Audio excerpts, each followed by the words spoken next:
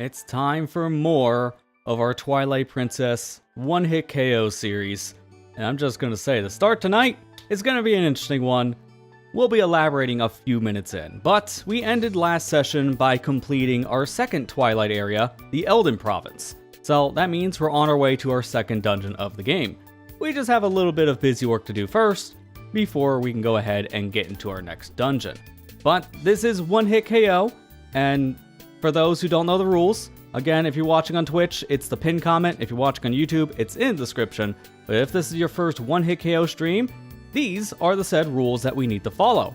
So first things first, it's pretty self-explanatory, but for the people who don't know what one-hit KO means, every hit, fall damage, void out, all that instantly kills Link. So we gotta be extremely careful about everything we do. We must fully complete all the dungeons in the game, which includes opening every single treasure chest, even if they're just rupees. Even if they're just rupees. We're gonna need them all. We must collect all of the heart pieces, heart containers, hidden skills, golden bugs, pole souls, equipment, upgrades, and items. Essentially getting 100% in the game according to a speedrun definition. Fairies, I am allowing myself to use, but if a fairy activates, it will count as a death for our death total. And finally, we are not allowed to use any magic armor in this run. We can technically wear the magic armor because there's a setting, since we are playing the PC port of Twilight Princess known as Dustlight, there's a setting in the port that allows us to use just the armor as a cosmetic, and we will probably use that for a bit just to show the armor, but we're not allowed to use the magic armor to tank any hits. If I do that for any reason, I'm counting it as a death, just in case something goes wrong. So these are your basic rules. Again, you can remind yourself about all this stuff because it's in the description of these said streams and also the pinned comment on Twitch. So if you're unfamiliar with what this means at any point, just take a look at the said rules in question. But with that all said, it's time for us to actually jump into Dusklight here. So let's go ahead and boot it up. I need to unmute the game myself so I can hear what I'm doing. And now we can get started. Also, let me know how the volume balance is this time around, because I listened back to the stream last week, and even though it was perfectly balanced in my ears before testing, it was a little quieter than I was expecting. I don't know what happened. I think one of my settings got reset right before I started the stream in the game for volume balancing, so I got it a little fixed up. It should be a little bit louder this week, so it shouldn't have any problems there. But if it's too loud, let me know and I'll just adjust it, because I boosted just a little bit. We're going to start off by getting a hidden skill, so we're just going to start a little simple. But hey Ethan, hey Aiden, how you guys doing?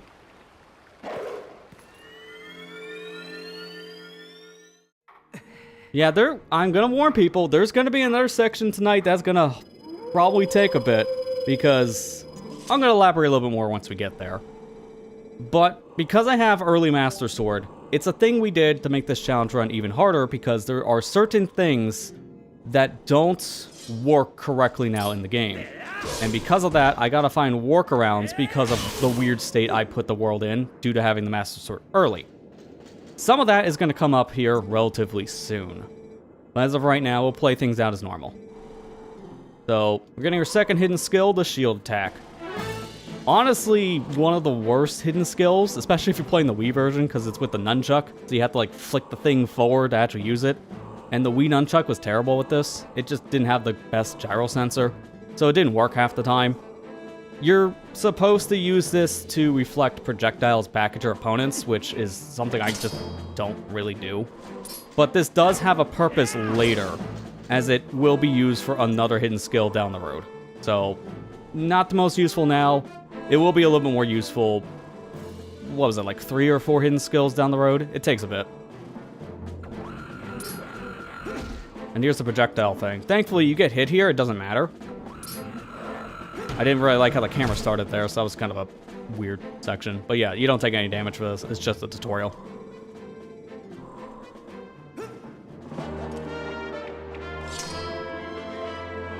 Aiden, that's kind of the point of the challenge. I'm supposed to have a hard time. So for me, yes, it's worth going out of my way to break things, which makes it harder, because that is why I'm doing a challenge run. So that's my answer.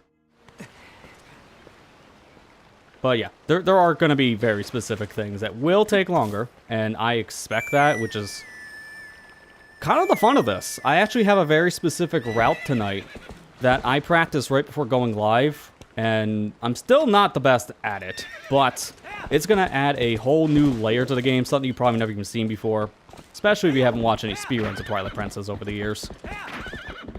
And it does make things more interesting, so I'm looking forward to it, even though it's going to be hard.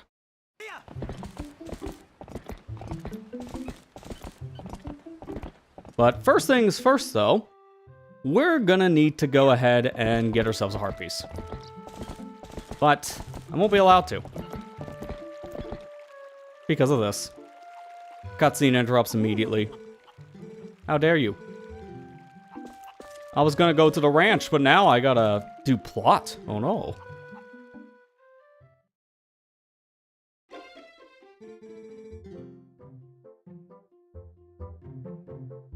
Shade has a very interesting backstory. For people who don't know, the character that you're always fighting in those tutorial sections for hidden skills, it's presumed to be the last hero that had this sword in this timeline, which should have been the Hero of Time. And that's based off of the timeline from Majora's Mask, where he wandered into the Lost Woods for so long, looking for Navi, that eventually became a Stalfos. It's implied that is the same hero from that specific timeline of events. And it was confirmed, I believe, with the Hyrule Historia timeline. They just got confirmed everyone's theory with that official book a few years ago. It was a thing people theorized for many years, and then Nintendo elaborated a little bit more on it.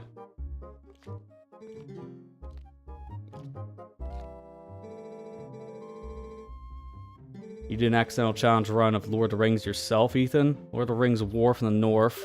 You completely forgot that there was a skill tree in the game and you beat it without it. Nice. I love when you just don't do one of the intended mechanics in the game because, oops. I've done that before with some games, played a little bit harder. Because I didn't realize an intended mechanic.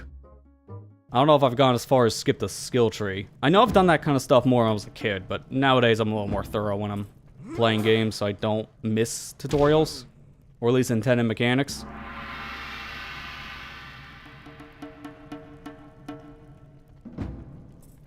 Also, enjoy your dinner, Ethan. We'll see you in a bit. Also, this is a very random section of the game because sumo wrestling. Why? I don't know. You'll do it one more time and then it's forgotten about. It's legitimately the most random thing in terms of a gameplay mechanic in Twilight Princess because they don't do this enough. There's this tutorial section here, and then there is one more section right before the second dungeon, and then that's it. It's really confusing why they even bothered adding this section in the game. I'm gonna be honest, like, this does kind of feel very random. You don't even do this later as an optional side quest for a heart piece or anything. It's just for plot. Nah, I got him lucky here. It's kind of random what Bo does. He can sometimes dodge, he can sometimes move out of the way, and he can sometimes just rush. Or he can slap too, and if he does, and I'm trying to rush him, then I can get some momentum. Again, this is all kind of random. I didn't have a good second phase, unfortunately, because you do like 2 phases of this specific sumo wrestling match for the tutorial. Oh, okay. I don't know why he went that way. I held right on the stick, and he went left. The one time I wish I had input display on.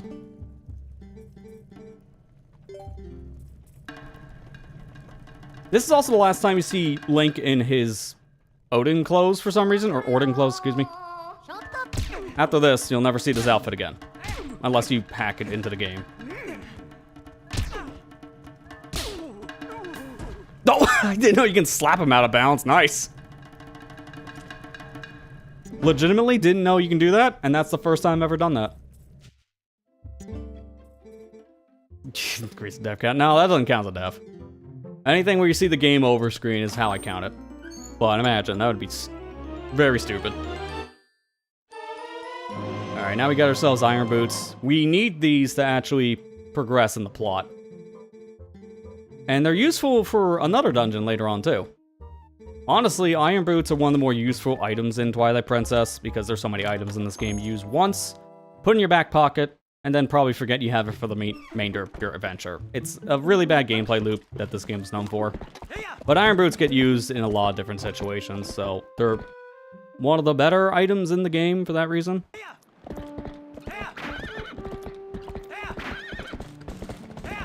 Alright, now it's time for goats.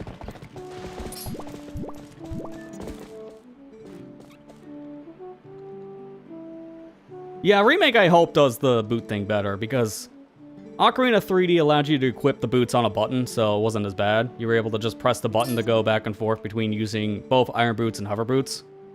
And I imagine they gotta do the same thing with the Switch 2 remake, because it'd be extremely dumb for them to regress.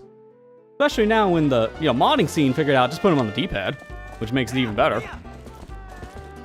Like, there's no excuse nowadays.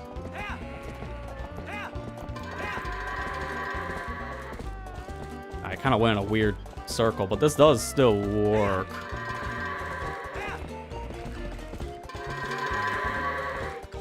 Kind of. Those two just went completely the wrong direction. So those goats are gonna be... Okay, now there's a third, and a fourth, and a fifth. Okay, you goats are just not cooperating today. It's a bad goats day. It's fine, because I'll still get the heart piece. It's just now I gotta do the long lap. There's why there's an achievement in here that's like 30 seconds for goats, and then there's another one for like, what is it, 20? I have no idea how you do the 20. Even speedrunners say, how in the world am I gonna get this achievement? And these are people who know how to do goats optimally. Yeah, look at that. Come on, buddy. My tutorial goats are better. I want to over whoop, because if I do that, they'll get angry.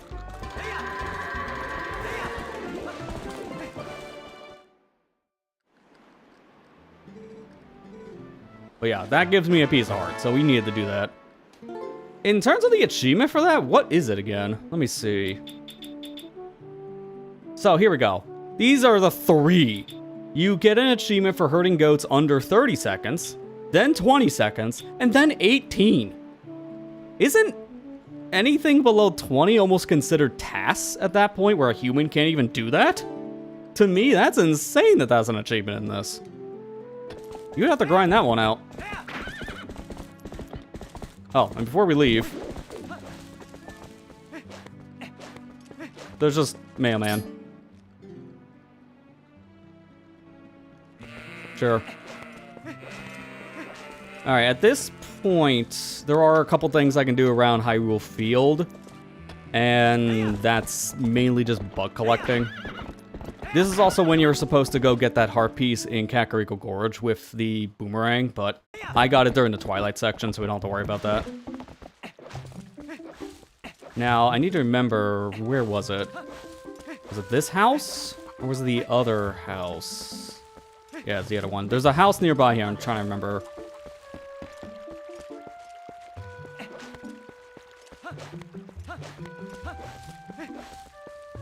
Yes, it's this one. 300 rupees just behind this house, and all you need to do to get it is use Gale Boomerang. Alright, I'm gonna save my game here. And because we got early Master Sword, we can go back to Kakariko Village now. Nothing's stopping me from just warping away. Which is extremely convenient, because now I don't have to do the travel back. Here's one of the benefits of getting the Master Sword early. I don't have to do any work. And I did this on purpose because I want to see if this is now open for business. I want to see if Mal took the shop over yet. Not yet. Okay, so you don't get Hylian Shield after this next section. I wasn't sure if it just triggered now. I was curious. Oh well, doesn't matter, because you may be saying, wait a minute. I think he skipped an important plot piece by doing a warp. And you're right, I did. There's supposed to be an event that happens when you enter Kakariko. But you know what's the worst part about that event? It's random. It's a random trigger just in the middle of nowhere. So I hit it. Saves me the walk, to be fair, by doing the warp. So that trigger is always there after you get Iron Boots. And technically that could be a problem later in the game. but it's not for us because we need to do this now. If you're skipping story stuff and doing like any percent speed run, this is a problem because you don't want to trigger this event.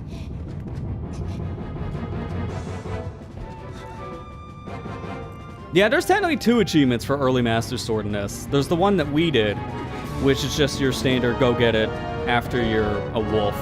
But there's one to get the Master Sword without even becoming Wolf Link, which requires the rupee sliding glitch, something that's known for taking literal hours to perform, of how slow it is. Oh, and I love this part coming up. Hello, sir. Goodbye, sir. Just love that so much. The reaction is what gets me. Oh. That's right. Ride that horse. Where'd she go? I forgot. If you get in here without the horse, she doesn't spawn. Which is fine. We can fix it after the cutscene, but the cutscene's screwed up. And it's better than riding in here as a wolf. Because that's another thing I could have done. Yeah, see, there she is. She was here all along. That is so cursed. Not as cursed as the Wolf Link riding Epona, but close.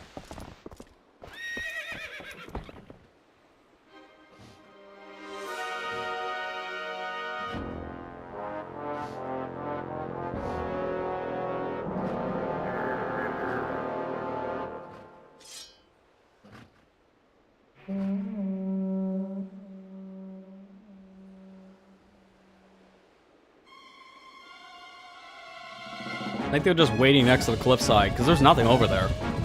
It's just a cliff. Now, I gotta be really careful with their arrows. Because King Bubblim himself can't attack until you get close. But the Moblins are the problem, because they got the arrows.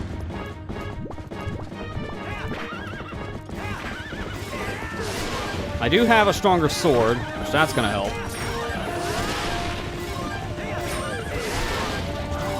But I do think this is like a scripted part, so I don't think it's gonna help as much as you think. I think it's still 6 hits. 7? I can't remember how many hits it's supposed to be. 8. Okay, it's 8 hits. Even with Master Sword, it still takes forever. Thankfully, if an arrow hits the sword during the quick spin, with how large our hitbox is, it just reflects the arrow. And I love that this is forced sunset. Because this is a beautiful landscape.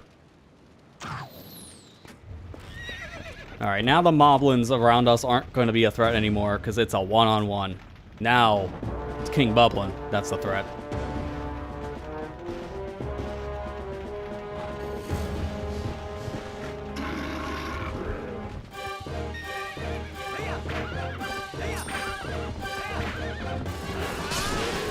There we go.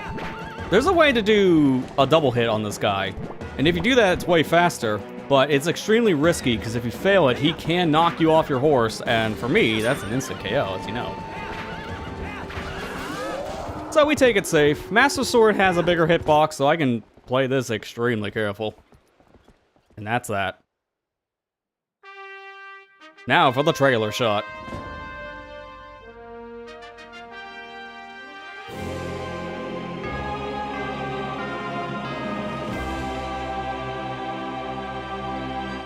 How many of you seen that scene with a Master Sword before? That's the special trailer. Yeah, it's a great question. For spoilers, we'll see King Bublin multiple times after that. He's a reoccurring mini-boss, and for some reason, yeah, he survives no matter what we throw at him. We throw him down pits. We just completely beat him up with a sword. So you'd think he would bleed out by then, but no, he's fine almost every single time. He's run down by the end of the adventure, but he's still able to fight. I'll give Bublin credit there.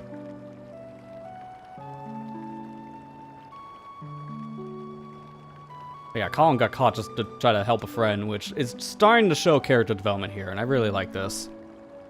Throughout the adventure, you really see this specific kid of all of them start to become more of a independent soul. Oh, there's a texture problem with his hand. Oh, hang on. That's definitely a little bugged, because for reference,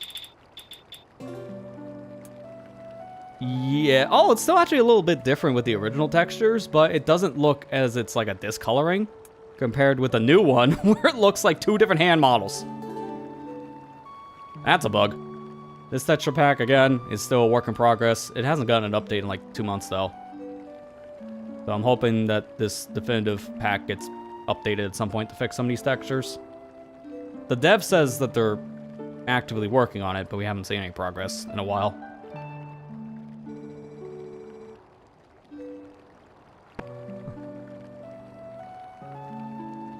Yeah, like a junior trooper of the game. Yeah, that's a good comparison.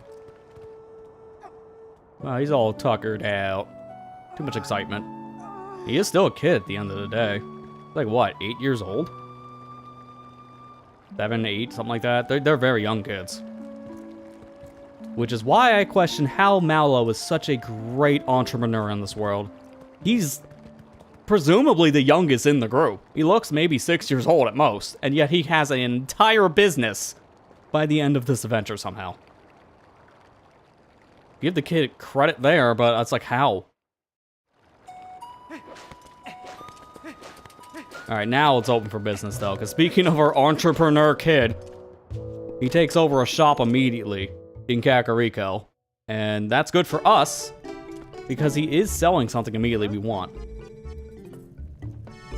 For one, a new variant of the wooden shield, which we can't get because we own a shield already.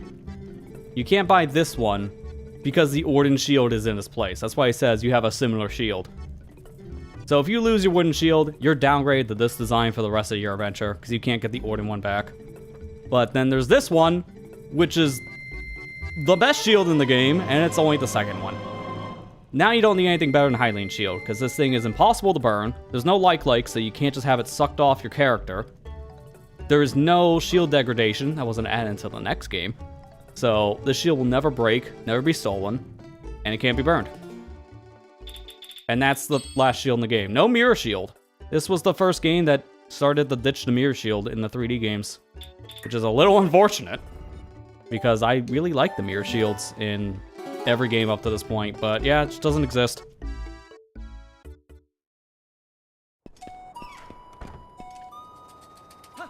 Gee, I would say he's more of the...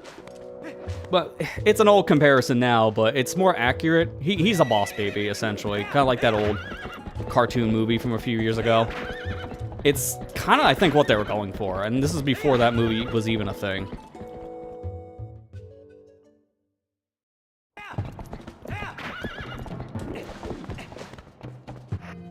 Alright, now this is where we're gonna get some, interesting situations. So I want to preference things here, because I'm only gonna use it for a little bit just to show this off. This is Iron Boots. They are extremely slow, and that's kind of the point, because the Iron Boots are supposed to be extremely heavy, so you move a lot slower. But here in the PC version, they added a quality of life that the randomizer has, and that's Fast Iron Boots. This also applies to another set of items in the game, like Ball and Chain and Magic Armor. With Fast Iron Boots on, you run at normal speed. So I'm going to use the Fast Iron Boots sheet for just a little bit to show it off. I'm going to use it here. I don't want to have this on all the time because it's actually going to screw some stuff up for me. I just want to show it off because honestly, I'm always playing with Fast Iron Boots if I'm doing a rando. It makes such a big difference.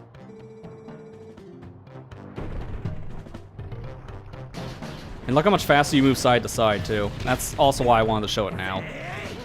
This saves me from having to equip and unequip the things all the time. Because you're supposed to take these off until you need them. Yeah, the sound's annoying, which is another problem, too. You don't want to have these things on all the time.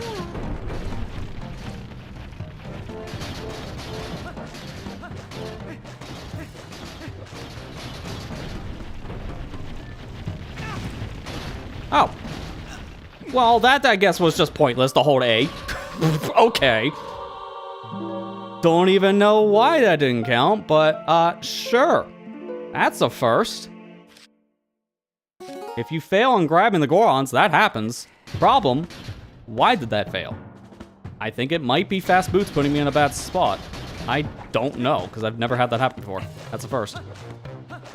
Technically, I can cheat even further, because I could just warp up the Death Mountain, but I'm wanting to do this as intended, just to get to the warp.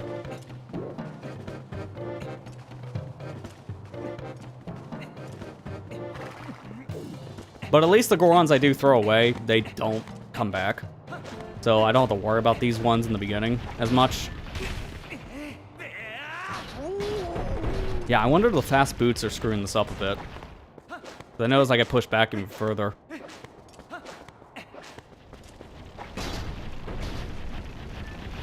It's a showcase. That time it's fine. I was waiting for it to not be fine, just in case it just happened a second time.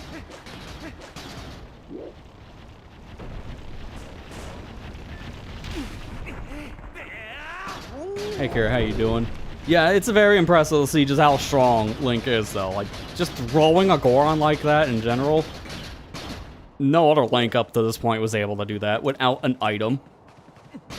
Ocarina Link needed to have all these different upgrades to his strength, like with the Goron bracelet, and then... What is happening to these Gorons? I swear, I'm holding the button and just ignoring it. He needs, like, the Goron bracelet and then all of the gauntlets to get stronger.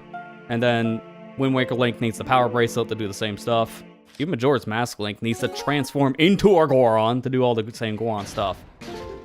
I'm gonna turn off the fast boots for right now, because I feel like something's getting screwed up with fast boots.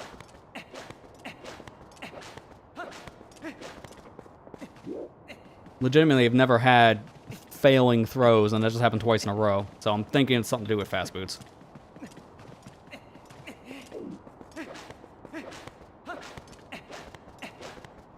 Yeah, TP Link doesn't get a strength upgrade at all. This is the closest he gets to a strength upgrade, since he can't handle the weight of a Goron without the boots. But then with him he can. It's the closest we have. But he doesn't need it, as we can see throughout the entire adventure.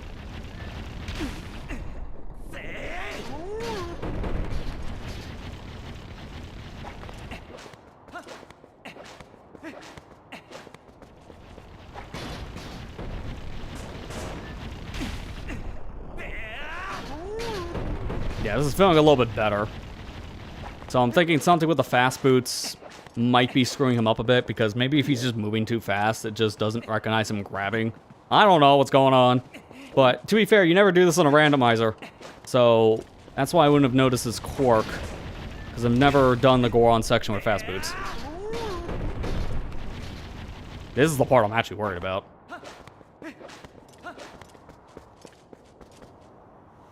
There it is. I don't have any projectiles yet that can kill these guys from a distance. So, we're bringing back a Hawk. Like, the only other time in the game the Hawk is useful. Because then I can actually attack all these enemies. Unfortunately, you gotta call them back every time. So, this gets a little old. But it's way safer to do this than to go through this section. I could rush it with Wolf, but I'd rather play it safe.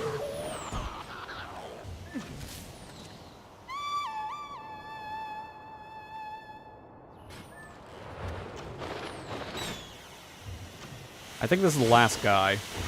Oh no, there's one in the corner. I can't get him from here then, because I can't aim. Is there another blade of grass? Yeah, it's over there. Oh, it's two of them. I've never been this slow in this section before, so I didn't even realize there were so many of these moblins.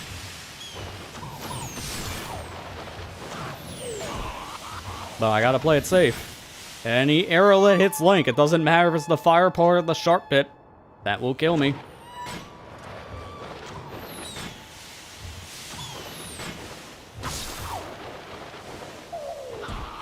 Now that's all the enemies, so I don't have to worry about this part now.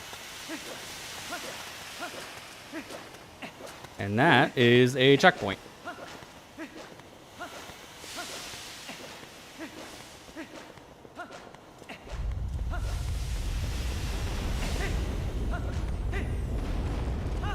Now this is the part I'm actually kind of worried about, just to start. The volcano around here is erupting, and we have to actually wait around a bit for a very specific rock to fall from the sky. So That is very scary, since I can get hit by the other debris while waiting.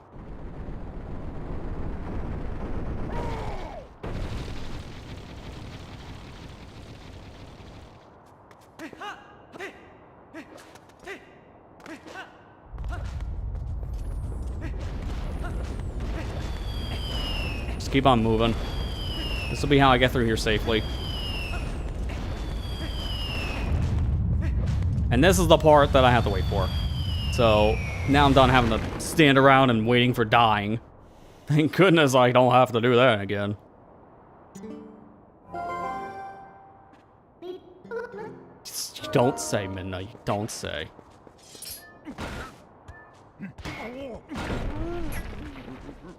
So this is the part actually is kind of required to have a shield. Because I actually can't climb these Gorons without one. Because you need to wait for them to attack you. Then you can attack them back, they curl into a ball, and then I can climb on their backs. Wait for them to uncurl.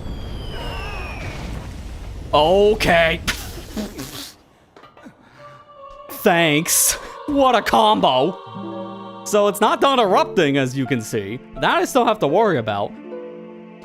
But an act of God just killed me, because there's no way I could have avoided that. That's literally the worst case scenario. What a way to start.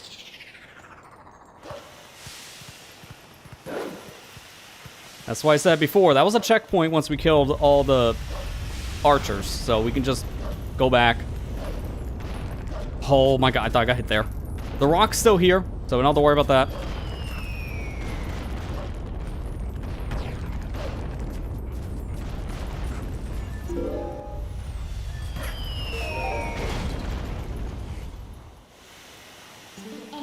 Okay, I don't know how I didn't die from that, and I got my health back. Wait a minute. I'm gonna save that as a clip really quick on my side, because I need to see that back in real time. Because I'm legit confused what just happened. And I need to see for myself. Yeah, what in the world? I've never seen that before.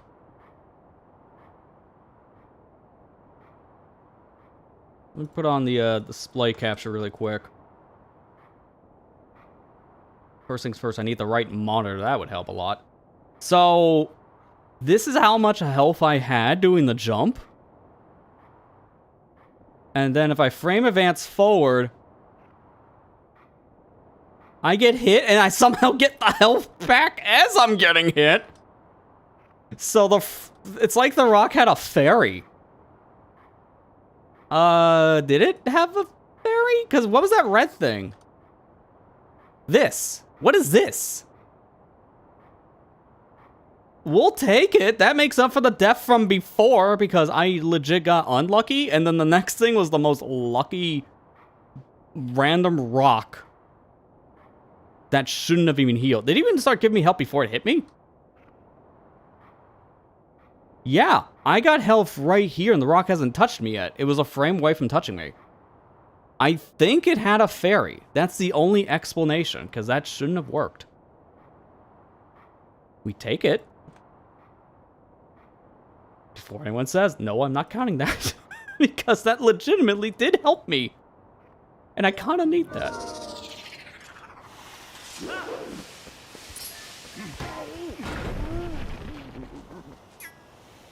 Welcome back, Ethan.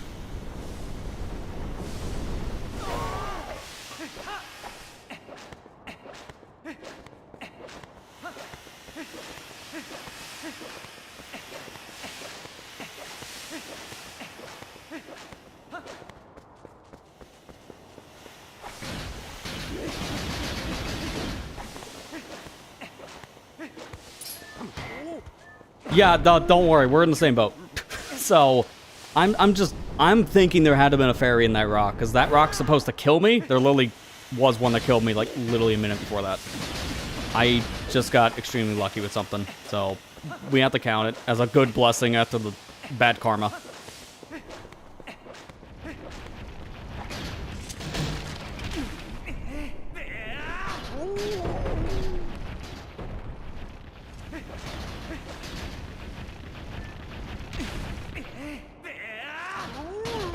And that should be the last set of Gorons rolling down the mountain trying to kill me.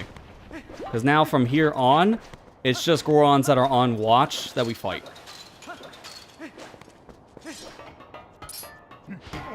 Which thankfully I can do a little skip here. If I angle towards the wall over here, then I can grab up here, which gives you a free 30 rupees. Hey, you want to see it again? Didn't know I can hit that side of the wall when I was that far over to the right. It's fine. Again, grab the side of the wall, then I can jump over here. Now, I need to save right here. Here is the thing I've been alluding to for the past, like, 30, 40 minutes, something like that. There's a side effect of us getting the Master Sword. We've already seen some of those said side effects, but in the Goron City itself, yeah, this is a bad one. So you may have noticed there's a little bit of a problem here. If you played Twilight Princess before, this entire section may look entirely different from what you remember.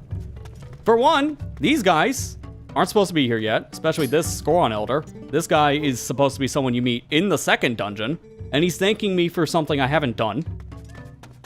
Number two, this muscular Goron, spoilers, he's the boss of Goron Mines, and he's just chilling out here already purified.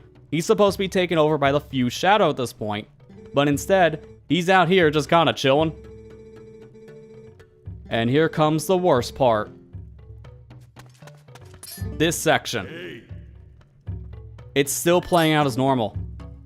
The Goron Elder thinks I am here to challenge the Gorons to something, and it's still playing out the dialogue as normal. But notice how I have to keep on interacting with him to continue the cutscene.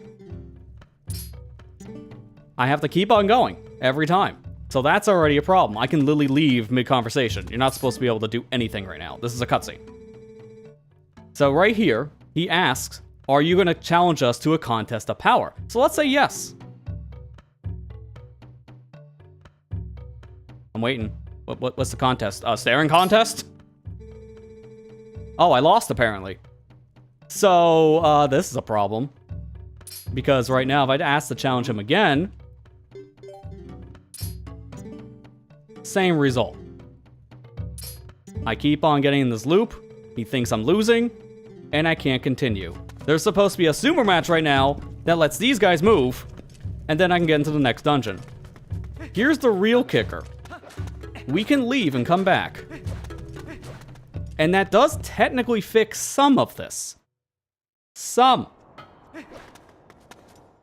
Because what happens now is that the Gorons move. Perfect. I can get in the Goron Mines then. This is great. Let's go in the Goron Mines. This is a cruel fate. There's an invisible wall here that doesn't go away until you clear the sumo wrestling match. Now, there are two ways around this right now, technically. One of them is going to take until we go to the 4th dungeon in the game, Arbiter's Ground. I'm not kidding, it's going to take that long. If you have the spinner item, then you just go over the invisible wall. This is the one part we have known since the game came out in, like, what, 2006, 2007 time period? If you get early Master Sword, it screws the scripting of the game up so that you can't get in the Goron Mines. People found that the spinner will get you over it, but this requires a lot more gaming to get to the spinner. So this is unfortunate. But there's a second way of getting in here. We're going to do the number 2 method of getting in, and this is where difficulty is going to come from. But we can do the sumo wrestling because I prepared for this, and I'm going to show it off at the very least. I actually didn't mean to run into there too much. Hang on. I'm going to cheat a little here. Put on your iron boots to start. That's what I meant to do. But I hit the trigger a little too soon. But don't worry, we're not screwed. There is 2 different things we can do to get past the wall. We could wait a while to go get the spinner, but I'm going to utilize a glitch that was found a handful of years ago that will also get us in the Goron Mines earlier than intended. So this is going to fix the bug. Because normally you had to wait quite a while to get in the Goron Mines if you get early Master Sword. But with this second glitch in question, you can get in at any time. but it requires some setup. This is where the real difficulty is starting. Because I'm gonna warn you, we're into a chain of events after this wrestling match is done, and it's not gonna be easy. Expect the death counter to go up by quite a lot, because there's gonna be one part that's probably going to kill me quite a bunch. But this is the only other time sumo is a thing in the game, so I'm gonna do the sumo wrestling from a different file just to showcase it. You need iron boots because if you don't have the boots on, you get knocked out of the arena instantly. So iron boots is required to do the fight. Also, he doesn't take off his gear, so as I said back in Orden, that's the last time you see Link in his Orden clothes. Because he just fights with full gear here. Alright, let's go for the slap. Ah. Unfortunate twice in a row.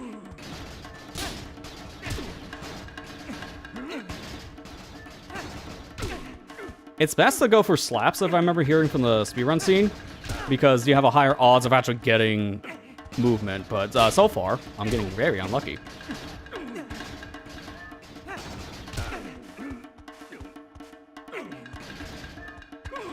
I had a feeling the AI was going to do that himself, but it's also a 50-50 if he's going to attack or he's going to lunge forward. This is rock, paper, scissors at the end of the day. That's kind of what this is. And most of the time, the AI will just do one of two things. It barely does the dodge out of the side. And there you go. That's the last time you sumo wrestle in the entire game, for some reason. This is why I don't understand why they introduced this concept. Because after this, you're done. And now, this is how the game's supposed to progress. Once you clear the sumo section, then the Elder is like, alright, we can trust you. So go into our minds and get this problem solved for us.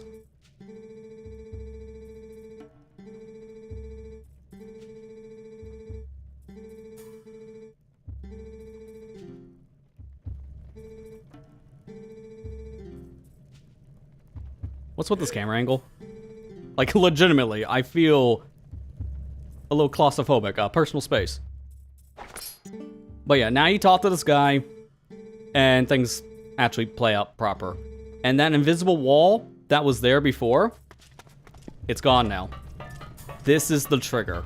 And there's a second part to this too that we wouldn't even seen too. You may have noticed when I left, nothing happened when I had the Master Sword. But now if I try to leave, this Goron is like, hey, if you're gonna want to leave, how about a shortcut? And then you have access to this elevator. So I don't get the elevator, and I don't get into Goron Mines. But there's a way to fix this. Unfortunately, we need Uku. That is actually the thing I'm going to need to trigger a major glitch right now to fix this whole thing. And you may be asking, how are you going to get an Uku if you can't even get into a dungeon right now? Like, huh? There's no Ukus. We're going to sequence break and go to Lakebed Temple right now. That is the plan. We need to go get Uku that's located in Lakebed. Now, the problem with this is that there's no real way to get to Lakebed at the moment. Because you're supposed to clear Goron Mines, which gives you bombs. Then you use bombs to go across the Elden Bridge, and that gets you into the next Twilight section, which will then lead to a whole bunch of events, eventually leading to Lakebed Temple. One of those set events gives you the Zora armor, which you need to swim underwater, and also to breathe under it too. We're not going to do any of that. Instead, we're just going to go straight over to Lake Hylia now. And this is the part I'm worried about, because in order to get in the lake bed, we're going to need to clip inside. And this clip I'm going to do is considered a speedrun killer. It's a really difficult trick that, if done correctly, lets you skip a whole bunch of the game, but it's extremely tight on its timing. Down to, like, the units. Oh, hi, man. I forgot he was going to be a thing. It's like, oh, hey, I'm a Mood Whiplash. Kakariko Goods. That's the letter from Malin being available, the ghost shop for Hylian Shield, which I don't know if you noticed, but I think I got the memo. And yeah, sure enough, Don't have to worry about it. Let's save. Because now I'm going to get into that hard sequence of events. No, no cheating. No cheating. Because the cheat I would do for that would just be infinite air, but I'm not going to do that.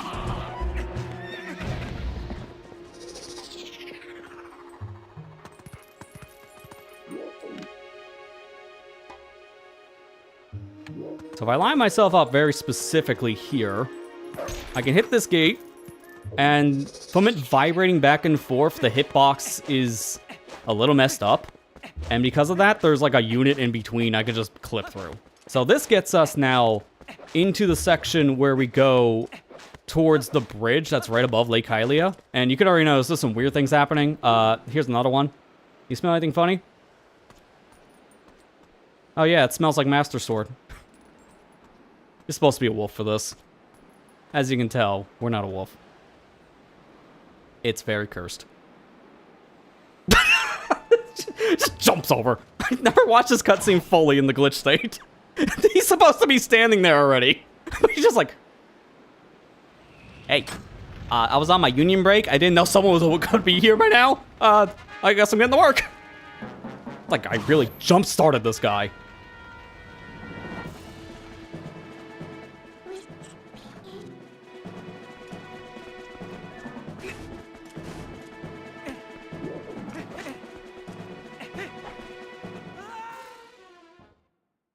Alright, now this is the part that's going to get very, very sketchy.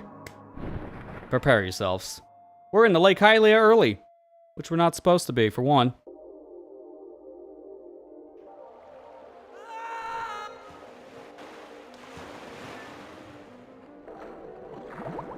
Yeah, suddenly Twilight, by the way. That was the Twilight section we were in earlier. So properly transitioning the loading screens fixes the state. There's so little water. Thank God, because right now I kind of need it to be like this. So, for one, I'm making a save state for this, because this is going to be that important. So, before I do the thing in question, I need to at least demonstrate what we're doing, because it's going to be a hard trick. I'm not 100% sure how this is going to go. So, we might be here for a little bit. I hope we're not. But this is what we're going to be attempting to do. In Lake Hylia, right now, the water is less than half. It's very small. This is supposed to be all full of water, but during this state of the game, it's not. So because of that, we just barely have enough time to do a very specific clip here. So to get into lake bed early, you want to sink down to the surface all the way to this one specific pillar. Then from here, we are going to be taking off the iron boots, trying to swim up, and get ourselves clipped into the pillar in a certain area so that we pull out Midna here and just wait.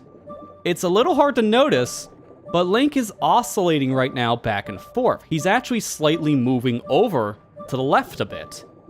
And if you position him just right, he can actually go up in this state too, which will clip you in between the pillar and the wall, which clips you out of bounds. Then from here, we need to swim into this loading zone, and notice how my air meter by the end is literally like units away from being empty by the time I hit the loading zone. This is that tight. But once we're in Lakebed Temple, we can save the game and continue from the surface level. And from there, then things will calm down a bit. This is going to be difficult, but this is what we're in for. So strap in. This is why I just made a save state in particular, because I'm not 100% sure how this is gonna go, and I don't want to screw up my save. So that will just reload us in the area every time. So I'm gonna be kind of focusing here for a little bit. Hopefully we get this fast, because I literally just practiced this an hour before I went live, just to get ready.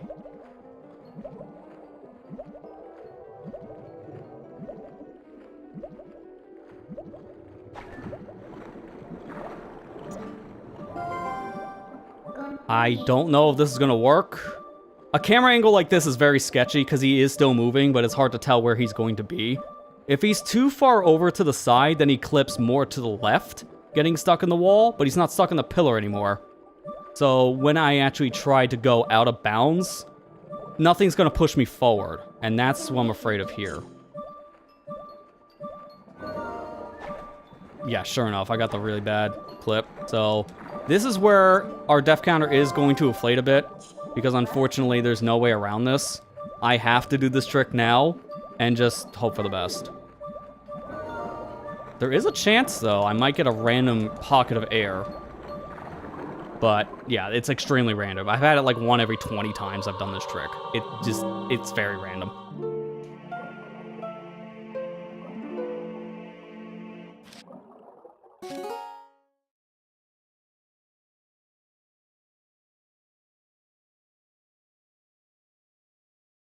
So remember why I said before I made a save state?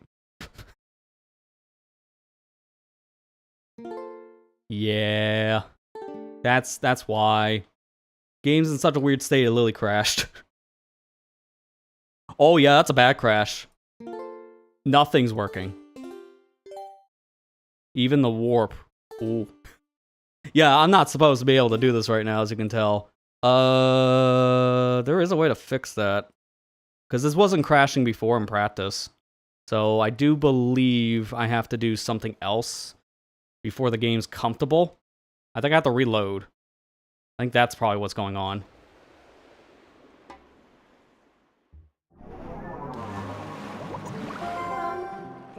I think the easiest way to reload is just to make a new save.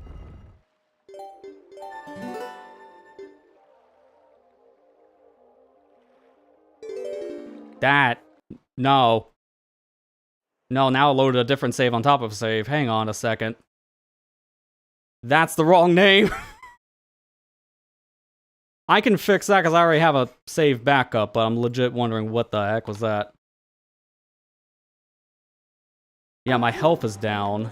It took the save I used for practice, and it merged it with the other one. Are you serious?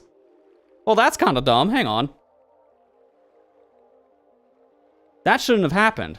But unfortunately, my saves got messed up. Which, again, this has been something I've already reported, but there are bugs with the save states that sometimes actually mess up certain factors, as you can see.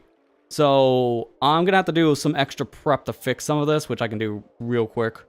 Like in an admission or something, but that is a bug that's not supposed to happen. So, that's kind of annoying.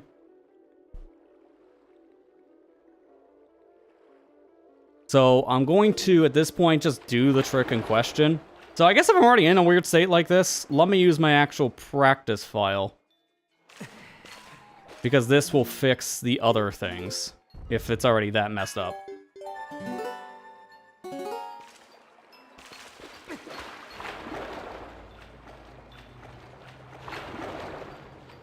Good thing I made my save backup right before starting stream tonight, because that actually is kind of important I did that now.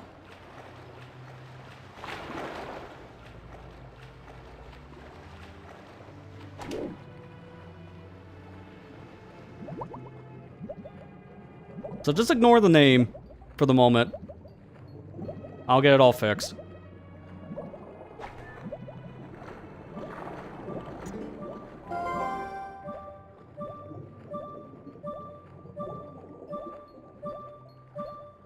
Not convenient, I gotta wait for Link to clip out because I need to also do something on a different computer to get the save.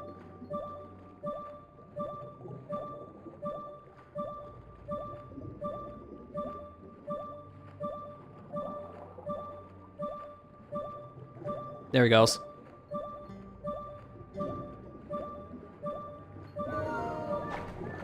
Nice, we got it.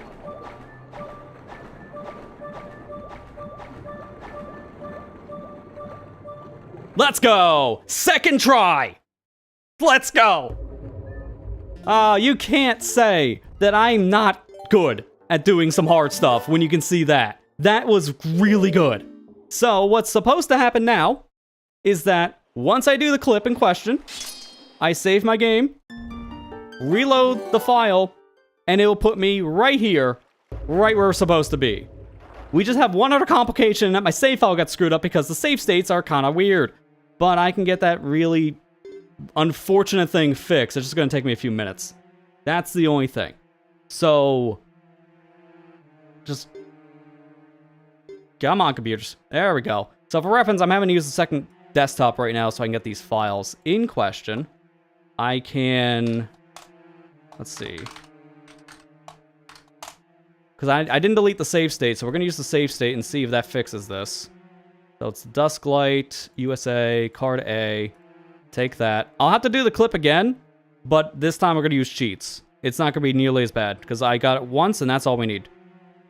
So just give me a second here. I'm going to copy the save into our folder here so we can get it back. I will have to redo some of the stuff if the save state doesn't work, but that's not that big of a deal. So we're going to close out of the game just for a moment. Go into our card here. Make a backup of it just in case. I should use that other slot also, I guess, at this point for backups, just if this happens a second time. There we go.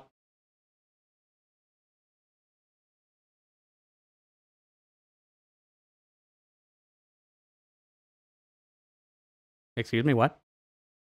Wait, what? What? No. Okay. No, that's... That is extremely... Why did it load the... I'm gonna move the save completely out for a minute. I copy and paste a backup save and it still load the wrong one. That's a first. I've never seen that before. I'm not supposed to have any save in this folder now. New quest. Perfect.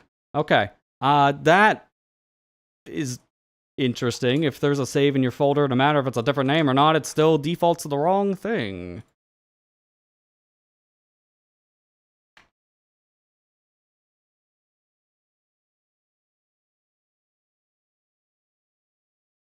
He's back. It's back to where we started tonight, but that's fine.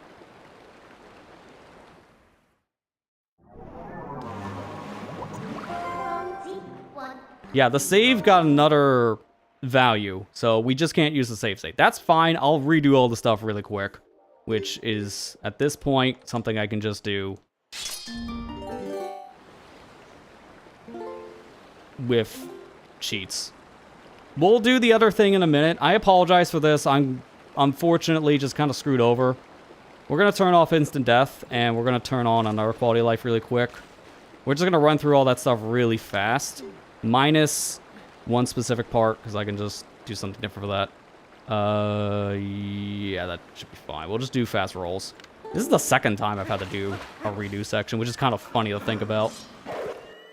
So we're just going to use this time to kind of just take a breather before we do, like, the real hard... I forgot. That's on me. I was mashing, and I told him, I'm not ready. Please leave. Because you can tell your master, I don't want to train today. Oh, that's funny.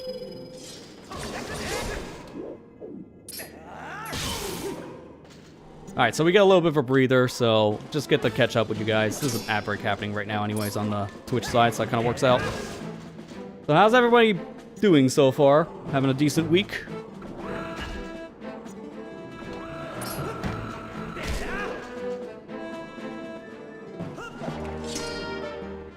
Legitimately, I wish I've kind of gotten more stuff done right now, but I've just unfortunately not felt that great today.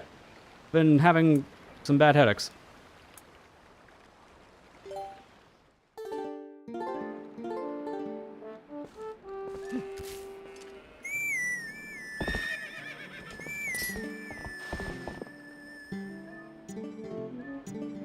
Oh yeah, I gotta get on the horse for this. Hey, we get a second try at the achievement, technically. Oh crap, that's right. He doesn't let you actually do this yet. I need to talk to Bo first, which is kind of dumb, actually. Wait, can I do like the funny thing? Yes. Okay, so I need to mention another thing. I showed this in a Dusklight demonstration when the port came out. But if you get a glitch called Back in Time to work, with Back in Time, you can warp to different parts of the game at any given point. And with Back in Time, it also screws up some flags. One of them is Bo here. And I'm kind of demonstrating how the flag thing would have happened. So if you use Back in Time, it gives you a file that has the hero tunic, Orden Sword, Hylian Shield, and Epona. So the game already assumes you're at this point even during the tutorial. So as soon as you're done doing tutorial stuff, you can go to Bo's house, and he's just chilling in here. Then you can initiate the Iron Boots training sequence. So technically, I can use another glitch to get here too.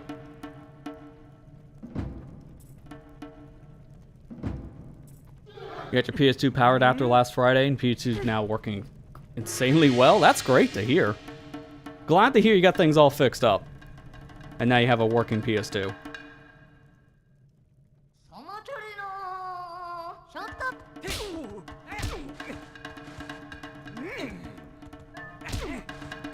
Alright, tutorial fight's easy. I like how we're getting a little extra sumo time in just because the game has no sumo time, so... You're welcome for some extra sumo, I guess. Oh my gosh, dude. He's countering everything. War of attrition! I knew you'd give out first, because I'm stubborn. And that's it, GG's. That was much better than the actual attempts that we had against Bo.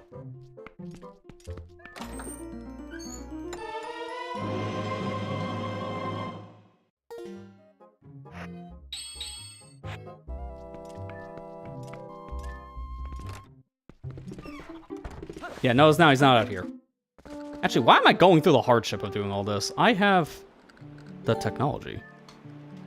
There. I have to do the thing with Bo first, and then I can actually get through this section. Which is interesting that the game does check to see if you've done the little side quest with Bo first to even do goats again. Which is so specific. But I do believe you can tell him, no, I'm gonna leave.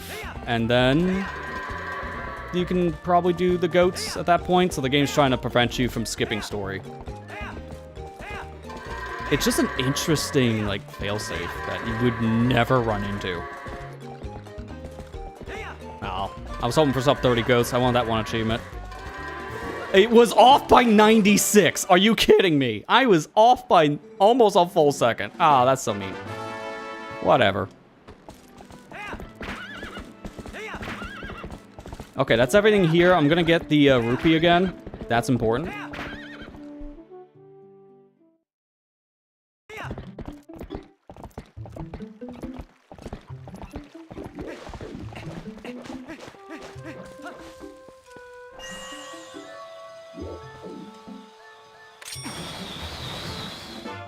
There we go. That was important to grab. Alright, now I think I'm going to show you a demonstration of Back in Time. Orden... It should be... not the village. Orden Spring? And I think it's 0.5 I warp to? Yes, it's 0.5. Okay.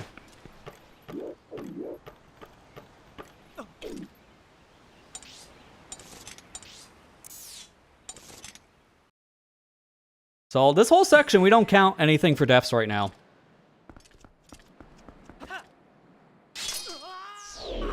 Fall down the pit as he's voiding. Now I can reload my file. Fast travel!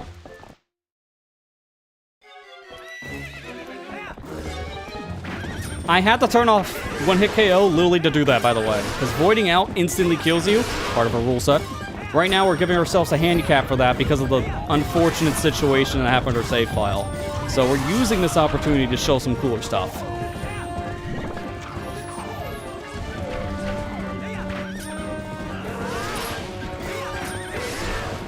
Plus, this is also a really good quality of life for me, because I was able to reload my file here into a boss fight we're supposed to do next anyways. It just saved us a cutscene and also backtracking. It's something we kind of need right now.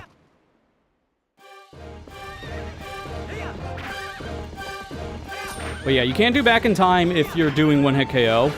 Unfortunately, the fade out there will instantly count as a game over. So when you reset your file, it will put you back on the title screen normal. Trust me, I've tried. Oh god. I seen that going a mile away. I seen that going a mile away. I'll put on the death counter, but I won't actually count that as a real death for just making progress, because we just got to get back to where we were. That's all. I was just a little too far over. That was my fault. Because Epona stopped in the middle of the road, so she was a little too close to King Bubba, and she gets frightened.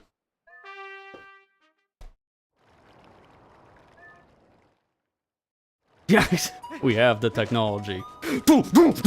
I love that scene from SpongeBob so much. It's honestly a very mood situation. Like, I'm not gonna lie. Half the time when I'm dealing with a technology issue, I feel like Patrick. It just... yeah. That is just how I am sometimes with this crap. And right now is one of those moods.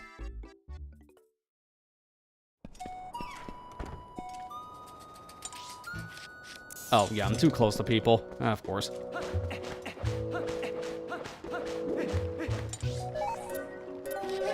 Remember that thing I said before? I could have skipped that whole climbing section of Death Mountain by doing a warp. I'm setting up this part, but then after this, we're leaving. I need to still have this set up for later in the story. This is a requirement for later. And by the way, that's a cutscene, so that will never count as a hit. Thank God.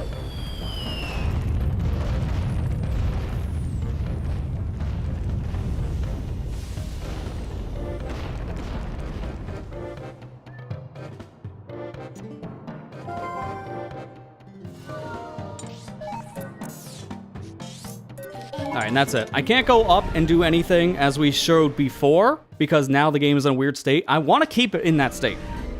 So, I'm going to leave. And this is also why I turned on the fast roll, by the way, because, yeah, this is quality of lifetime.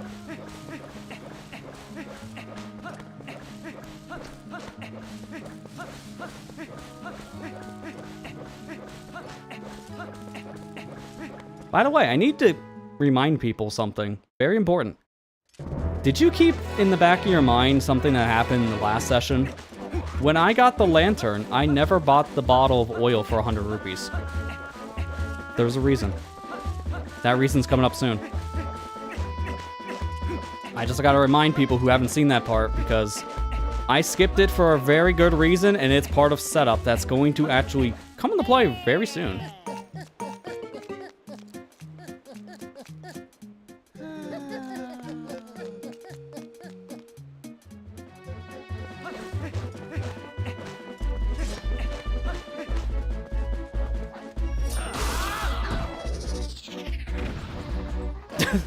Can't tell as a challenger in a glitch showcase. To be fair, wasn't that what happened with my Ocarina one-hit KO?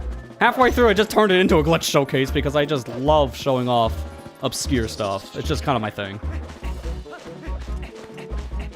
Alright, we're gonna do something here. I'm gonna save.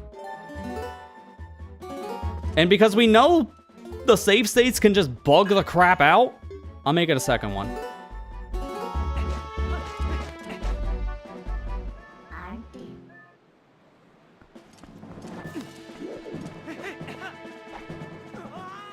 Did he take off the iron boots? Oh, no, he did not. Take them off. Take them off. I cannot have the iron boots on for this part.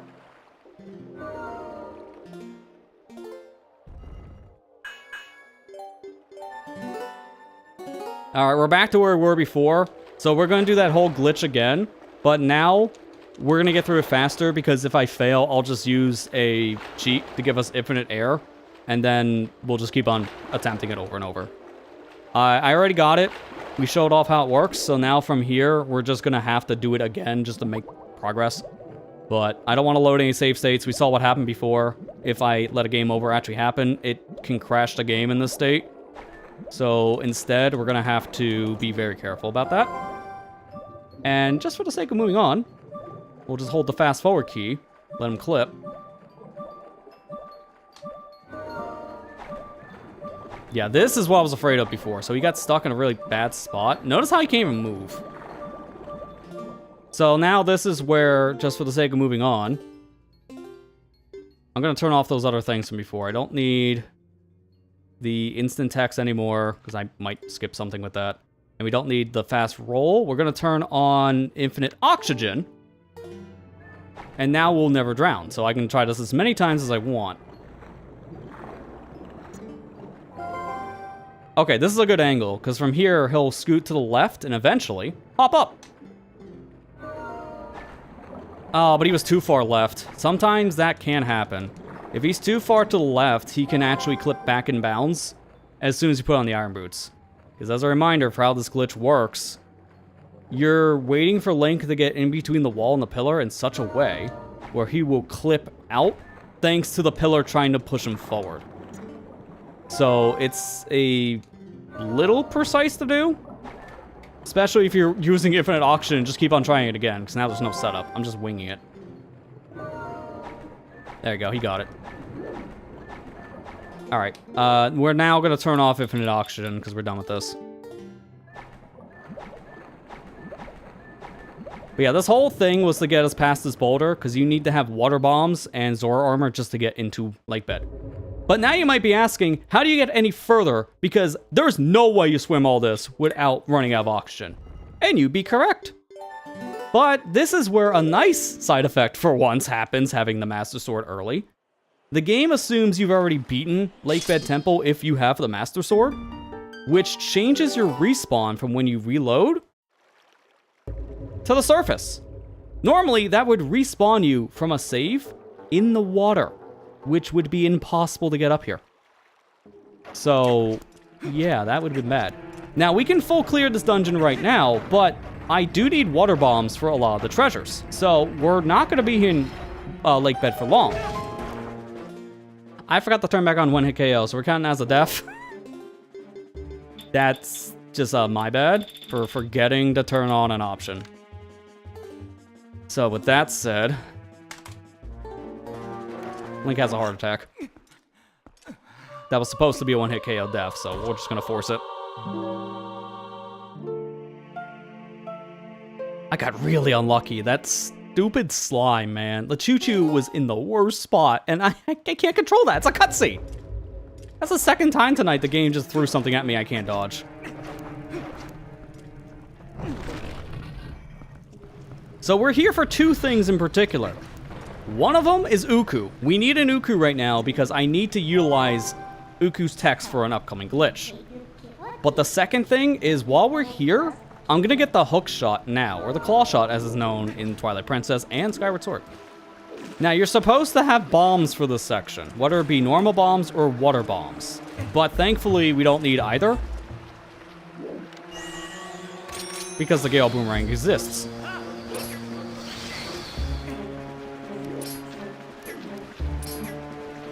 Can I, like, not target that guy?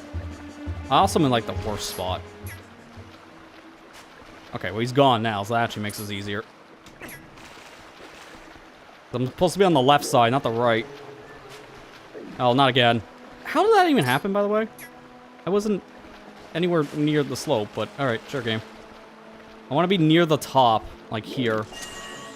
Then I can target the wall like this. And do another LJA up. And if I do it just right, he lands on the ledge. Like right around here.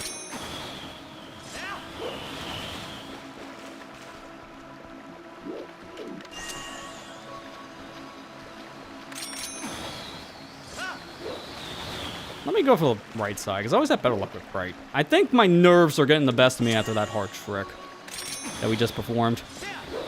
There we go.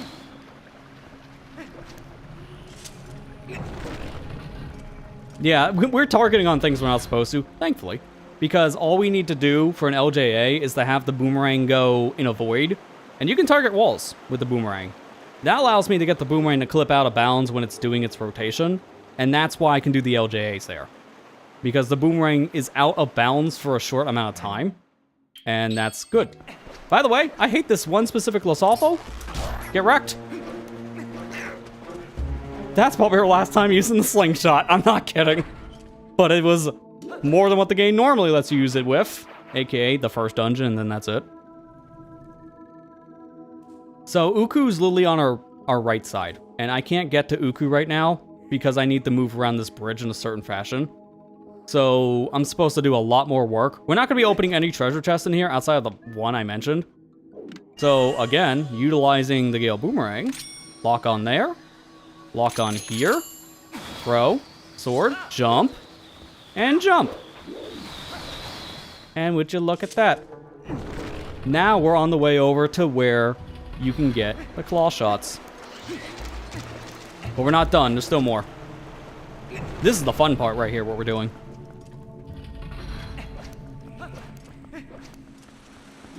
Stand here.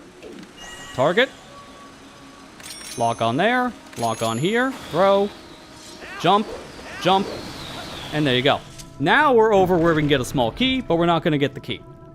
You need to have Zora armor in order to get into this room.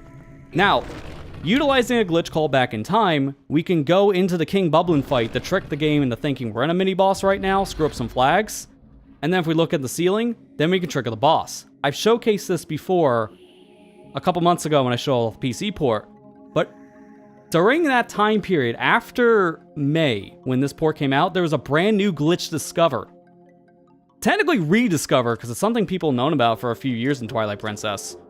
But now people understood how it worked, and we're going to utilize that here. So, there is a way to get into this boss room right now, without having to do anything else. Utilizing some very specific movement, we can do what is known as a displacement clip. There is a very specific unit of that wall we can clip through by doing a very specific set of movement and lunging with our sword. The lunge attack pushes Link's hitbox forward just enough to clip through that 1 pixel. It is extremely precise, and that's why there was a setup made for it. Now we get to fight this Toad, and then get our claw shots. And I'm worried about this thing. But first, I want to talk to Midna, because no one ever does this. Because she has text for every boss, but the Deku Toad has the most interesting stuff. Like, oh, this is creepy. I can't stand the pimply things like this. This one's all yours. I'm leaving. As a reminder, 1-hit KO. And these things all can hurt me for like half a heart? Something like that? Just like that. Yeah, I knew it. The problem in this section is that these little tadpoles kind of go wherever they want. They are all random. And this is the part I hate with a burning passion. Because these things are so random that I legitimately don't even know where they're going half the time. So I think for my second attempt, I tried to do it a little bit fast. That's my fault. So for the second attempt, I'm going to take it slower. And instead, we're going to just utilize more quick spinning.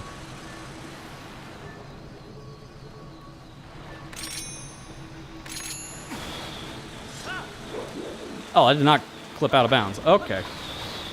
Well, that's fine. I'll just do the normal method then of doing the LJ over.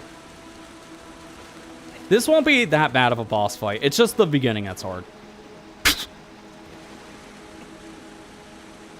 Like, nice dance, Link. The one part of the wall he can't climb, and he does that. Okay. At least we got a funny moment out of that. But yeah, it spawns me in a different room because it doesn't expect me to do what I just did. The room I'm entering into the boss fight, that's technically not where you're supposed to be. That's an exit. So, because of that, it doesn't know where to put Link, and it has to put me where I'm supposed to go for the boss, which is around the other side through water. And thankfully, it doesn't put me in water. If it put me in water, I'd be just screwed. We do have to do the displacement clip again, which is not that big of a deal. It's very precise. In fact, let me show you how precise it is by giving you an input viewer for this whole section. Make it easier for you to follow. So look at the input viewer, and this is something you can try at home too. This is actually not that hard. I learned this in like 5 minutes. So get to this wall, turn around by just tapping the stick. I backflip just to make sure I'm lined up right. Roll forward, tap stick, turn around, target, slash forward, C up, then from here, point your control stick forward and hit D-pad and A at the same time. Like this, pull up your map. Then from there, you move forward 1 unit. Turn around again and roll, and clip. It's that easy.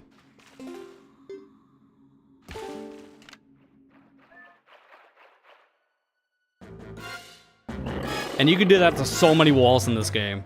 A lot of areas let you displacement clip.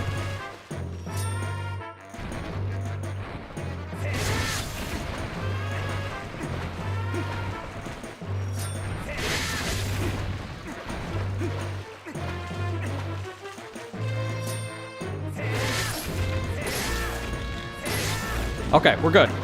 Now for the real challenge. Can I one cycle? 1, 2, 1, 2, 1, 2, 3, 4. Let's go. One cycled boss. I don't have to deal with those stupid tadpoles anymore. If you time your hits just right, you can do just enough damage with the Master Sword. It is very precise, but it's so satisfying.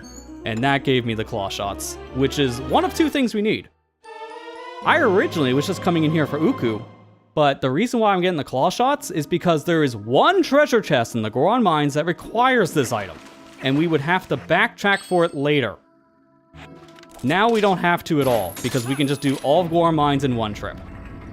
We will be coming back here, so Lake Bed's becoming 2 trips, but that's perfectly fine. I'd rather have this be 2 trips than Goron Mines, because that's a lot more out of the way.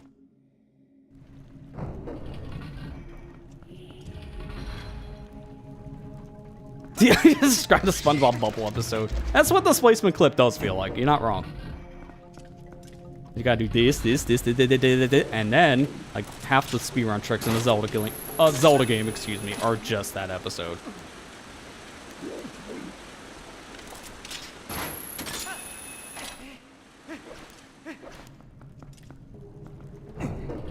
Lake Bed the easier dungeon? I guess it depends on who you ask, because probably not. This is one of the harder dungeons, I would say, in Twilight Princess, personally speaking. It's a lot of smaller enemies that'll compound, which we'll definitely see when we're here for real. And obviously the whole water mechanic. A lot of people get confused with this dungeon, so I guess it depends on who you ask. I think this is harder than Goron Mines, personally speaking. Alright, this is the last thing we're here for, the Uku. And this time, we're using them.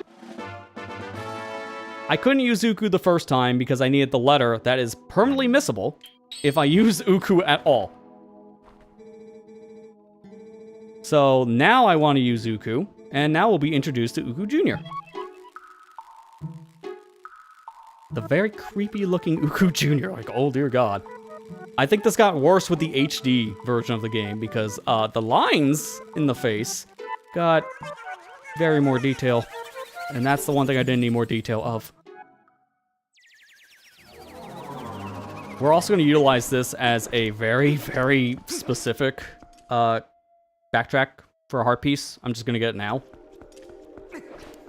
I can't even start the Lake Bed tiers if I wanted to yet. You need to restore the water down here before that triggers. Which is a very interesting thing to note, because the game actually checks for something else. And if you get here early, like I did, I can't actually do anything here. Which is very interesting.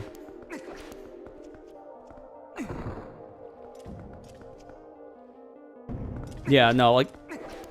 Again, for me, I'd say, especially for one-hit KO, I think Lake Bed's gonna be harder, because there's just gonna be more things for us to deal with that's going to hurt. Oh, I forgot they give you bombs here. Well, those are gone. It don't matter. Because I'm really here for the big reward. The piece of heart.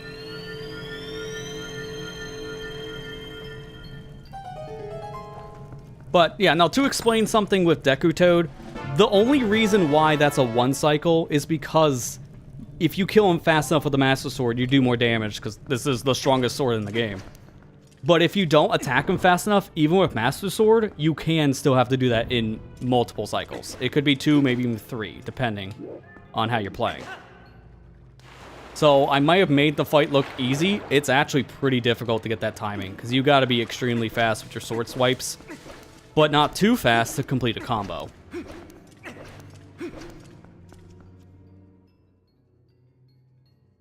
To redo it? If chat wants me to, I could.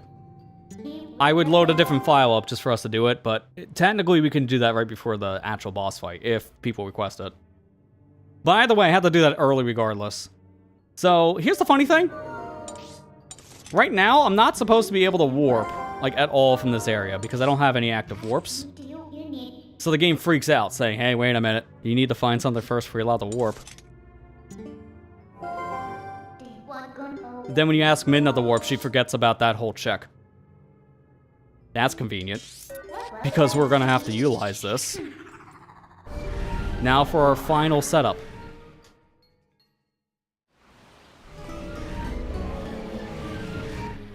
So now I got the thing I needed. Let's transform. And we're going to do the same thing as before. Save. Make a backup just in case.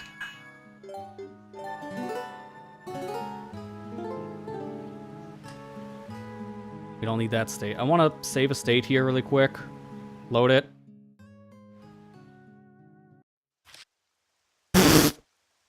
Yep. Yep. Yeah, okay. So I'm going to have to do this by resetting the game if I fail. Alright, that's good to know. So the save states are worthless. Why? Why is it like injecting in new data? I've never seen this, and it's happened so many different times now. That is so bizarre. Save again. Load it. Now it's fine. Okay. Thanks, game. I have to just reset, because for some reason when I make the save state, then the game's save system gets confused and loads in other data on top of this save slot. I've never seen that before, and it's happened so many times. That's why I don't like save states in these decomp and recomp ports in particular, because they're not the smoothest. They're not like emulator save states where it can actually save every bit of data, and it's definitely a problem for a game like this. That's why I literally saved right beforehand, just reloaded. I'm only doing this because I might fail this trick. It's pixel perfect. No, not pixel perfect. Frame perfect, excuse me. So I want to enter this room and then make a save state coming out of it, just in case, because then I can just reload from here. Alright, so let me save. I'm going to reload just to make sure. Yes, it's fine. Okay, now it's time to actually do the thing that gets us in the Goron Mines. Now I'm going to buy his oil refill in a bottle. And from here, I'm having to mash X like crazy because I need to pull out Uku after this is done. First try, let's go. So I just interrupted the last little bit of dialogue from this dude. Because he's supposed to say more after you buy the lantern oil bottle. But he can't because I warped away. Which is extremely convenient because now I'm going to warp out of here yet again. And right now, I stored some dialogue in the game. So what I just did is called text displacement. You can technically do this with a multitude of different sources in the game, not just this one. I specifically held off until this specific point because I wanted to use the lantern oil as that will give us the earliest access to text displacement. So now with this glitch active, I can advance cutscenes further than intended. And that's going to be really helpful for this specific cutscene that the game doesn't want to advance any further. And we're going to utilize this to actually get in the Goron Mines. This is why we made a detour. I don't know what's going on with these fireballs right now, but we'll take it. This is why we made a detour before to get Uku in Lakebed, because it's the earliest Uku we can get right now. And it's also very convenient because it gets us the claw shot earlier.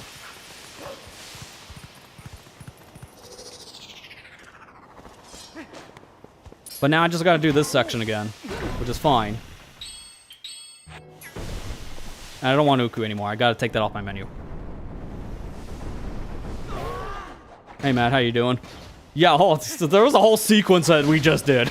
Like, oh, if chat wants to explain it, I would love to see someone's explanation. But I can't. Because I'm still on part 11. Or whatever it is at this point. I don't even know what stage we're on. But this is the final step. Just getting now into the Goron Elder's room.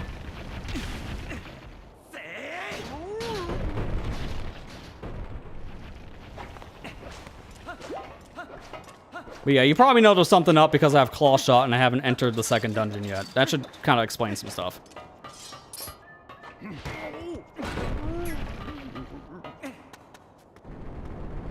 Also, because we warped up here, that Goron never goes into the war and the others that were here, so he's just kind of chilling. I don't even think he's an active hitbox. I think you can just walk right through him. Alright, so as a reminder, this was like, what, half an hour ago?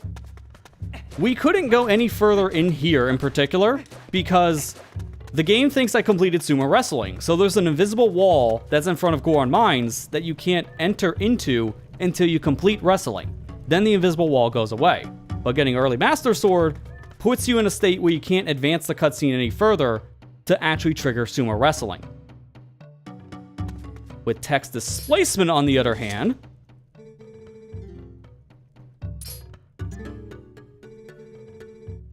we now just skip the sumo wrestling part. The game thinks that we completed sumo wrestling because we advanced past that point in this Elder's dialogue. This is why text displacement was so important, because now it allows me to actually remove the invisible wall that's blocking Goron Mines. And finally, after all that prep of going to Lakebed early, grabbing an Uku, then buying the bottle of lantern oil to store text, all that leads into this moment. So he says now, let the warrior pass, that removes the invisible wall. And to demonstrate it, these Gorons don't move. Like, they just chill here. They will move eventually, but not until I reload the room. But instead, I can just do this. Like, even they even say, hey, you got permission. Go ahead. We're not moving, though. We're just gonna be here. But yeah, see? No invisible wall. We're good. We have now fixed the state we put the game in. That was a long sequence just to get in the second dungeon. Now you see why I was telling you last session. It's not gonna be easy getting into Dungeon 2. There's gonna be a whole side quest we have to take, and here it was.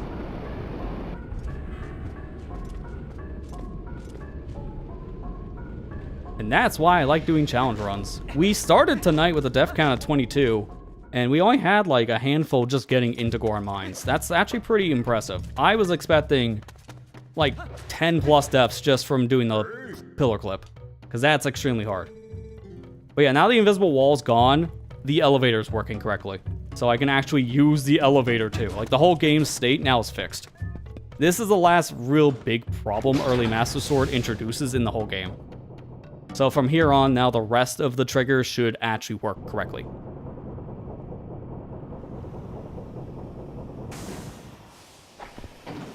Nope, we don't have to do any of that. Again, because we have Early Master Sword, I could transform him to human. I recommend, if people miss that section, definitely watch the VOD back later, just to see that whole ordeal. It is worth it.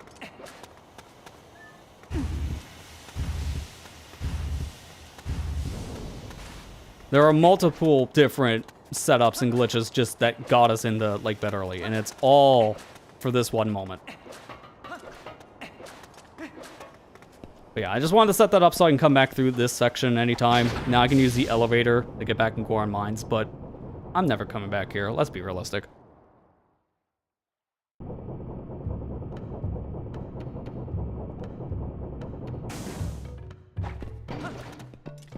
Yes, that's another thing as well. That's a good point, Matt. If I go beat Lakebed right now, that will trigger what's known as White Midnight glitch.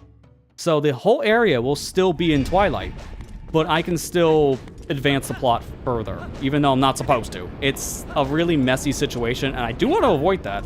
So we're not going to beat Lakebed. Not yet. That'll be later. We can technically do it as soon as we're done in this dungeon, but I'm going to advance story. So we're going to go in as the game expects me to go into it, which will be after the Twilight.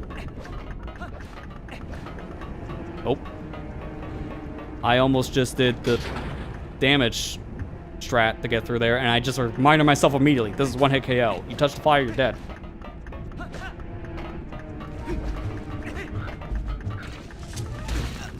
Like that.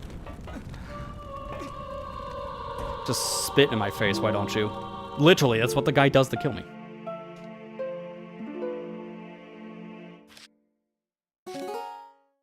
Yeah, there's a lot of stuff we skipped, technically. Like I said, for people who skipped it, I would recommend watching the VOD later. It will definitely be worth it. But you skip a lot of events because we can clip through gates. We can just go straight through a wall, which is extremely convenient too. And Gale Boomerang helps clear all those jumps that you normally wouldn't be able to make just to get the Claw Shot and Uku.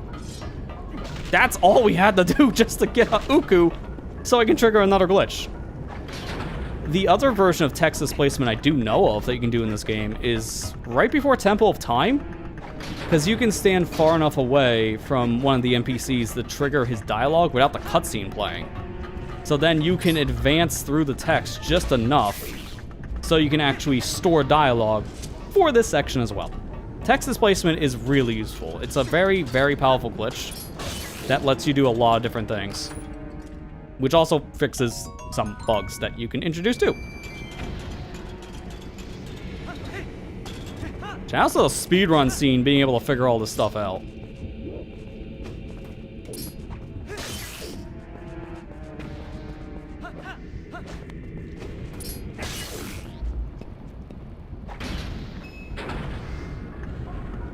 Especially for the new glitch that was just discovered like 3 months ago, displacement clip.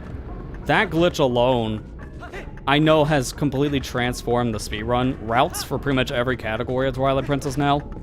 So that's another huge one too. Oh, I jumped too early. That's fine. I'll just get back on. You can jump off in the middle of it going down. That still counts as weight. I think it's like here.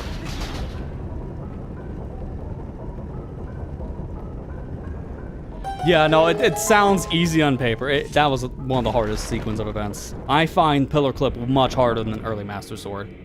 Early Master Sword's not even hard once you know what you're doing. It's just precise. And even that I still struggle with, as evidence from the last session. I got it second try, missed the jump, and then I was on that one section for like half an hour.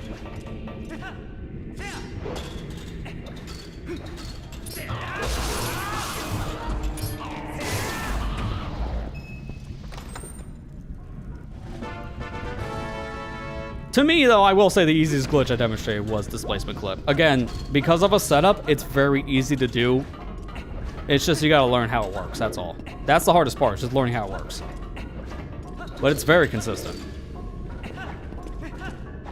I didn't mean to do that. That's fine. I'm trying to do the quick jumping, which is like equip, unequip, iron boots in the air. Doing that allows you to fall faster, but you don't want to keep them on all the time because you're slow.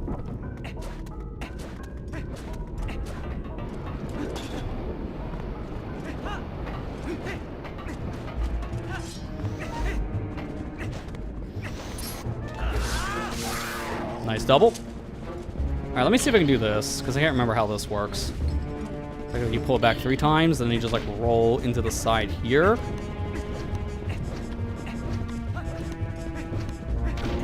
Yeah, something like that. I haven't done this in a hot minute. Just give me a second. I want to do the little clip here. Which you can do this in every version of the game, funny enough. Yeah, that just skips having to go around, which is safer too.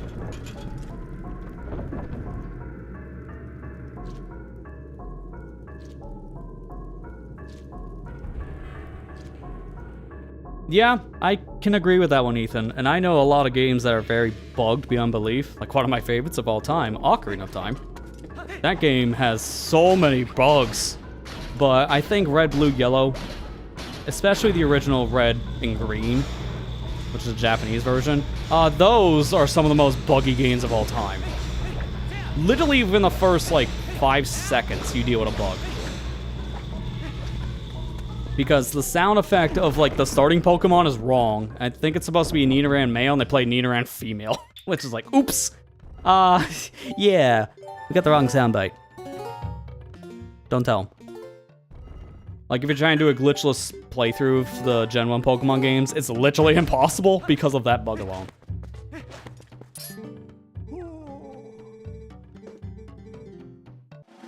Alright, give me a key shard. 1 of 3.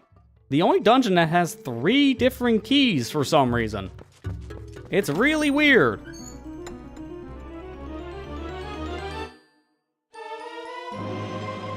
I guess the closest you can get to this 3 key shard thing is Snow Peak, because they try the same thing there. But instead of having the key broken up in 3 pieces, there are 2 items that you're guided to that aren't keys, and then you get a key. So it's the same idea, but just without breaking up the key. Also, this is going to be so confusing. You wanna know what happens when you get 2 Ukus? Yeah, the only time in the game we could do this. Now I got a second one. Who knew they multiplied so fast? Except no, they don't. They actually delete the other one from the menu. You can't have 2 Ukus. It's a real problem. So guess what? I gotta go through this whole dungeon without the Uku. It's not a big deal. That's why I made another save. Just in case. I just gotta get back to that room, which won't take terribly long. But I wanted to demonstrate. Yeah. Double Uku is a problem in the game. In fact, the Uku slot, it's shared. So it will just delete the other one. I would have normally save stated to show that, but I'm afraid the save states will just break with how things have been going this whole playthrough.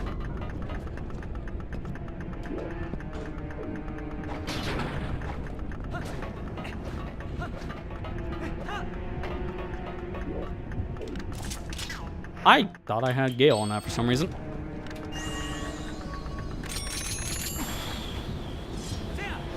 Nope, okay, that was just me being stupid. I think that is going to instant kill me because it counts as void. There it is. I don't know where I'm supposed to throw that. You can LJ over the chasm, but I'm gonna just walk around now. Don't want to drown in lava a second time. Yeah, I've been watching the Pokemon Blue from TRG, and it's been very interesting so far. It's cool to see like someone's doing a first playthrough of the game, and then seeing 2 other people commentate, giving like their own personal thoughts on the series and such, and their own memories. But then also having that element of someone who's very knowledgeable talking about all like the nuances too. It's a very interesting playthrough. I'm gonna say right now, Tim's been doing a really good job just playing the game for his first time. He's been having a blast from what I'm hearing from when they recorded it. They're not done, apparently. From what I heard, I think he said it on one of his streams the other day, but they're still recording more Pokemon Blue. I think they're like 40-something parts in, so apparently it's going to be a long playthrough, strap in. But this is one of the first times that Tim has done a blind playthrough of a game in like a few years. Because wasn't the last time he did a blind playthrough on TRG the Luigi's Mansion playthrough? And that was like 2016, 2017? Something like that. That was like years ago. Yeah, it's not his first Pokemon game, though. That is a good point. I think he started with Gen 3, like Ruby Sapphire. And that was after knowing Chugga Conway for a while and him talking about Pokemon. So Emil got him in the games.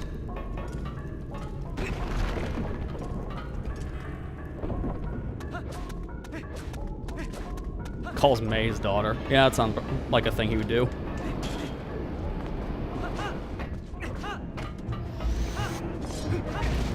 Oh, wow, okay.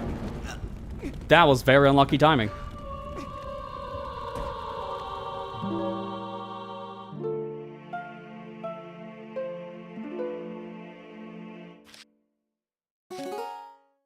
But yeah, I'm probably gonna end up watching that after this stream is done, their latest part.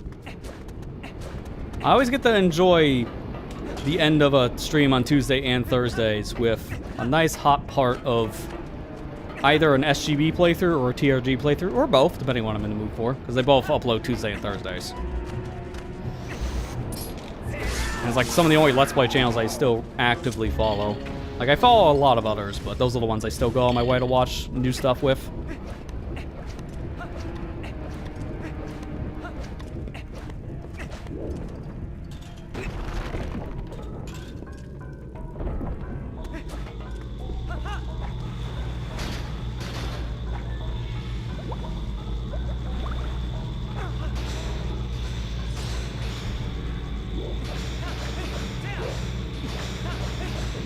Oh, that's a new one. Stop turning around, Link. What are you doing? I'm doing that kind of sword slash thing on purpose because you can't move that fast on the magnetized surfaces. You move even slower than with Iron Boots, which is ironic of how slow Iron Boots are, but it's because of like the slope. Just climbing up that just feels slower than normal. But I could turn on a cheat for fast Iron Boots just to move faster. But there's another thing I'll be doing much later, and trust me, it's worth it. It's also hilarious. And it's something I can do thanks to the PC port in particular, because this is a Wii glitch I'm going to be showing off here in a minute. One of the very few things that Wii 1.0 has over GameCube. Yeah, we're not getting the bird again. We're just ignoring the bird. If I grab that Uku, this Uku goes away, and I need to keep that one to get back to Lake Bed. I just wanted to grab it because that counts towards my 100% definition getting all the things in a dungeon, but I don't have to keep them. I just need to show it off. Alright, so here's a funny glitch right here. Again, this is Wii exclusive. If you have the 1.0 version, you can do this. So normally when you're on the ceiling here, you move this slow. It's not fun. It's just a very painful section. But if I equip the iron boots, and then as I'm falling up, equip something over the boots. Now the game gets confused, thinks I'm still wearing the iron boots, but I can move at normal speeds. It's very helpful, because using that glitch allows me to run faster on the ceiling. That is only something you can do with the Wii version, because for some reason, I don't know why, but for some reason that glitch only existed when the game first released on Wii. Then, it was patched out immediately. There are some other things that Wii version has over GameCube, and one of them is in Cave Ordeals. It lets in a whole debug sequence. But yeah, this is slow. Thankfully, if you're playing a randomizer or this PC version, you can just do fast iron boots, and then this also gets the same effect. And you need iron boots to even use your sword, because that's another thing this glitch in particular will not let me do.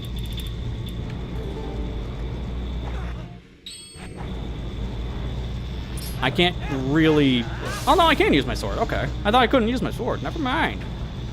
No, this is just... There's no downsides. Just run. Like, look at him go. And obviously to fix the state, all you gotta do is just equip iron boots for real, and then it'll fix everything. Then you can just unequip them to fall as normal.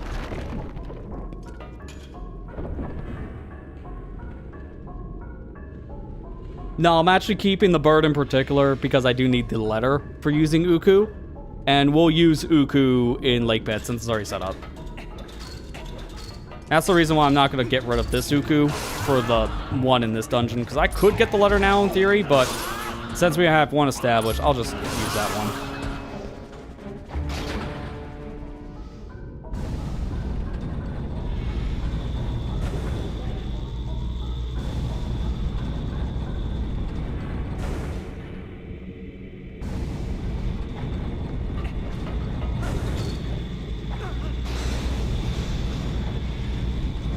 So this wants to take me back to where we start this, well, start out its rotation.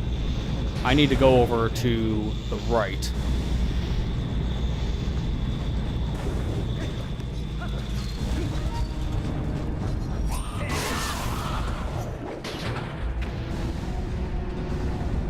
I think the fire key should ignore me in the cutscene, but then I'll immediately want to aggro me after.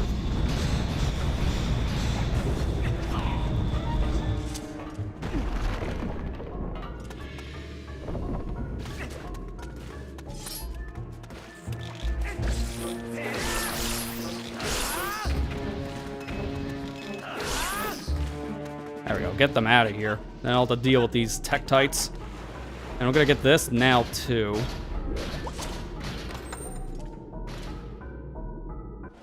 It's so slow though to get a chest underwater. It's faster if you have Zora armor, which we don't get yet.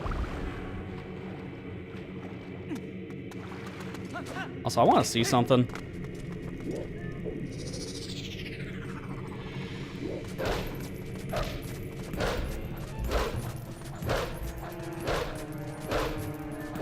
Okay, I don't know what the unit is. Oh, hi. How you doing? Alright, I'm gonna do this normally then. For some reason, there's like a pixel gap that the wolf can clip through. Yeah, notice how I got bounced back for a second there?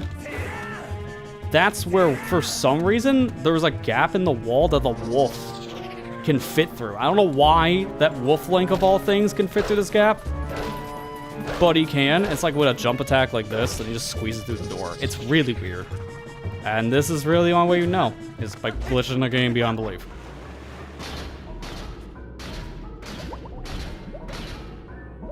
I just didn't know where the angle is I gotta clip, so that's why I'm not gonna keep on trying it. I think you gotta be directly in the center. Not a big deal, because I want to do this all normally anyways.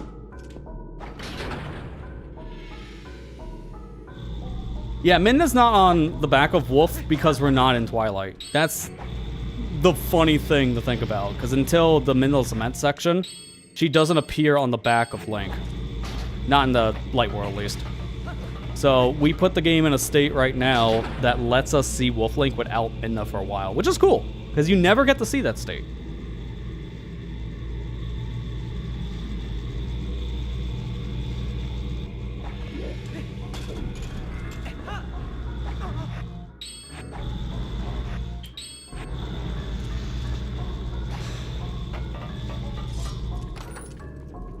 I should mention that little Wii 1.0 glitch of me running on the wall without the iron boots fast. That only exists on the gravitational pull pieces of the walls. Like, I can't just walk up a wall and be fast. Like this section here. I'm gonna have to do this slow. Because I can't do the same thing on this wall. It doesn't work. And it is technically faster to do combos like this, because he moves slightly faster, which is dumb. So if you're watching a speed run of Goron Mines, then you're gonna see him, like, stab a lot.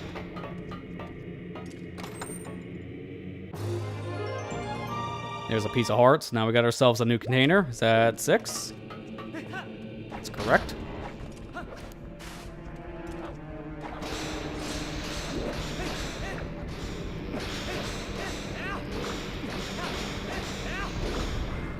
It's dumb that this is faster. But it just barely is.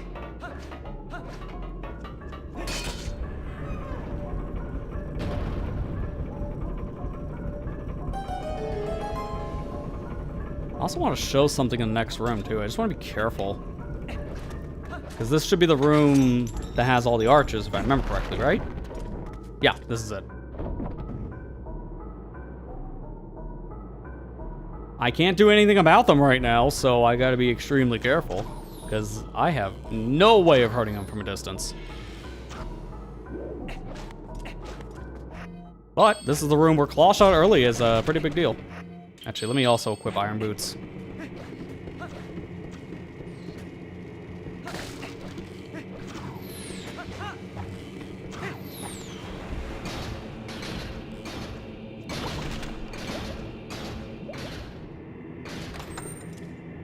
I believe this is a Miiverse stamp in the Wii U version, and then there's another chest in the room that's also a Miiverse stamp now, because it's just a bunch of rupees in Twilight Princess Town.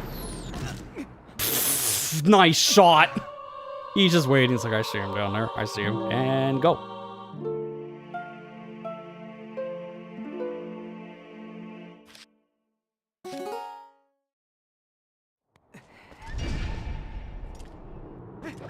I was kind of afraid of that happening. This room is kind of annoying to get through without taking a hit, because these guys have amazing aim.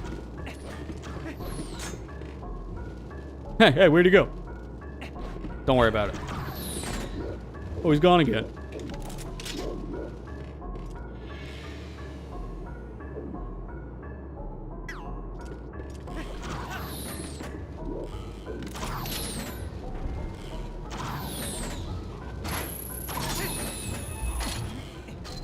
I was like, what do we do about that, sir? We weren't trained for him going behind us.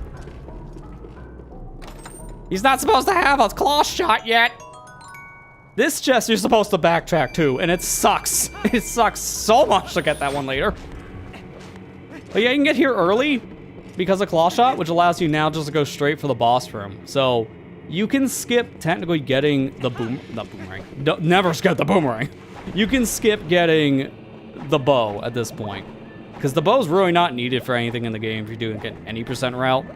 You can technically get through the entirety of Twilight Princess without using it once. It makes the game harder, so I don't know if I recommend it. I'm just pointing it out for people who want a real challenge run. You can skip items. Yeah, I could have used that opportunity to get behind these guys, but no. I want to see, can they hit my shield? No, they're just... they're terrible with their aim. I'll show off the thing about that later, because I want to play it safe. Oh, fun fact, I don't know why. This chest was changed to a big chest in the HD version. I guess because players didn't know that that was a small key. Random change. Just had to point out. Yeah, they're Star Wars troopers. And then they also have the perfect aim. So, I don't know what happens. See? They're awful and great at the same time. How do you do that?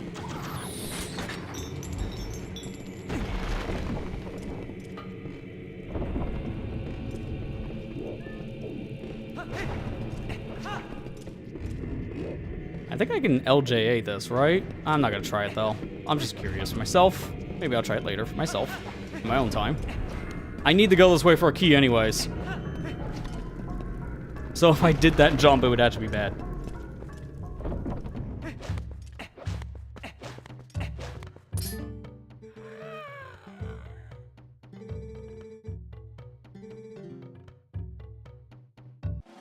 You can ignore the Seribot ad thing. That's paused for now.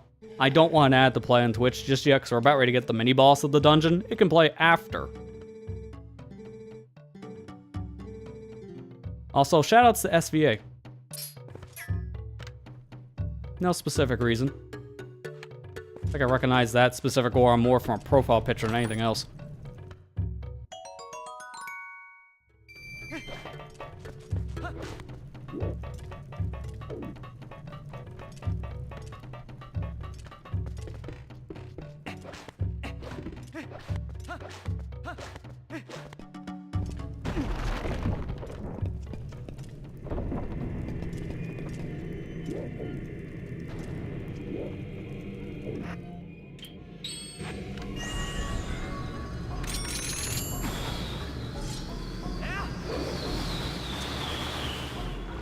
Yep, that's why I wanted to just try that real quick.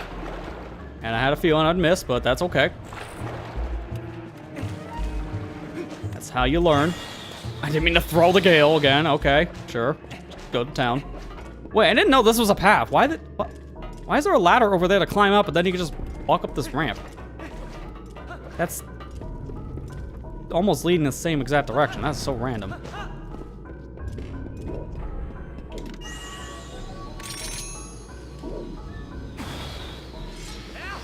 Okay, there you go. That's where you target.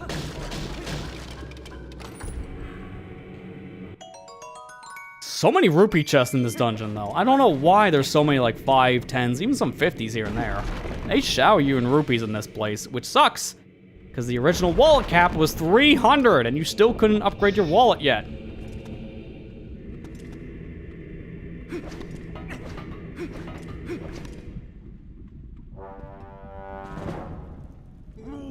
Oh, a human? Why is a human here? This place is hot. You can't survive without a Goron tunic. They don't exist in this world, buddy. Alright, you want to see something funny about this boss? I don't know when it's going to happen. I think it's after I do the first hit. Let's just do the first hit. So hit him 4 times. It's the final hit that matters. Throw him out. Alright, now we're gonna do the funny.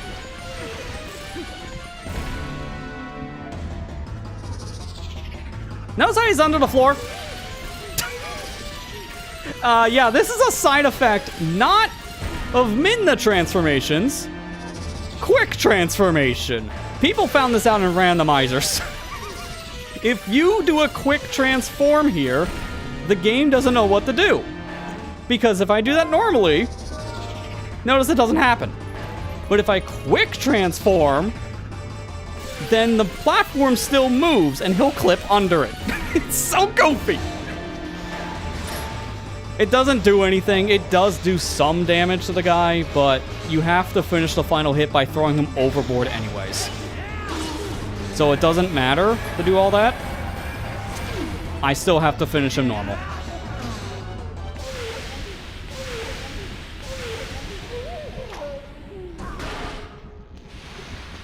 Iron Boots are still required to kill the guy because you still have to finish by throwing him off.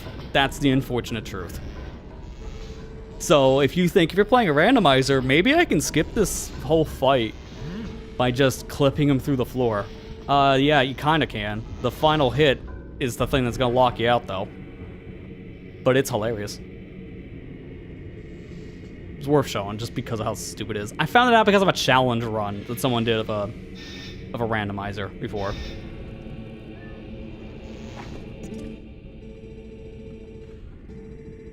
Like I say, people find some of the weirdest things, and a lot of it does come from when you're just trying to break the game. That's why I love just doing more than just the bare minimum in these runs.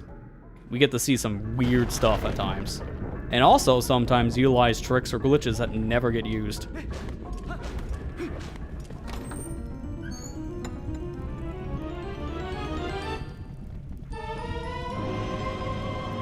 Alright, so now the slingshot's garbage, right?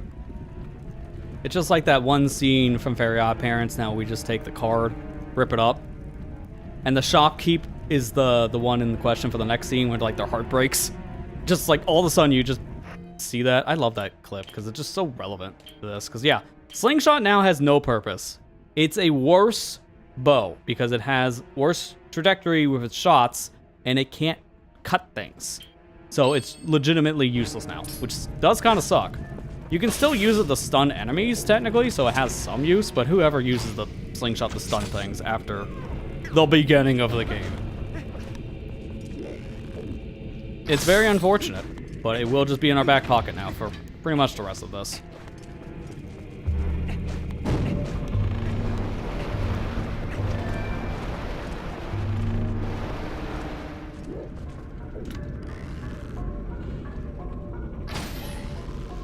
I don't know where it's safe to stand. I'm just gonna play it safe and destroy these targets from a distance.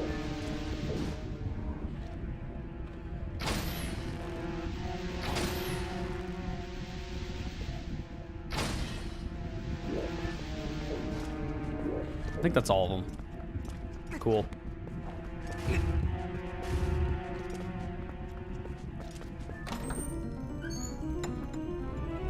Yeah, it's an interesting place for them to put the bow at this point.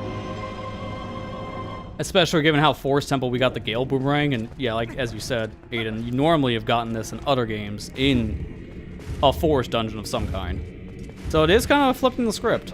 I actually kind of like that, because you don't expect to get bow here when you first play the game.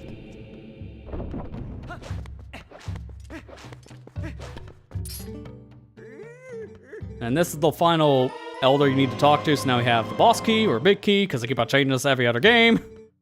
I like boss key. Big key made sense to me in Link to the Past, because it was also used to open the big chest in a dungeon to get your item, hence the name Big Key. It just made sense. But then it's only a boss key starting in Ocarina of Time, so they changed it to boss. And then they revert that for Wind Waker. Why? Just call it boss key. It's a boss key. It's always bugged me.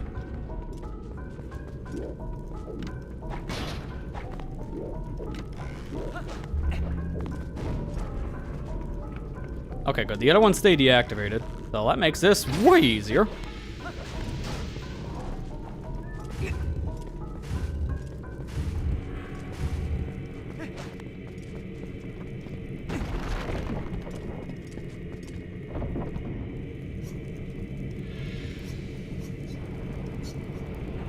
Does the Oracle games call it boss key? Because that would make sense for that game as well, because again, I don't think the key opens an item like it does in Link to the Past.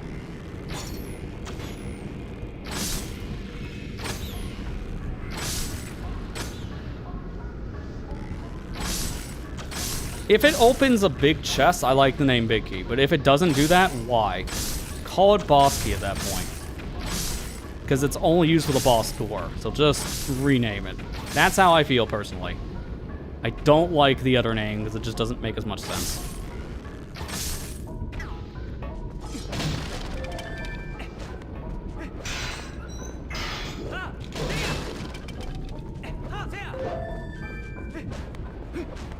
And here's another random change. Dodongo's dislike smoke means throw a bomb in its mouth, right? Well, no, that one can just walk off. Sure. Now we do arrow. Dodongo dislike sharp thing, I guess now is the new phrase. I don't know why they changed this. These are very different Lizalfos, and I think they still can die from a bomb. I'm not 100% sure. There's never like a reason to come back here and try that. But yeah, now they're just weak to arrows for some reason instead. It makes sense. It's the item of the dungeon, so they gotta be weak to the item of the dungeon. But lore-wise, this is a complete 180 to what they've been known about since the 80s.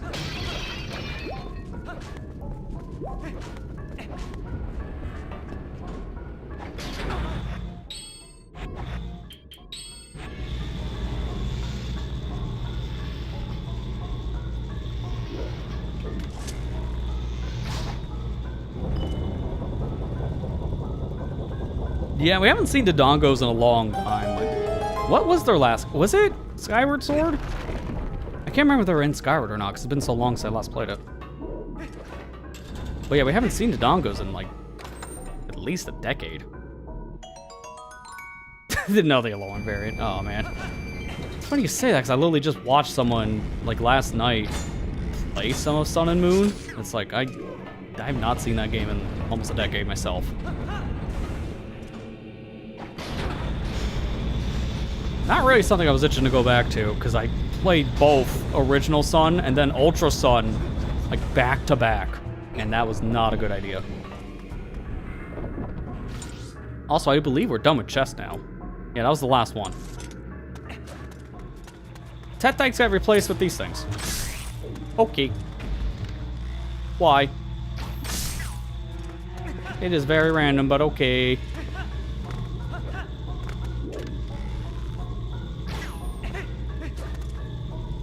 That missed? Are you serious?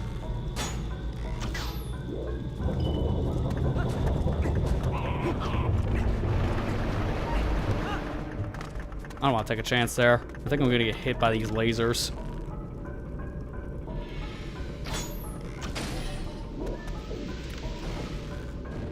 I'm not caring about the others.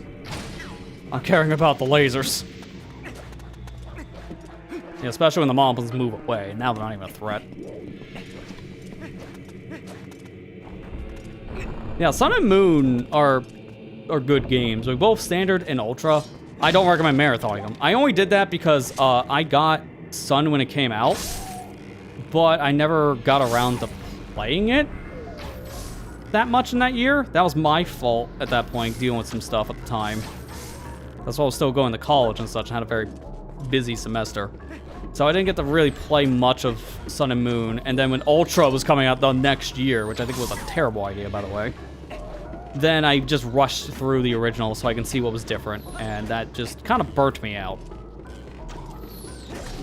Speaking of burning, I want you to actually hit my shield. So notice how he hits my shield and it bounces off like that?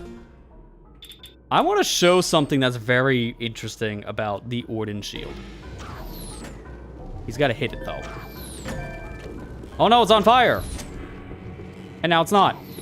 So, here's the thing. I don't get the point in having your shields burn in this game. If all you have to do to put it out is just put away your sword, and then the fire's put out. What is the point, then? What is the point in the shield being able to burn? In Ocarina of Time, which is what they based Twilight Princess off of in so many areas, if the Deku Shield got a tiny ember of fire from anything, it was gone in an instant. But in this game, they give you enough time to put it away. In fact, when it's burning, I can even, I believe, do this too.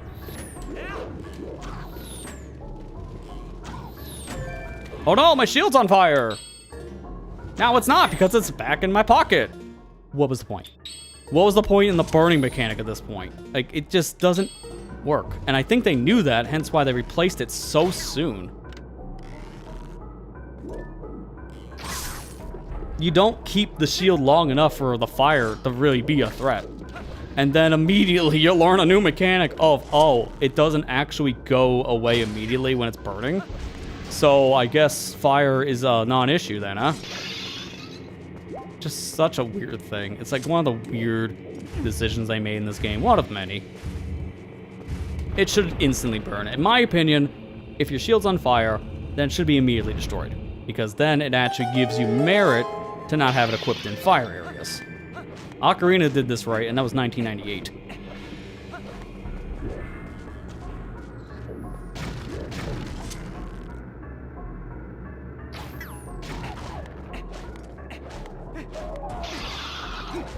Thanks for the refill.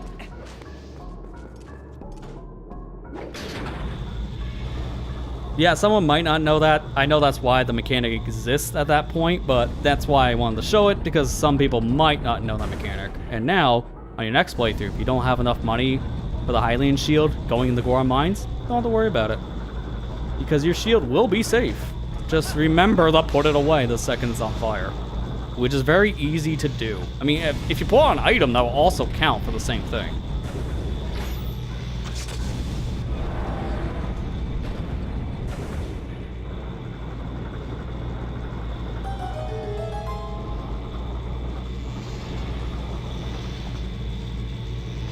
I could take the shortcut I showed off earlier when I did the little chest thing with the claw shot, but I'm just gonna play this as intended. Just to be safe. Speaking of being safe, I've seen this room give people so many problems in a one-hit KO playthrough. Because the archers in here are very good at their job.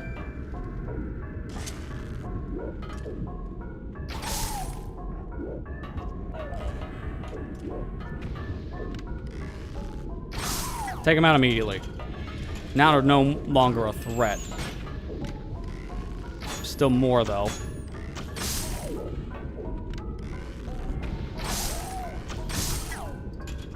Alright, we're good.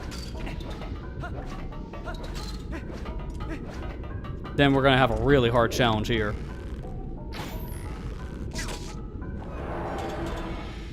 Release the floodgates! Oh no, there's so many enemies! What do you mean they just don't want to attack?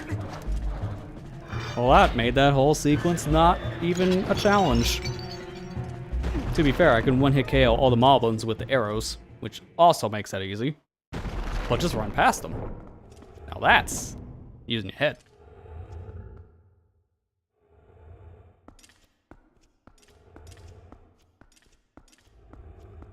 It's Goronzilla. Eh. Godzilla-like we have at home, because this guy's not big enough. I think that's what they were going for, though, with this possessed state.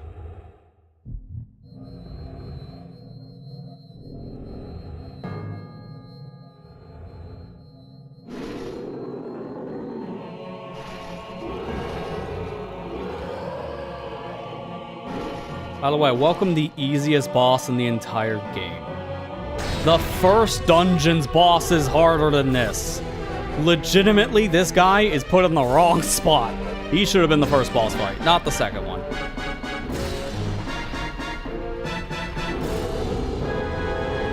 This is Fyrus. To fight Fyrus, shoot him in the head. Then he gets all upset, he can't see.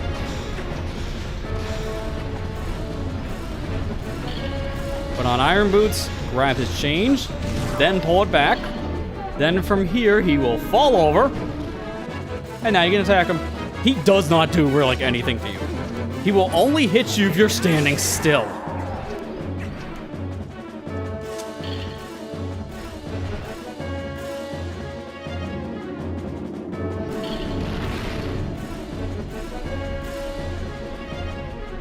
Okay, there was a way to re-grab chain, I just don't know how to do it, so I just want to try it.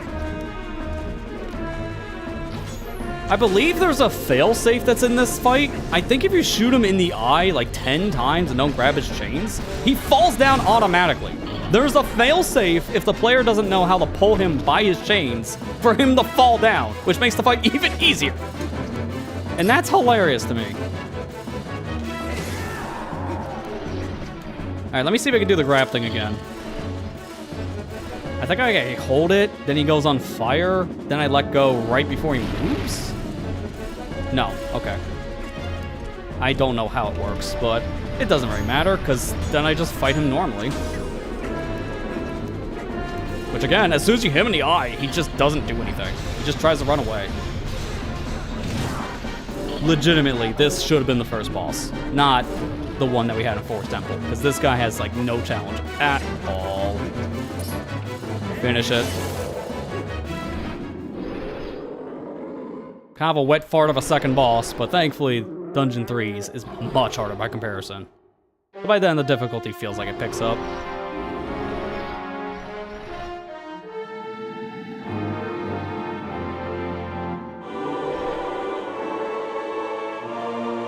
What I'm meaning when I'm saying that this should have been the boss of the first dungeon doesn't necessarily mean that Forest Temple had to be the first one. They could have flip-flopped the order and had us do Goron Mines first and then Forest Temple second. The boss here is just too easy for your second one in the game. And it just doesn't reflect proper difficulty scaling. It makes it look like the game will become easier, not harder over time. That's the common complaint this boss has for a lot of people. It could have been retooled if they put it in Forest Temple where it's not a fiery Goron. It could have just been like a... It actually could have been one of the monkeys at that point. It could have just been a possessed monkey like we had for the mini-boss. If it was Ook instead, it would have made a lot of sense. That's just kind of my point. It should have been a little bit harder, I feel like, for a second boss. It works thematically here, but difficulty is just non-existent.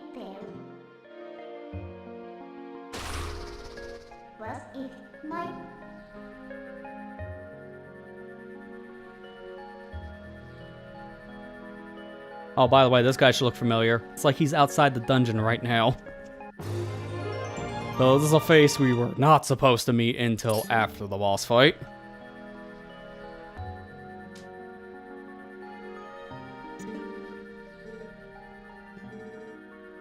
I love how everyone compares this Goron's design to just Arnold Schwarzenegger.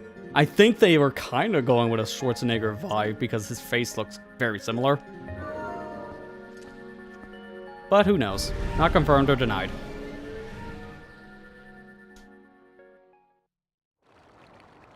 Yeah, they're twins. Yeah, there you go. That's probably the better way of putting it.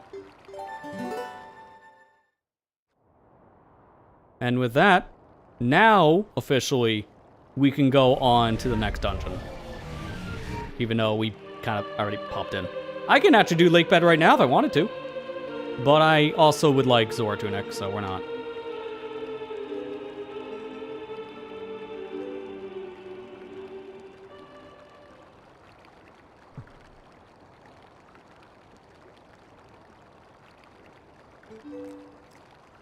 Hey Link, I woke up from my nap, but I'm still very tired. That is a mood.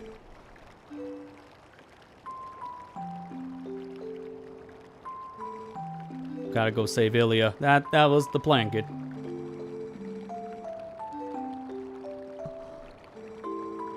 I don't know if we're gonna get through Lakebed this whole session. I want to at least get through all the Twilight. Which that shouldn't be as bad, but it's a long Twilight section. The Lakebed Twilight section, as it is the final one, is like triple the length of the first two. It's insane of how much bigger it got.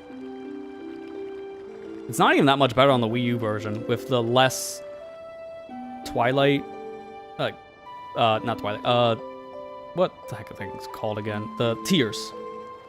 The Tears of Light.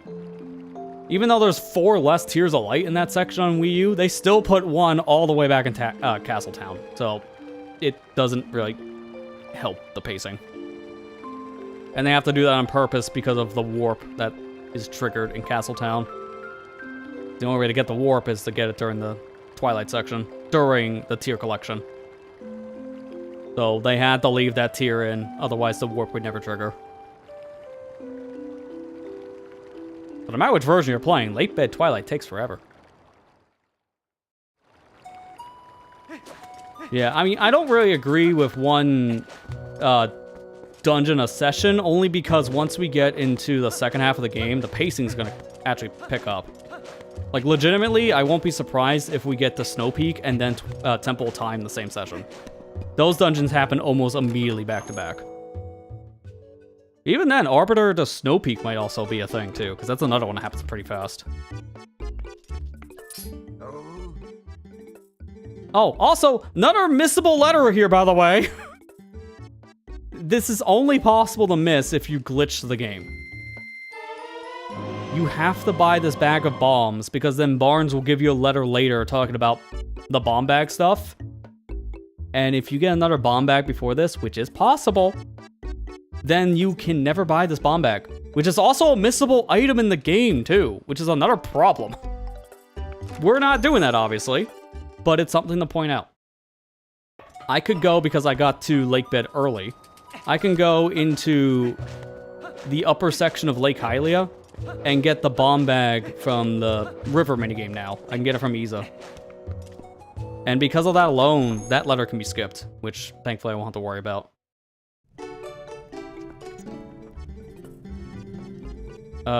When does the Hawkeye show up? I can't remember. I thought it was now, but I guess it's after I do a thing here?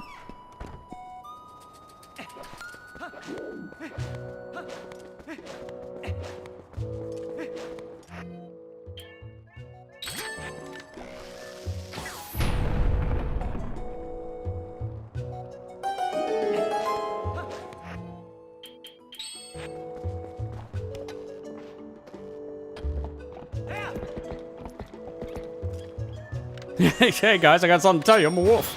Oh, I think they remember that from last time.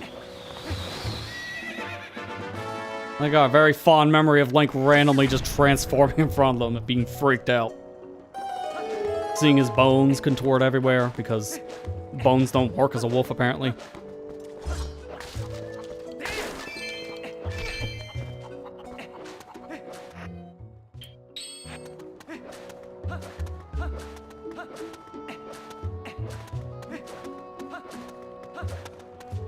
Can't remember, can you get this piece of heart now? Oh yeah, no, it's just money you can't get now. Because unfortunately I need water bombs to blow that rock up, and I think it's just rupees that are under it. But this here is a piece of heart, which you can get now.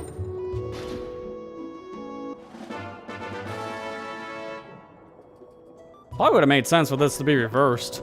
Rupees to be in that chest, and then behind the bombable rock would have been a heart piece. I think that would have made more sense.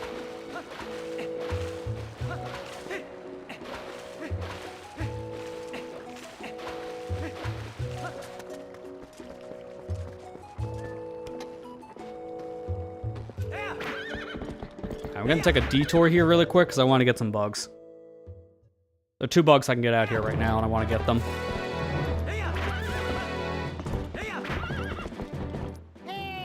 Also, this. Oh, there's a funny thing. I need to show this, but I can't because I'm on GameCube. It only works on Wii 1.0. I'm gonna find the video, and I'm gonna talk about this once we get to the gorge. Trust me, it's worth it. But I gotta find the clip again. There's a funny interaction you get in Wii 1.0 in particular with the postman.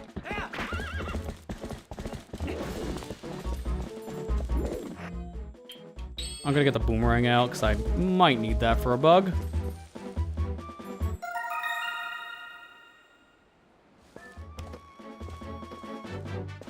I'm also gonna wait to do the caves. There's a cave here, and then there's another cave in Lake Hylia I could do right now. But it's best to wait on those, because I do want to come back later when I can get Poes, because there's Poes in these caves. What is that bird doing? He's definitely traveling.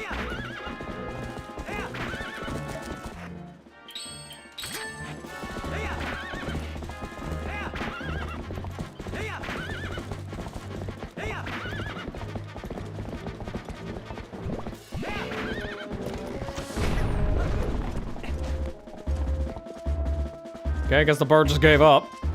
I was ready to fight it, just in case.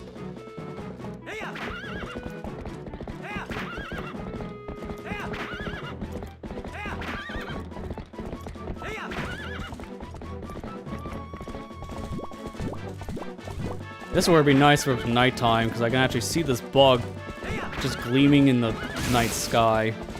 So there's a bug around here somewhere. Oh, I think I can actually see it. Yeah, I just barely spawned in because of draw distance. No lever, no lever, no lever!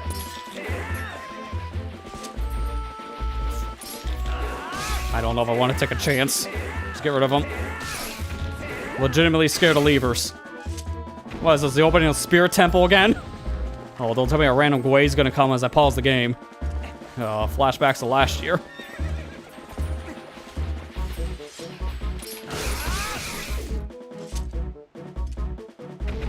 Let me just go slower.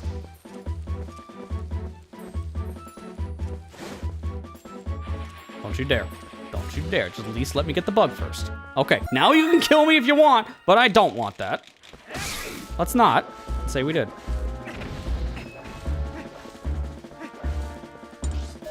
Alright, I'm gonna go back to Kakariko, because I think now I can get Hawkeye? I'm trying to remember when the Hawkeye spawns in particular, because I could have swore it was right after you got the bomb bag. Yeah, what happened with Spirit Temple was I paused the game real quick to update my death count, and then I felt like Gwei was coming as I was in the menu. So I got a second death on top of that, because of course that happens. I know that's a clip on the Twitch channel, I believe, and also I know it's a short on YouTube.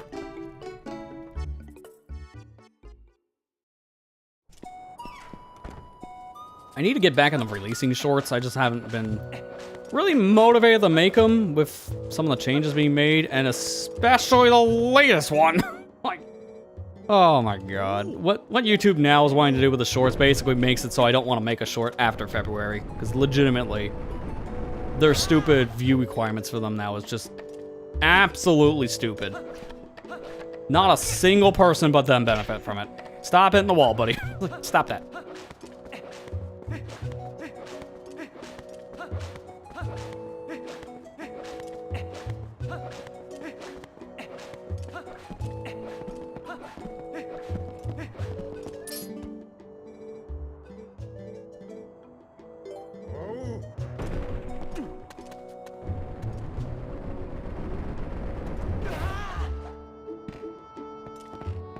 If I remember now, I think I do this minigame to unlock the Hawkeye after, because this is for a piece of heart. But then once I get the piece of heart, then I think it's stocked. Which is kind of a weird requirement, but this game has some weird flags, as we've seen. You know what? Let's go with hard mode. We're not going to use that controller. I want to demonstrate the gyro for a bit, so let's use a pro controller. The only issue I have with gyro is that it is a little bugged in this. Also, my input, yeah, what? Eh? Oh, that's GameCube. Hang on, never mind. Pro, A, B. Okay, so now, it was using my GameCube controller for default inputs. That's why that was so messed up. So I had to adjust the sensitivity by more than double just for it to feel good.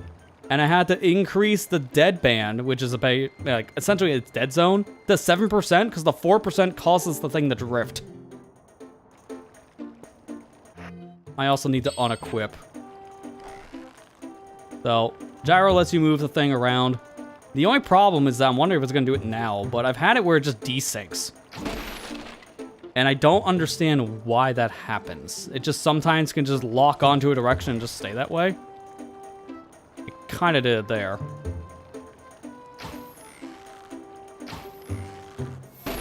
Also, do they give you arrows if you run out? Because I've never done this without at least half my supply.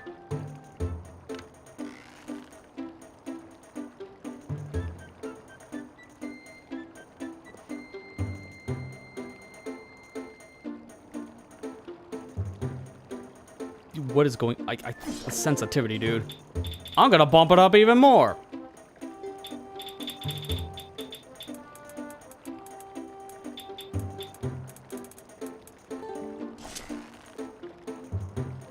Now let's work with micro adjustments. Okay, that might also be like the yaw thing, like whatever the drift is. That's why I'm just wanting to see how this works. And I don't like gyro anyways in this. It doesn't feel as fine-tuned yet as it does in like other PC ports. Because right now this thing feels very stiff. Like I'm legitimately pushing down and it's not working. I might even be able to show that. Yeah, you can see my X and Y values. I don't know how he's talking for me. Oh, he's talking about the Hawkeye now, okay. Yeah, you can see it moving, but it's barely doing anything, which is weird.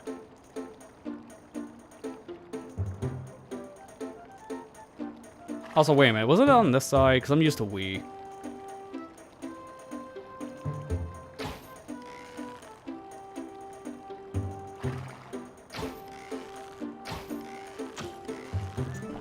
You give me arrows, right?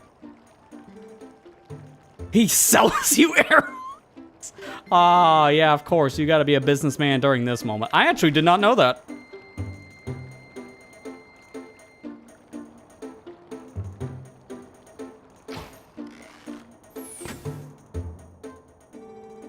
Yeah, that was so close. Yeah, but this, not even. So that's why I just wanted to show that for a bit, because I still am not a fan of the gyro on this, unfortunately. It doesn't feel like it's that fine-tuned just yet. So I rather not use the gyro, just use good old GameCube for that reason. Now it won't be nearly as inaccurate. I'm just gonna go old-fashioned. Turn off the gyro input. Because now I can make micro adjustments, which I couldn't do before. So I wanted to see if that was even a thing I could hit. And see, first try as soon as I turned off the gyro. That really just shows. Dusklight devs, can you tweak the gyro controls? Because as of right now, they're too stiff.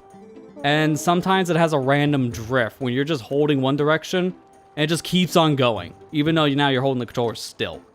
I've put the controller down and it still moves at times with gyro. It's unfortunately not the best implementation I've seen of gyro controls in these PC ports. It's just, it feels like a work in progress. And if you saw with those X, Y, and Z numbers, I was moving the controller a lot in my hand. Like, I'm moving it like this, and the numbers went up by like 0.3, 0.4 at most. It should have gone up a whole unit, and it was not. And that is a problem.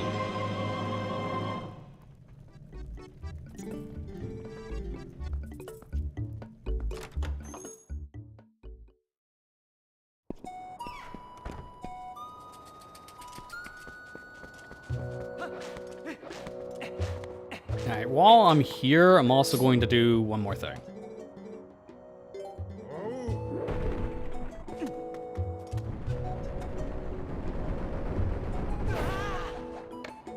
Nice camera.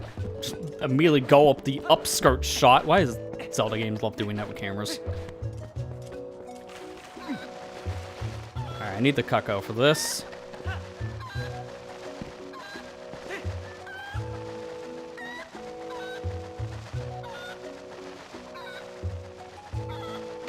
If you hear from my randomizer playthrough of Twilight Princess, this one specific treasure chest I'm getting, I legit never got before in the game. And I spent an embarrassing long time trying to learn how to get over there without a cucko. Because I tried with the cucko once, failed the jump by a massive margin, so I thought, there's no way you can fly over here to where you can get this treasure chest, because this just doesn't reach. So I learned how to do this with a wolf. It's not hard. It's really not. I just made it way harder than it needed to be.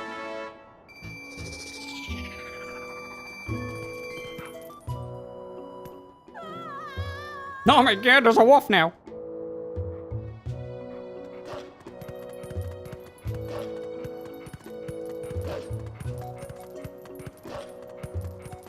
I get free reign of the village. Nice and peaceful.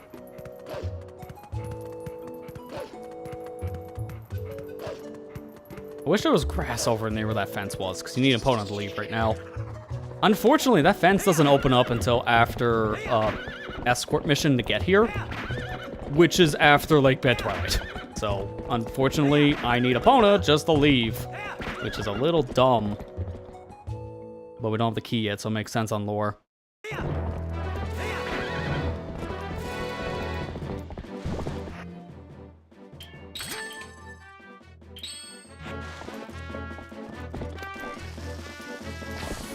What? Hey, hey, calm down. Calm down there, horse. We don't need to be running. I don't know why she's starting to move. She's supposed to be stationary when I'm using my arrows.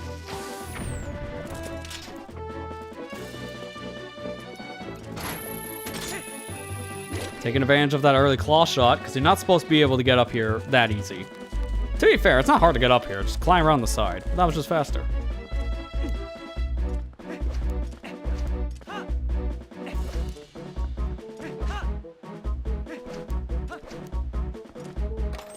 Horses really are interesting creatures. They're also very dangerous creatures, too. They might be your friend, but if you spook a horse, they're not anymore. They're very dangerous.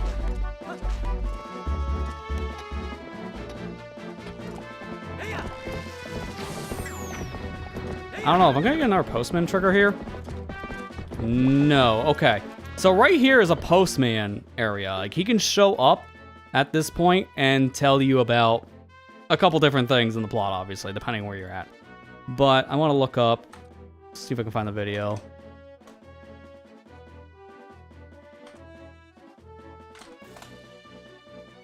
Yeah, I found it almost immediately. It's like the first thing.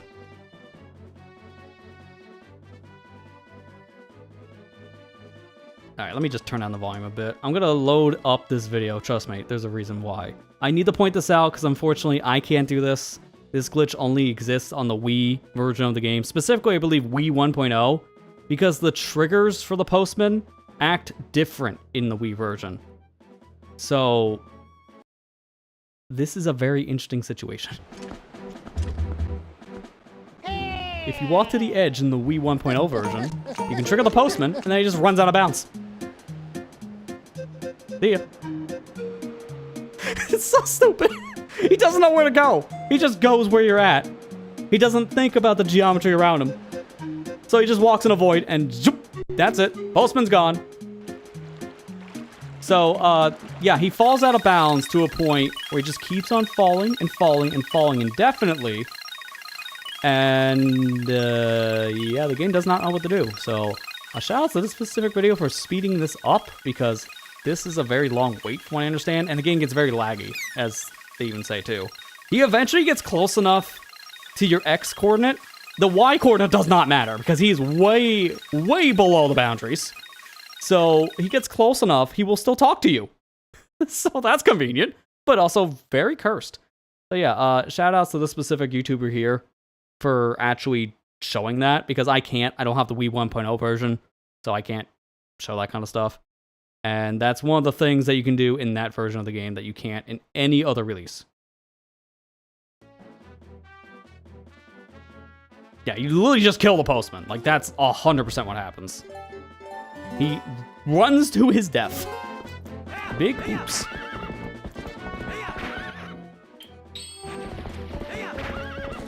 Need more arrows. I didn't even realize I didn't have that many from that little mini game we did before.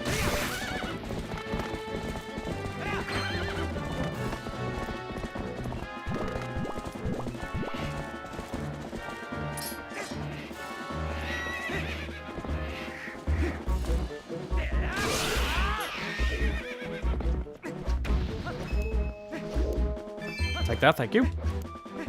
Alright, where was it again? Was it left or right? Because I'm a Wii head, apparently. I remember so much of the Mirror War because that's the version I played the most.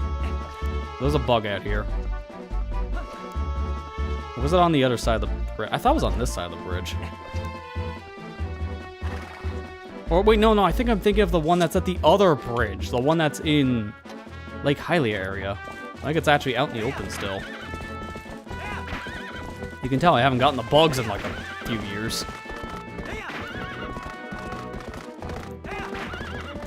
It's almost nighttime, so at least I can use the darkness to see the light.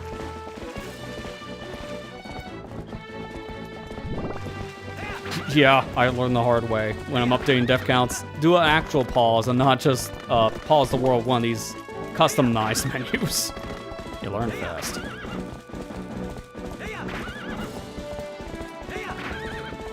Actually, I think it might be on the other side. I'm just gonna go to the other side of the bridge.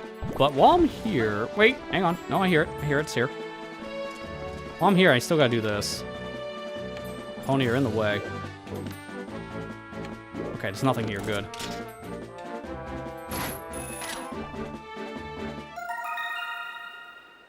I want to get this heart piece now. I believe I remember how to get this. No, not that one. I'm on this ledge. Come on, Wolf. You can do it. I like turn over here. Yeah, that's it. But I don't do this as a wolf. Okay. I can just clear that as human. I did this in a rando once on my own time. This is actually a sphere 0 check if you're doing this in a randomizer. Kind of like the one in Kakariko Gorge. But no, it is wolf jump. You don't have the gap.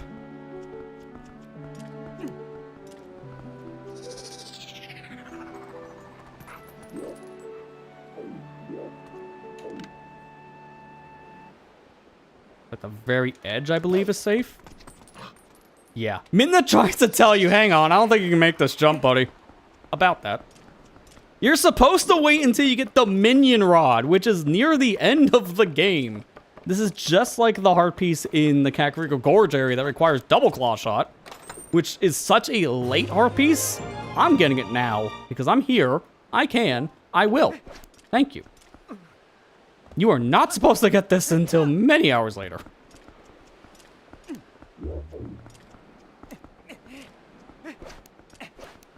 Alright, let me check my bug collection. I just want to make sure I'm up to date. I got the golden plasmid, male, and grasshopper. Okay, so no. Because these are the ones I got from before. So I am missing something else here. Because then the other bug for the bridge is on the other side. That'll complete a set. So I'm missing the one here. I just gotta remember where again, because it's been a bit.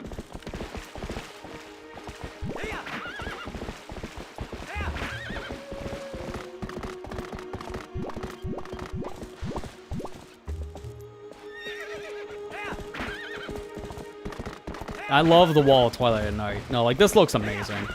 It does look kind of like a firewall, so I can see what you're saying there, Aiden.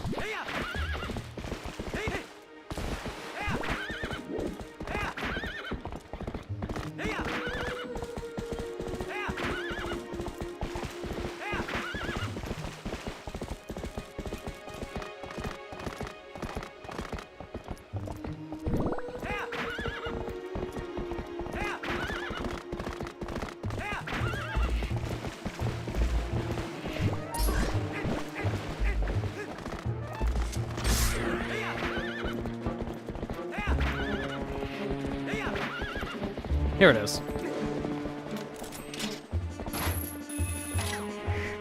No, you don't.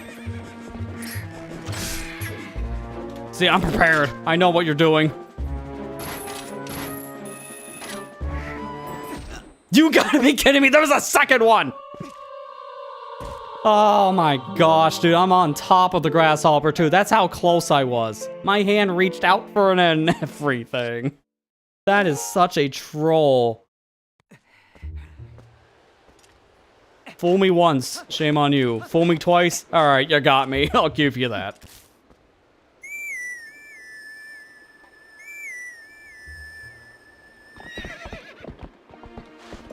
Legitimately was so dumb, man. I only have 2 arrows, too. Where am I gonna get arrows?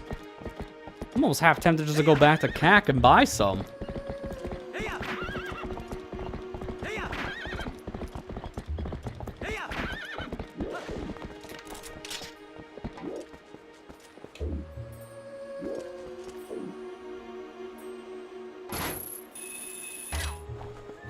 Yeah, it's like, hurry up, because I know what's coming.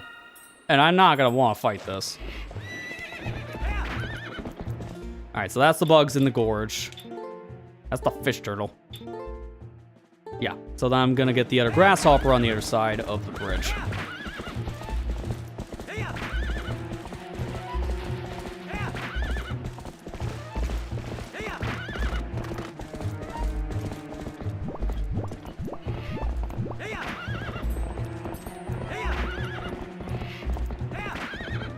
Yeah, that could have been a repeat. I'm glad it was not a repeat of what happened before, because that would suck!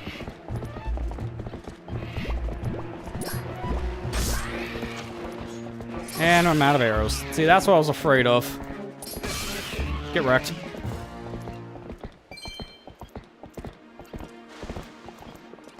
We head. Go the other way. This is not where I'm supposed to be.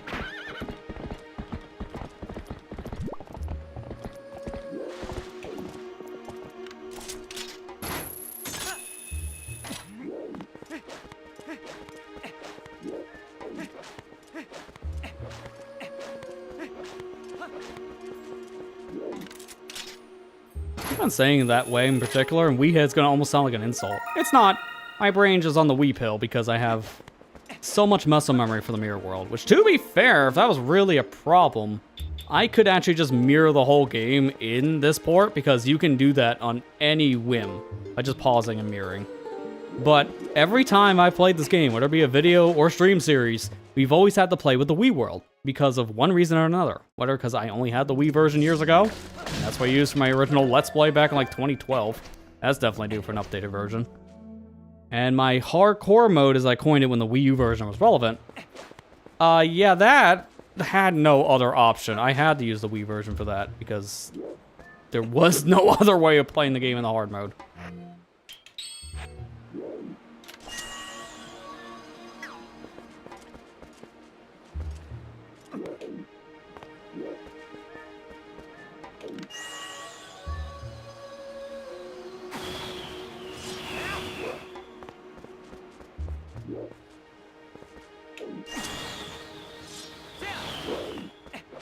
Nice, first try. I can get this heart piece now, even without claw shot.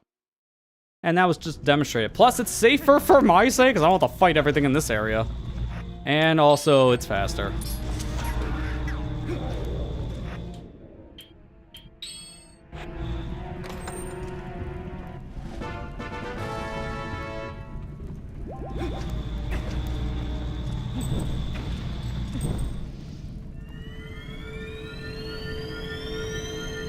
I think this is the only set of chests here too, so let's just make it through this whole gauntlet, which is an interesting puzzle. I will give it that. I just don't have to do it.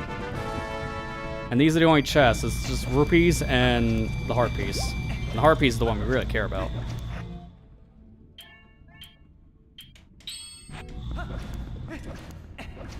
Yeah, this is why we love Gale Boomerang in this house. Those long jump attacks are so busted.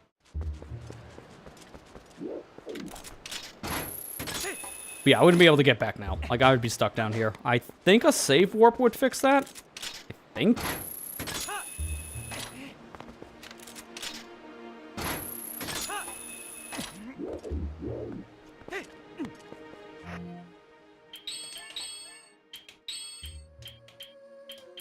Keep on equipping the wrong things here.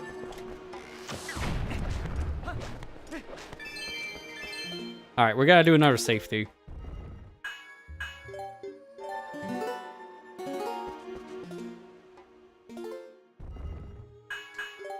Because one, I'm actually kind of curious about something after I do this.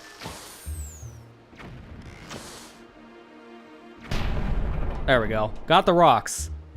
As soon as you shoot those rocks, this portal appears, which, fun fact, this is missable. If you beat Lakebed Temple, you can't get this portal anymore, because the game assumes you went this way already, unlocked the portal, so there's no way you'd come back here and get it after Lakebed. I've seen people do early Master Sword and lock themselves out of this portal before, because they don't know that. It's very obscure, and oh man, does that suck. This portal is actually one of the more important ones for the later half of the game. Yeah, Shadow Beast. Not gonna be that much of a threat with the Master Sword, because I can just spin attack him to death. Like, so. Otherwise, that's 2 spin attacks. Oh no!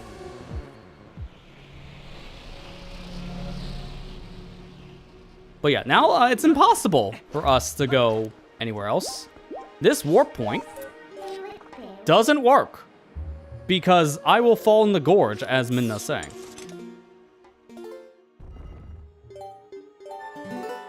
So now if I save my game, it's gotta put me past that point because it's impossible otherwise to cross this gap.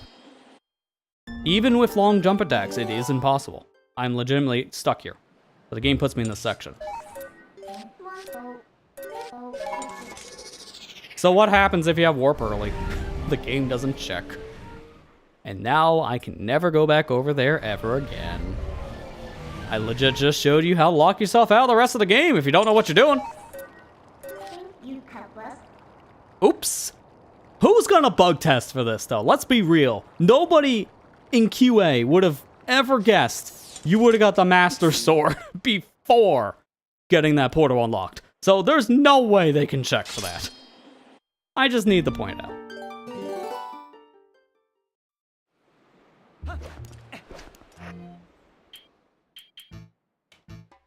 Oh, I have lantern. I was like, why isn't this working? I want to have the lantern oil equipped because I want to do something else now. I want to see if I remember this. There's a backstory to this little out of bounds I'm going to showcase. It is actually going to be something I was going to use for this run at some point if things didn't work out. If I go like to the corner here, I can fill up and fall at the same time because for some reason you can just fall here. Don't know why. I was supposed to do that before I fell, so nice game over. Oops. That did count, right? On the button. Wasn't paying attention before. That was at 34. Yeah, I did. Okay. Sometimes that doesn't count, so I have to just make sure. I'm gonna go a little slower this time. I did the fast method, which is stupid.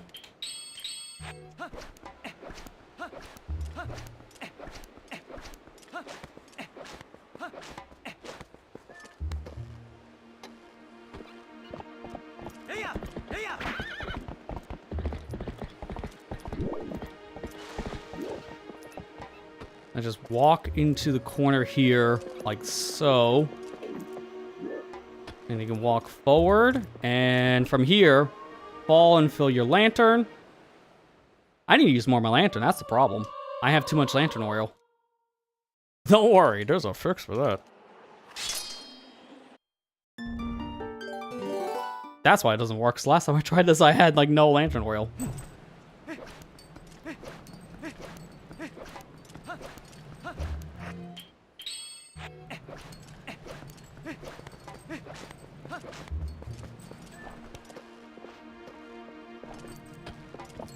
I'm gonna set this up a little bit better in case I failed again. I'm just gonna put Epona like right here, and it's gonna take a bit.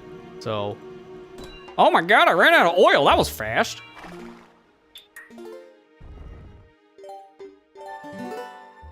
I'm not waiting for all that. Like, look, man, I'll just hit the tab key and we're gonna play that 4 times speed.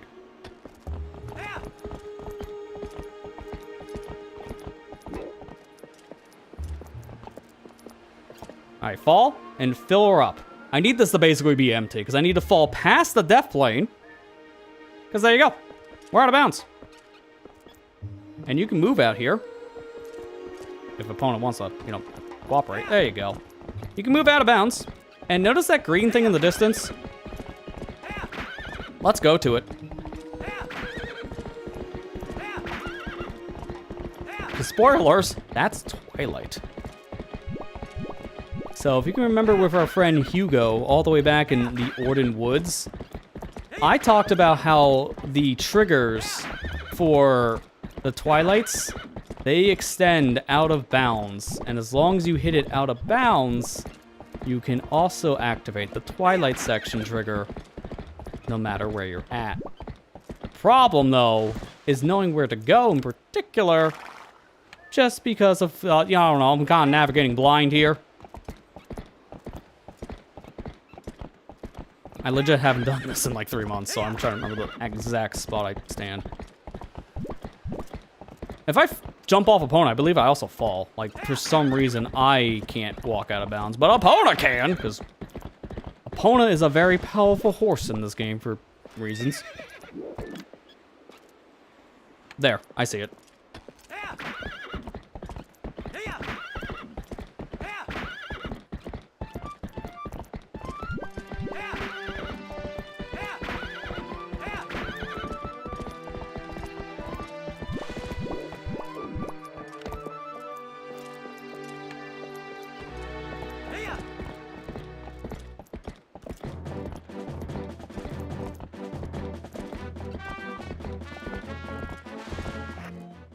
I'm gonna equip a first-person item to make this a little bit easier, too.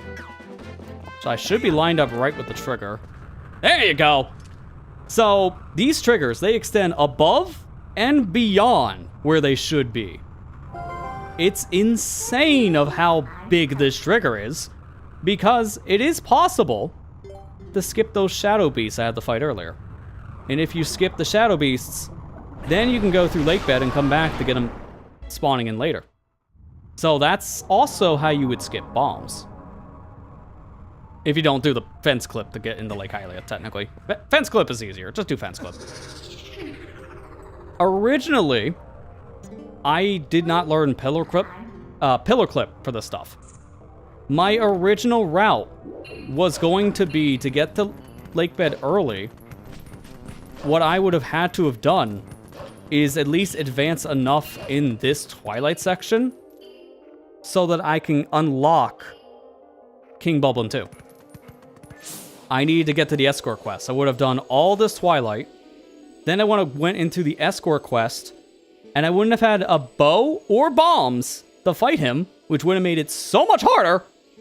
So I would have had to have skipped the boss fight by clipping out of bounds and abusing a loading trigger at that point that the game assumes you don't ever fall out of bounds. So it assumes that you pass the King Bubblen 2 fight. I've showed this off before in a previous stream. I'll talk about it again when we get to the section, but it's possible to skip the second Bubblen fight entirely. So I would have done that and used a fairy to revive, counted as a death for a rule set, all that to get Zora armor, so then I can use Zora armor to get in lake bed. It would have added another hour or so to the challenge alone just for us to get the Goron Mines. And I would have had to have done this specific clip to start that whole sequence, because I would have had to have gone through this at some point. I needed that scent. And I wouldn't have had bombs, so I would have had to skip the portal so I can get it later. Due to beating lake bed, screwing up the portal location. That would have been bad. There you see, this whole just, like, set of events. It just would have been a whole mess. That pillar clip, even though it was extremely difficult, saved us so much time. And it was worth it.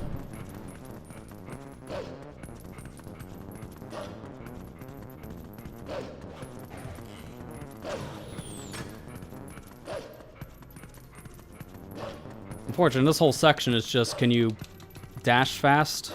Because it's a long run. We have to go all the way to the bridge that's above Lake Hylia. So this is going to take a bit just to get there. I could technically leave and then just do the gate clip again back in Hyrule Field. But I'm going to go through this section because there's actually something I can do here. See that? I can get the wolf. But I'm going to wait to get him until we do the tears thing, because I can get a warp for that. So, for those who may not remember, because that was like an hour or so into the first session of this challenge run to begin with last time, I actually had to do that whole Temple of Time thing early if I wanted the early Master Sword, to just go into Sacred Forest and all that. So I ended up getting the Howling Stone now. Getting it now means that we can get that skill whenever, which is good because the next opportunity we'll have to get that skill is Temple of Time itself, which is much later in the game. Because once the game points me the Master Sword, I don't have to go back to Sacred Forest. In fact, I actually don't think I can. I don't remember. Does this spawn Epona in Twilight? No, it doesn't. Because that doesn't work as a wolf, but it could have worked as a human. So that's why I had to check.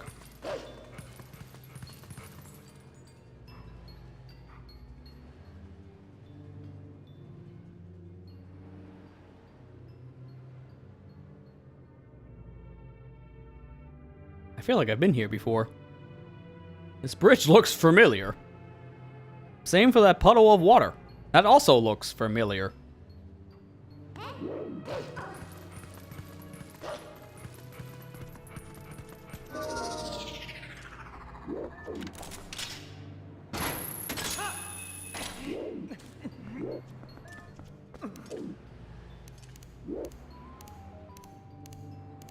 I hope this isn't 100 rupees. I just want to get this chest because I'm here. So just grab it now. It is. Well, I'm gonna have to find a way to spend these soon because that is a problem. I maxed my wallet, so I just nuked 100 rupees, but that's fine because let's be real here. Money is never a problem in this game, no matter what wallet you have. Oh, he still just jumps away from the tree. That is not as noticeable if you're playing the originals, because I guess the lower resolution. Even HD didn't look like he jumped from the wall.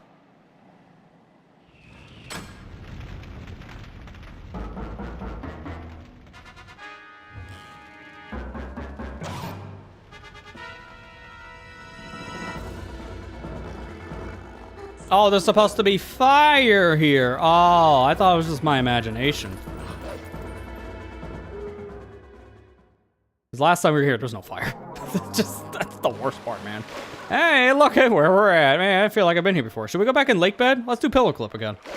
No, let's not. I am so glad that didn't take that long. I'm a little upset the save file got screwed up, yes. But I'm glad Pillar Clip itself actually was much smoother, because I was legit worried that we were going to have a problem like with the Master Sword sequence. And legit, that has been stressing me all week. I feel like a giant weight has lifted off of my shoulders now. Just getting that whole sequence done and over with. Now I know the rest of the challenge is not going to be smooth sailing. We're still going to have a lot of challenge because it's one hit. But I'm so glad that the hard part is over.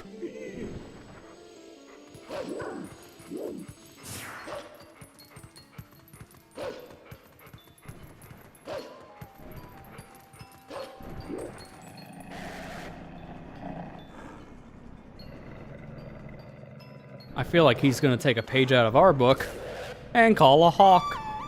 I'm not really worried about that. Hawks are pretty small. Like, they're just these medium-sized birds. We can fight one of those because we fought bigger. I think we should be fine.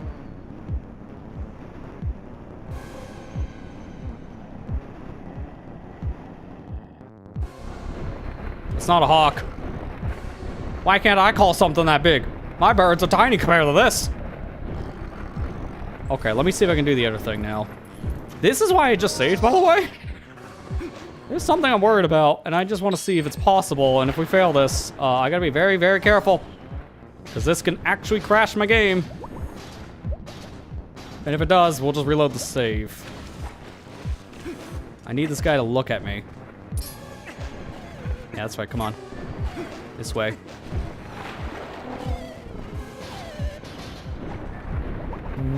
A little deeper, though. A little deeper. Oh, he's going away.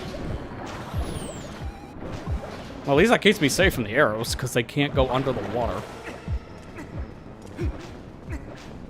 I need the rider himself to get dunked in water. But if this creature grabs me as a human, that's a real problem. It will crash the game. And I don't think they know how to fix the crash for the PC port, so it still would crash on this one too. I'm just curious to see if I can do it. I'm gonna give this a handful of attempts.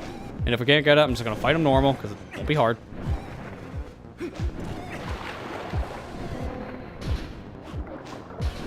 Is he in the water? No way, how is the rider still not touching water? The dude has, at this point, has gotta have his feet wet.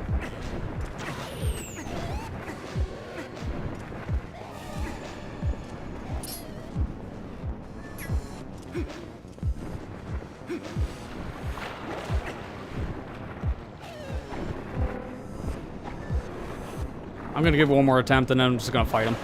Because I don't know the positioning for him to go in the water with the rider. The bird can go in the water just fine, but if the rider goes in, it still works off standard enemy logic with these dudes. And he can immediately die from touching the bottom of the water. Just gonna give him some pokes.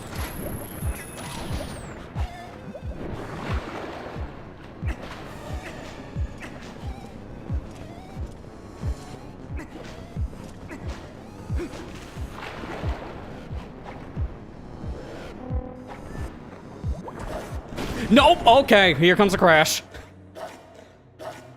Yeah. That's what I was afraid of. If that thing grabs you at all, you're dead. Hear that, like, sound? The game thinks I'm a wolf. So, this is a permanent soft lock. You can't recover from that. So I have to save and reset. So now I'll just fight him normal. If the rider gets dunked in the water, he instantly dies, which, if you do it quick, that's faster than fighting the enemy on the back of the bird. That's if you can do it quick, as I mentioned, so that would have been way slower, regardless. It was worth showing off, especially because we were still in the middle of an ad break on the Twitch side, so people don't miss anything on Twitch. But if you don't want to miss anything, subscribe to the channel. Ad-free viewing. I have to kind of plug that every once in a while, because I know that is technically a strat that works, but not an obligation, but I always appreciate that said support. Can I technically just fight this guy with arrows?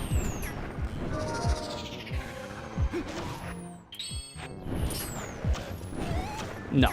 He's immune to the human attacks, which is very interesting.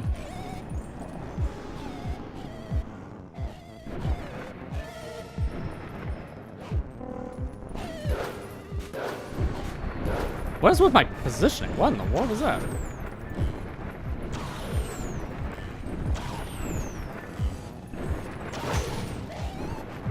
Huh. Nice side dodge, buddy. I was holding left, and I guess because of how the enemy moved, it counted as me now walking forward, so that counts as a jump attack. So that was a fantastic dodge. I think he's still triggered, though, so dying actually now is probably better than just reload and save.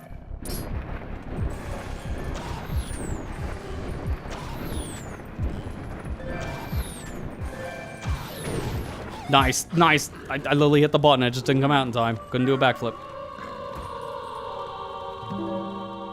Maybe it'd just be better if I don't target him. I can wait for him to fly around, then target.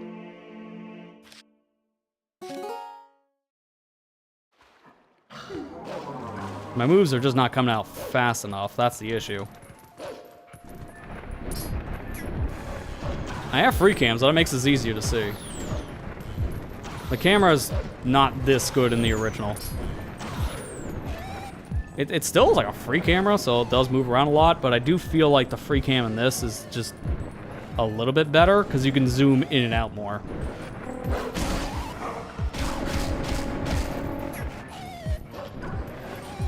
Like, this feels like a modern Zelda game's camera control now.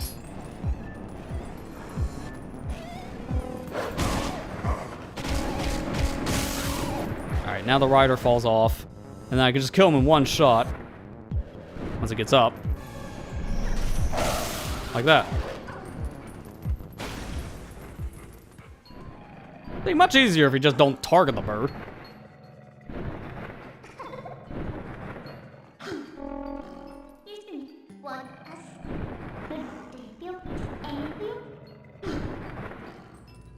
No, I don't actually need this bird, technically. Okay, I guess we'll take the ride.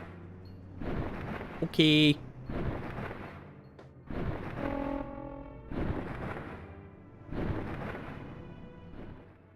Now I'm going to try once to do this. I don't remember the lineup, but I want to see if I can do the clip out of bounds. Because not only is it safer to get through this section, but it's also faster.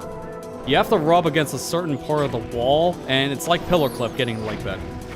If you're in between two parts of the wall, the game doesn't know what to do, and it just pushes you out of the bounds. And I believe it comes up at this first sharp turn. I've seen this, but I've never done this said clip in question, so I don't know how this works. I think it's like, actually, I think it was that, the pillar, so I can't do it anymore. So we'll just go through it normally then.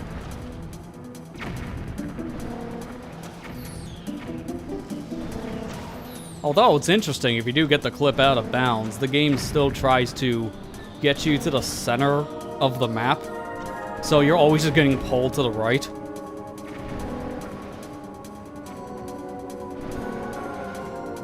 Like, this section's really not that terrible to avoid stuff anyways. Just be mindful where they're shooting down the pillars.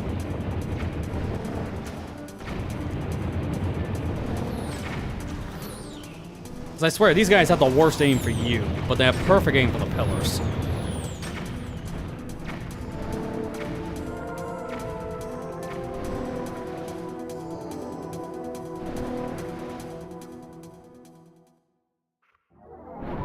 And there we go. We're out safe and sound. Easy. So this is Upper Zora's River. And I hear a howling stone, but I can't get to that. There's no water.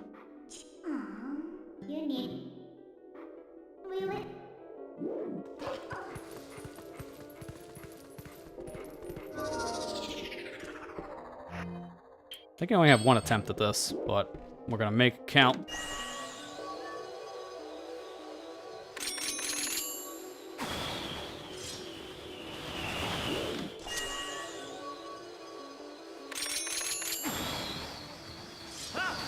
Yep, I had a feeling, but I wanted to try it once. I wanted to see if we can do an LJ over there. I wanted to know so bad.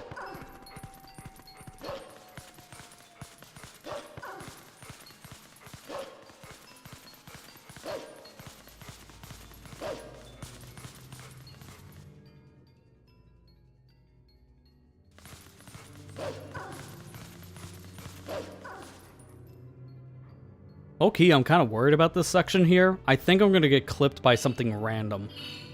So I'm not going to be surprised if I get a death in this area. The keys are kind of annoying to deal with here, because they can just kind of come out of nowhere at times. And there's one part, if you take too fast, you will guarantee get hit by something falling.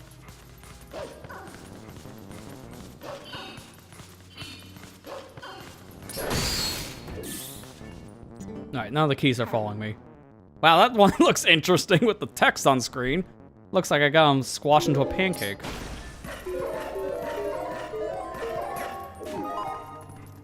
These textures also look really good for Zora's Domain. Because again, the texture pack I'm using is based off of the Wii U version of the game. This is how it normally looks, which isn't bad, but there's a lot of detail that just doesn't really come through anymore when you're playing this game in anything that's not on a CRT. Because this is all 480p. All these textures. 480p textures. Compared to this, which is much better. This is 1080p. Because the Wii U version was just flat out 1080p. Unfortunately, it was only 1080-30. But we didn't get a 60 frame per second Zelda game until Skyward Sword anyways. Like, Skyward Sword's Switch port was the first time we got a 60 FPS 3D Zelda. Which was insane. It felt so good to play at 60.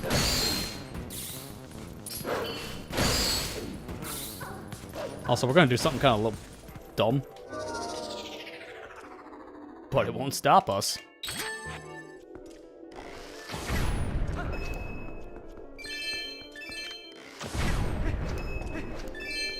We're not supposed to be able to get back here right now. Because this entire area looks like it's open. It's not really supposed to be. Like, we're not supposed to be able to get over here at all. This is not until after the ice thaws. And even then, we should not be able to get over here at all until we're a human. Because we needed the bombs, but... Early Master Sword, that just got self-explanatory at this point. So we can take this shortcut back into Hyrule Field now. Which is cool. It has no purpose, but we can get here now, I guess. That's neat. That'll be useful for later in the game anyway, so open it up now. That'll be useful for when we have to come back here for some story stuff, and even just for side questing.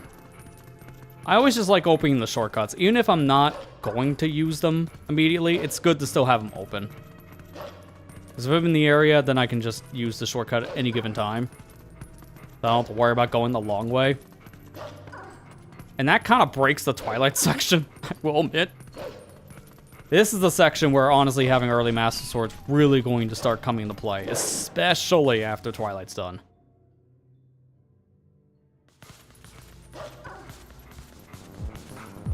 Alright, we gotta do another funny. It's not like funny as in, oh, this is a cool sequence break thing. No, this is funny because we spawn the chest under something we can't clip through. Like, oh, cool. Chest. I can't get that. Also, did they just lock me out? No, the cutscene played. Oh, that's so weird. That's not supposed to happen.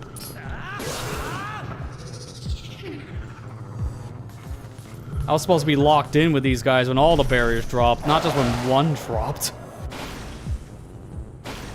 So a cutscene, I think, triggered some barriers, which I didn't even know that.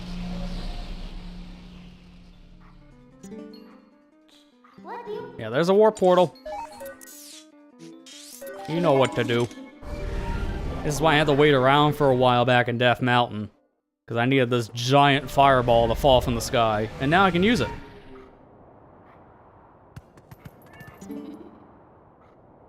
Like, instantly.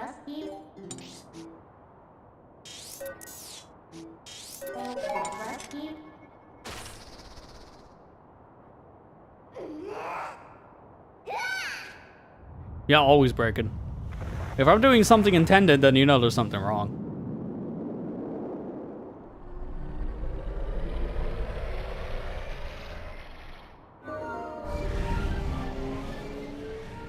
I also believe in terms of how the game is set up, that should be the last time you see Wolf Link without Midna on her back.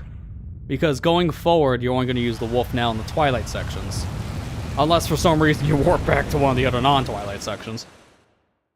So, assuming you don't, going forward, the next time you'll use Wolf Link after this Twilight's cleared is when you're going through the Midna Lament section, which from then on she stays on your back. But we'll see Wolf without Midna more, because I'm going to be warping a lot after we do the Twilight. I'm also leading this chest because I'm full on money, and that's like 50 rupees. I can't carry them.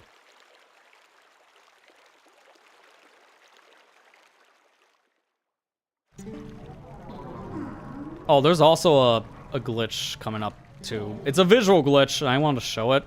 So, I think I have to walk out here first. Because I want to do this cutscene as Wolf. And then afterwards, I have control still. I don't think it pushes me in the loading zone. I want to be a human when I leave.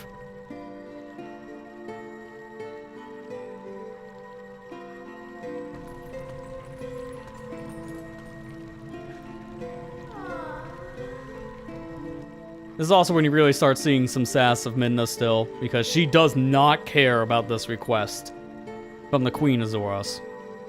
Like, oh, you're dead. Oh, well, I don't care. Like, Midna, hang on. She might tell us something we actually can do. Might give us some interesting information here. She might even give us an item. In fact, yes, actually, she did. She promised us an item.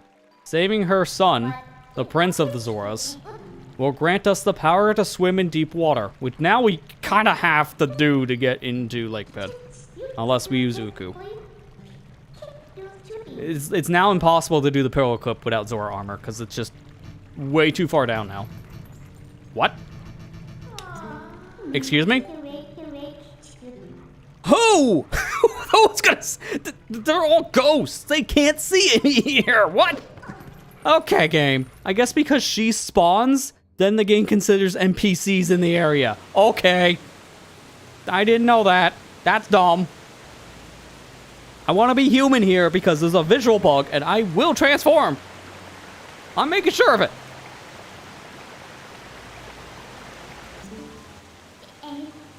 I don't know the visual bug happens now, though. Let's see. Oh, yeah, it does. Hi, Dark Link. The only time in the game you can see this. The visuals, I guess, take from some of the Twilight effect in the area if you're a human here, because I don't know why he's just essentially a Dark Link clone right now. That doesn't make sense.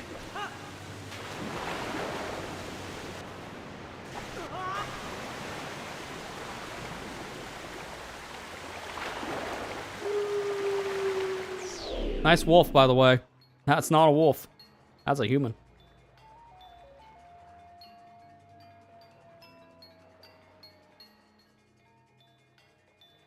Also, conveniently, you just wash up the shore here, which I love. One frame, he's standing up. Next frame, he's laying down.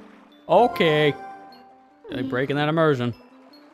What do you owe?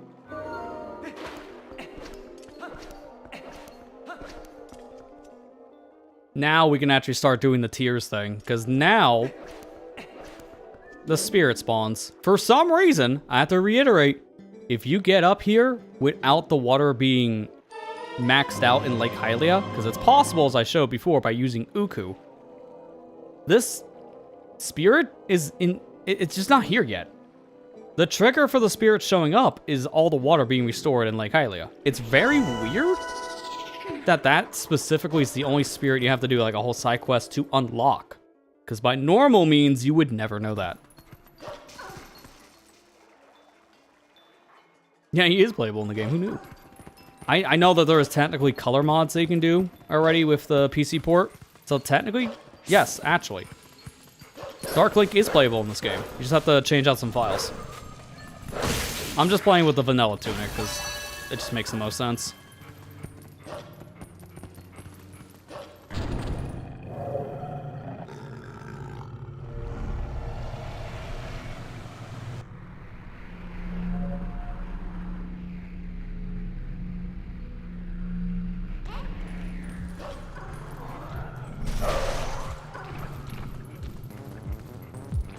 Come on. Come on. Sometimes these shadow beasts just don't want to pay any mind to Wolflink. I feel like I'm being ignored.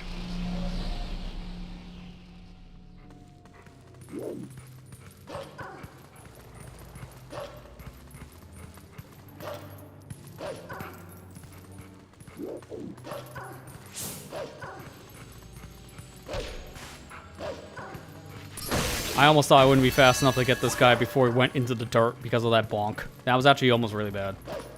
So, I'm gonna, right now, just tell you, I'm gonna leave this bug for last. Specifically, leaving this bug for last is actually a really good idea. And it'll be very apparent once I grab it. But as of right now, just I'm letting you know, I'm not gonna get all the bugs in this area. I'm gonna be skipping one. And in fact, because I have warping, I'm also going to be leaving here immediately. Oh no, I can't warp now. Quiet. I make up my own rules. Because yes, I can. So, the fastest way to get over here now, because I want to get closer to Castle, is I'm going to warp up here, the Zor's Domain, and go from here onwards. This might seem weird, but trust me, I got a very specific route in mind to get these bugs, and it'll just be a little bit faster.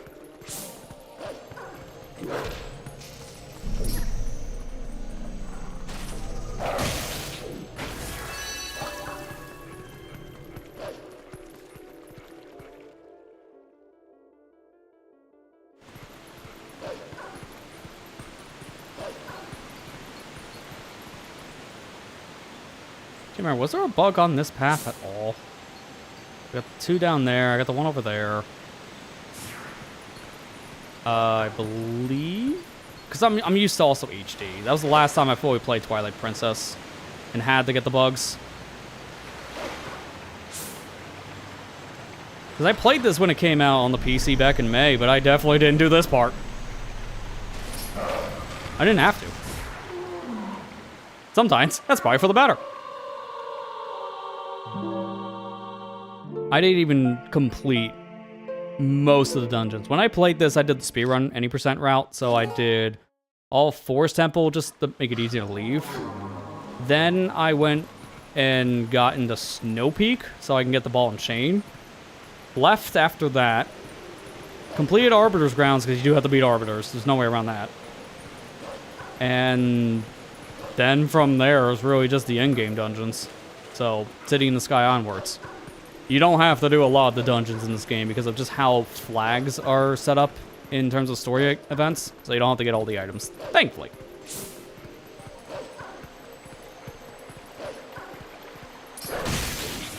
Yeah, it makes that so much faster. There's nothing on this path, thankfully. These guys, we'll worry about later.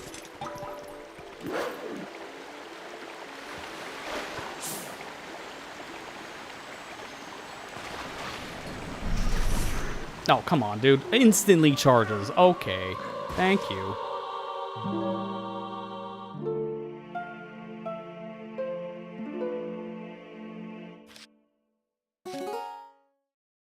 These bugs are kind of annoying to fight, I'm not gonna lie. I think these are my least favorite bugs.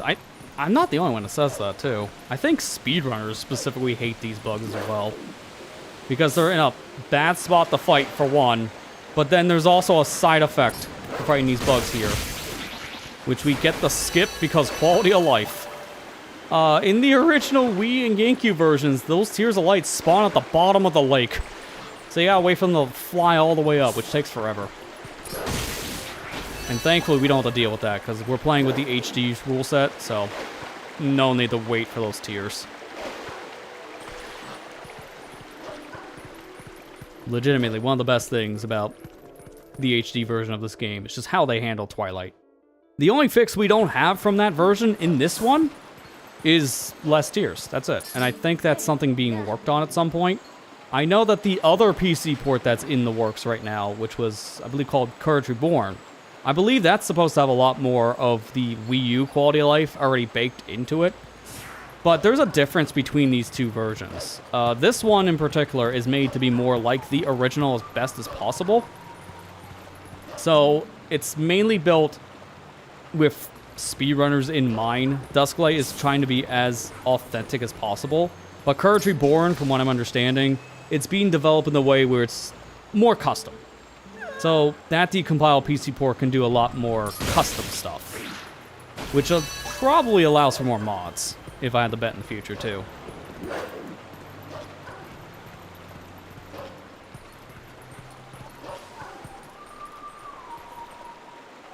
Also, we have song time. We haven't had one of these all night.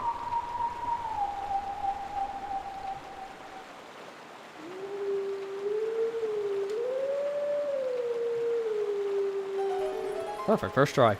Sometimes those trigger points are a little annoying.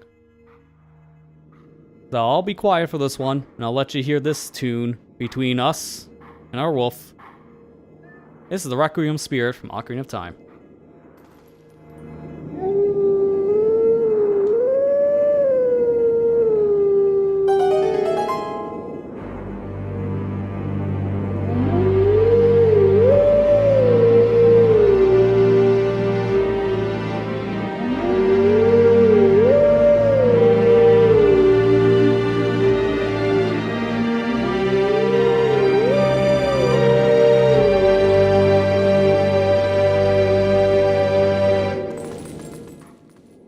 Can I just say, why is that Requiem, though, in particular?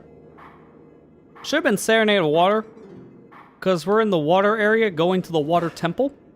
I think that would have been more fitting. Yeah, I might have done things out of order. I don't know how you can guess. Yeah, the songs can also play out of order because I've done the hollowing stones in different parts of the game, too. So that, I think, was supposed to be Serenade normally. Oops. Alright, let me see if I can do fishing. Yeah, fishing. I'm not supposed to be here yet. This feels very cursed. You are not supposed to be able to come here until, oh, I don't know. Before a lake bed. But trust me, we're not going to be here for much. We're literally just here for like 2 things. For one, you might have saw it glistening in the sky.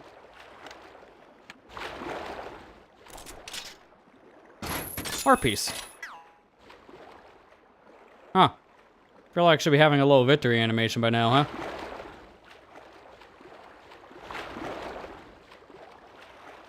Oh, this feels weird. Does that count? I don't know if we can count that as collecting a piece of heart.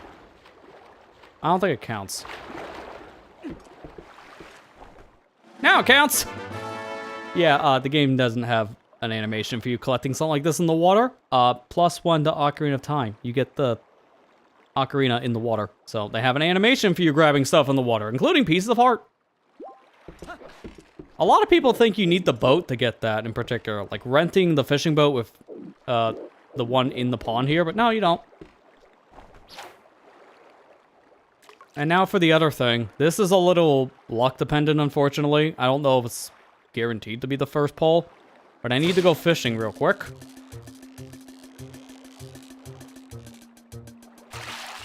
Oh, it is first pull. Nice. 3rd empty bottle. And that's all we're here for. I just wanted to pop in here real quick so we can get the 2 collectibles. Fishing is entirely optional in this game. There's nothing you actually unlock from fishing that counts for 100% definition. You can fill up your fishing journal here, because most of the fish are catchable in this pond. And then there's also the rolling game. Ugh. Did you know there's actual gyro control for that if you're playing the Wii version?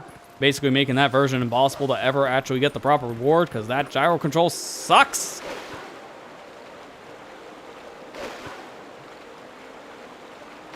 Also, completing Frog Game just fills your wallet. That's it. It also unlocks the Frog Lore. So there you go, that's what you get from that. I don't know if I'm doing fishing for this. It just depends if people want to see it or not. No, like, I don't like Roll Goal because I grew up with the Wii version, and that version sucks for Roll Goal. Do you like playing Super Monkey Ball with the worst motion control known to man? Well, there's plenty of Monkey Ball games like that that were on the Wii. May I recommend step and roll, controlling it with the Wii balance board? Good luck trying to get any of the hard levels beaten. You will struggle a lot.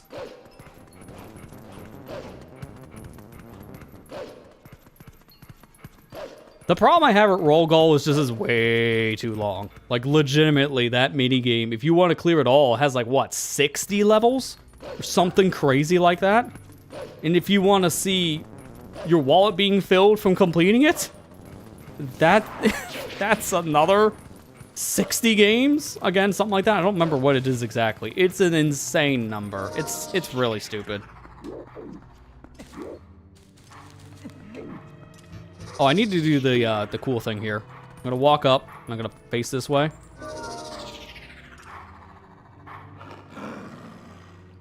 Ah, no, it doesn't work. I know you can start these cutscenes by facing the wrong direction, but I don't remember how to do that. I thought it was just transforming into a wolf and then transforming back, but I guess not.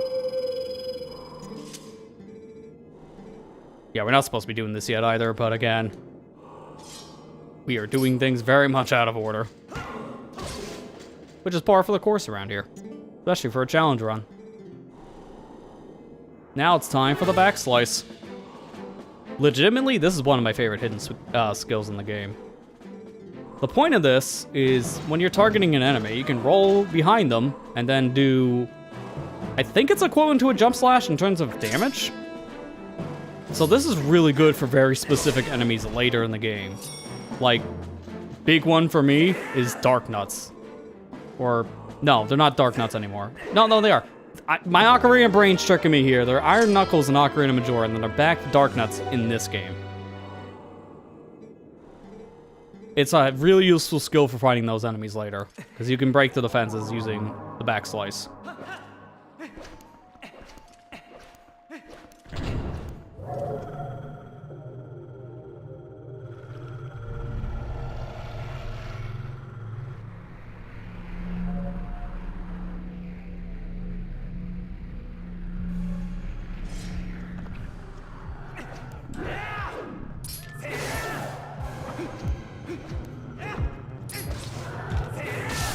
I missed.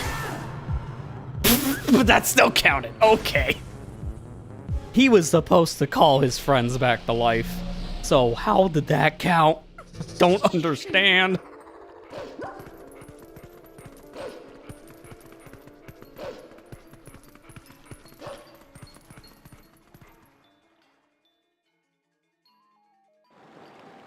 Yeah, we definitely take those. Like, oh my god, that is so dumb. That is so dumb in so many levels.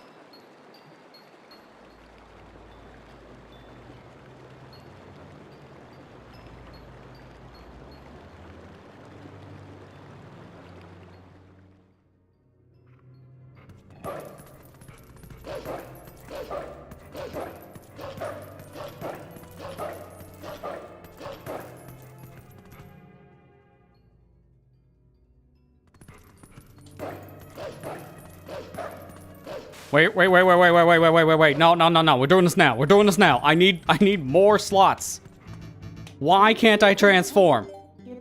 There is nobody here. They are all ghosts. Why? Minna, just let me transform. There's not a... Well, I was going to say there's not a soul here, but that would be counterintuitive. There's not a visible soul here.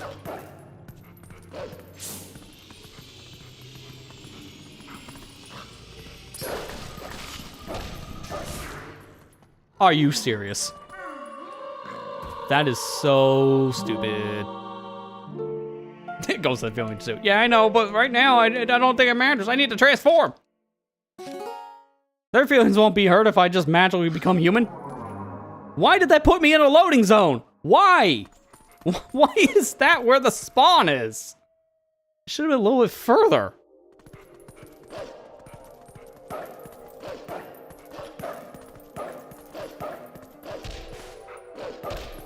Dude.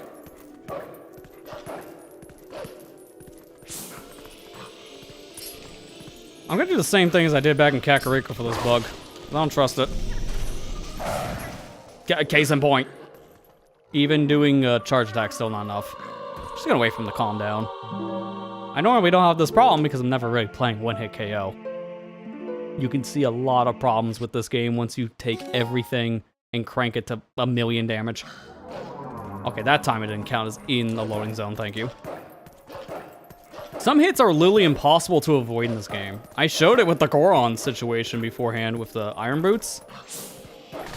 The very first Goron that tries to attack you is impossible to dodge. You are meant to take damage there. It is intended. So for one-hit KO, yeah, about that.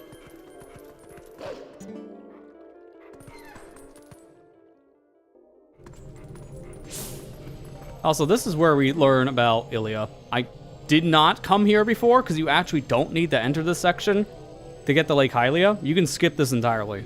But while I'm here, I'll show it off.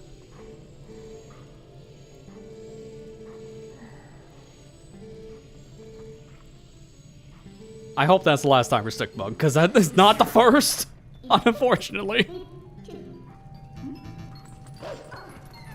Now, hopefully it doesn't think there are people around me when I'm here.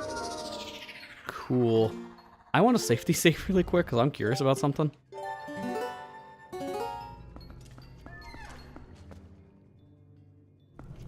It doesn't count. Okay, good. I actually thought this game might have thought I was in the next part of Telma's Bar. The part where it advances to a different story section. That's not the case. Alright, while I'm here, I'm taking advantage of human. We're doing this now, because I can't be dealing with these small wallets anymore. I need to turn in the bugs to Agatha. And yeah, I don't know why, but you can do this now. And I kind of need to show off some stuff while I'm here. She has a permanent name for you about this, too. That's why I need to do this now. But to do it, I'm gonna need to use some cheats.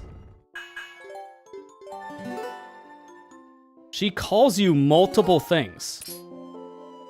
And here's why I just saved. We're gonna do the save state thing again and hope it doesn't break.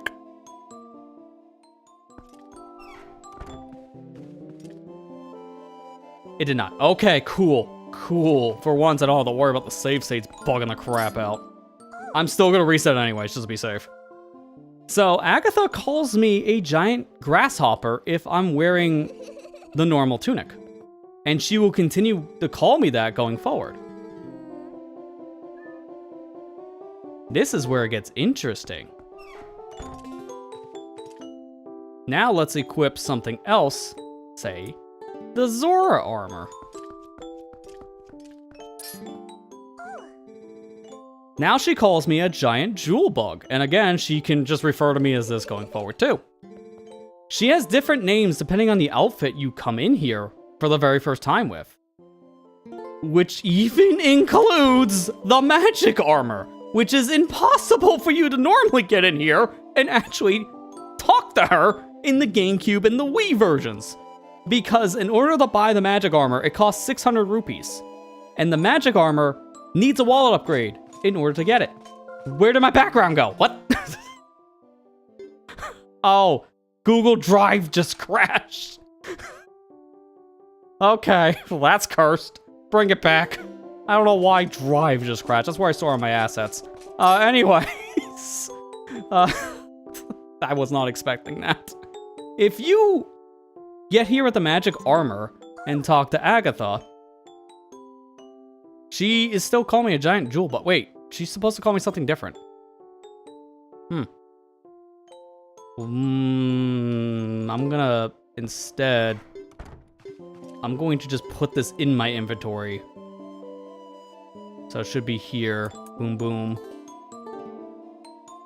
Delete, save. Because I know she says something special if you wear these very specific outfits, but she has actual text for the armor too.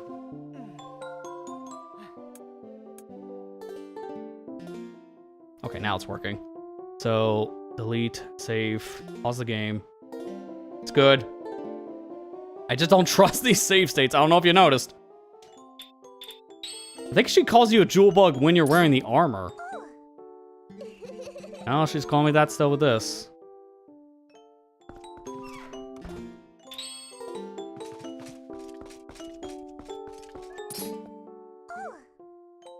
What? Okay, hang on. I'm gonna just look up the text, because I don't know why she's not saying it.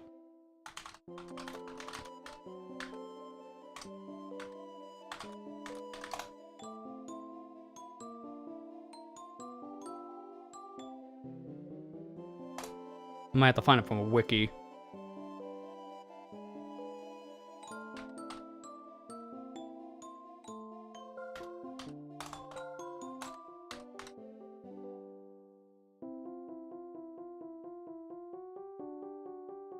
Okay, yeah, I don't know why she's not saying it, but she can call you a scarab beetle when you're wearing the magic armor.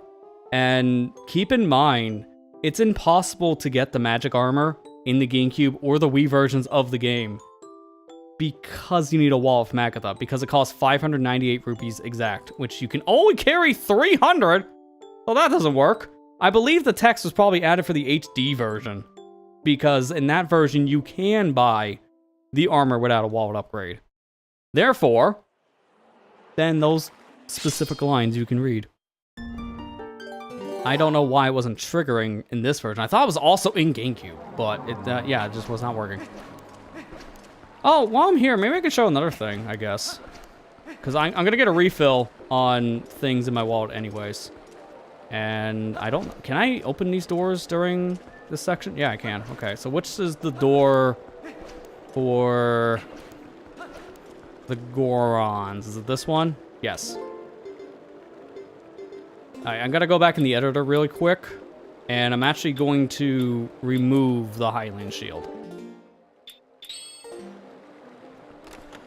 This should count as normal, not Twilight, so I should be able to talk to Gorons in here, because they all sell you different things. And this is the one I think I talked to. No, not this one. So it's the older brother. Yeah, here we go. Hylian shield for 210 rupees. How much was the one back in Malomart?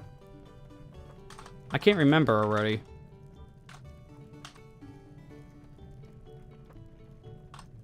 Let's see. Kakariko, Malomart.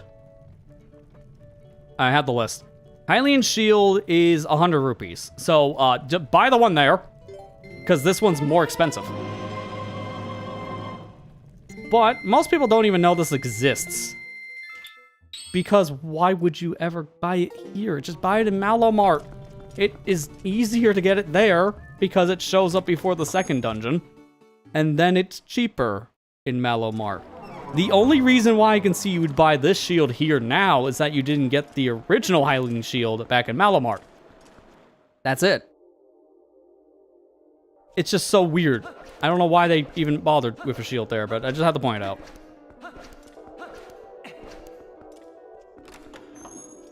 Because I think that's the only other location in the game you can buy a Hylian shield.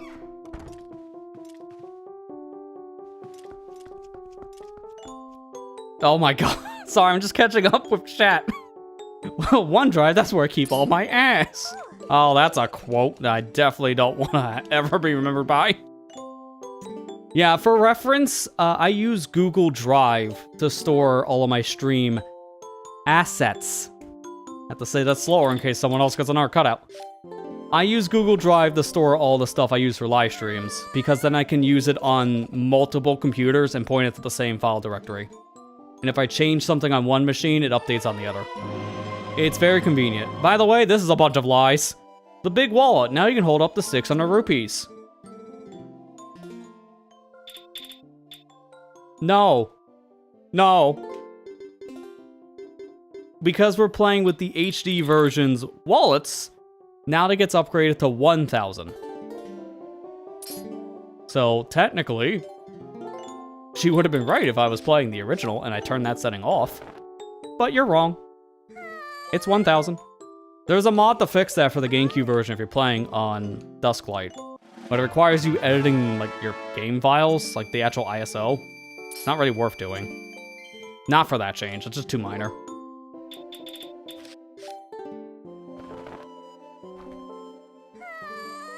She has all these like cute little things of text of the bugs too. I'm just not really gonna be reading all of it, as you can see. I'm only gonna give her one more. I gotta hold these bugs because my wallet is going to fill fast, and I'll be back here later. I'm not gonna give her everything. It's actually good to hold some bugs if you need quick money. Actually, maybe I should just give her all the bugs. I'm doing the math in my head, and I'll still have under the 1,000. I want to have 1,000 when I'm back here in Castletown later. So, I'm trying to do the math in my head of how much money I actually need after this section. And I should probably just give her all the bugs now. Because this is still not enough, because I bought that Hylian shield. Like an idiot.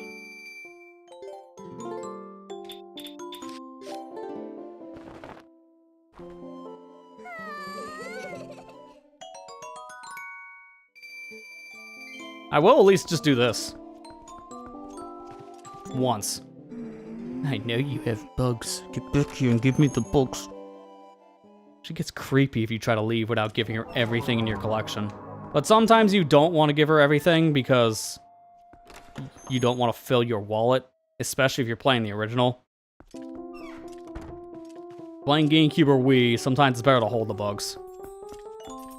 But it also spawns them too, so now we can just see the bugs in the room.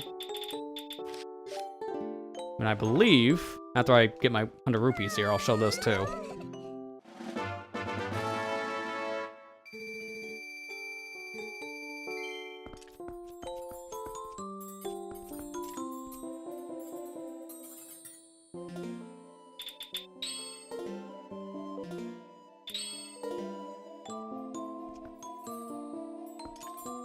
Oh no, it's lantern, that's what it is. I'm like, how do you get the bugs close to you?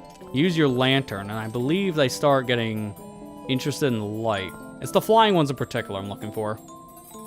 Yeah, there you go. See that one circling Link? Now it just sits on the lantern. The bugs like light, so keep that in mind when you're trying to hunt for the bugs out in Hyrule. Lantern kind of makes it a little bit easier to get them too.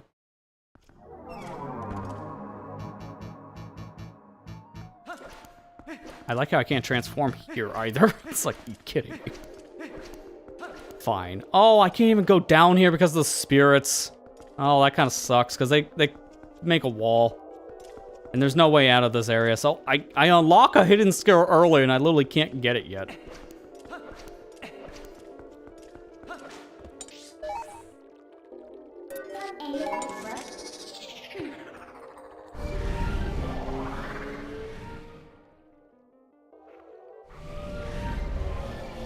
It's just like the hiker wall, essentially. It does feel like a but-thou-must Pokemon wall.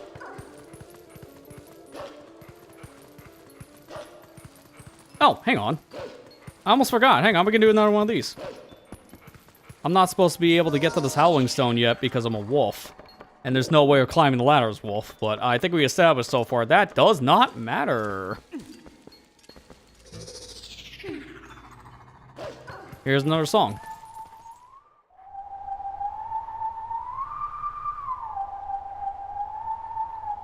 Which I don't even remember what this is supposed to be.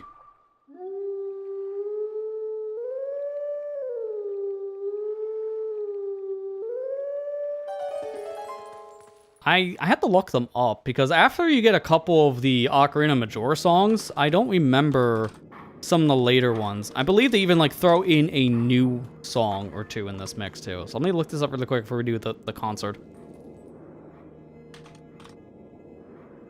Yeah, here we go. Howling Stone songs. I believe people have documented all the songs, so I should be able to see what these are. Oh no, the Upper Zora River is always supposed to be Requiem Spirit. I really still think that's not fitting. Alright, so we did Song of Healing. We got Prelude Light. Obviously heard Zelda's Lullaby. Requiem. So now... yeah, this is just called Unnamed Song 1. So I think this is a custom song for this specific game.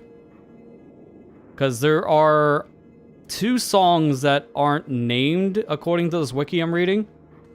And then the last one is a new song for this game. So, enjoy, I don't know, song. Because, again, people don't know what this actually is called in the files. It doesn't reference anything.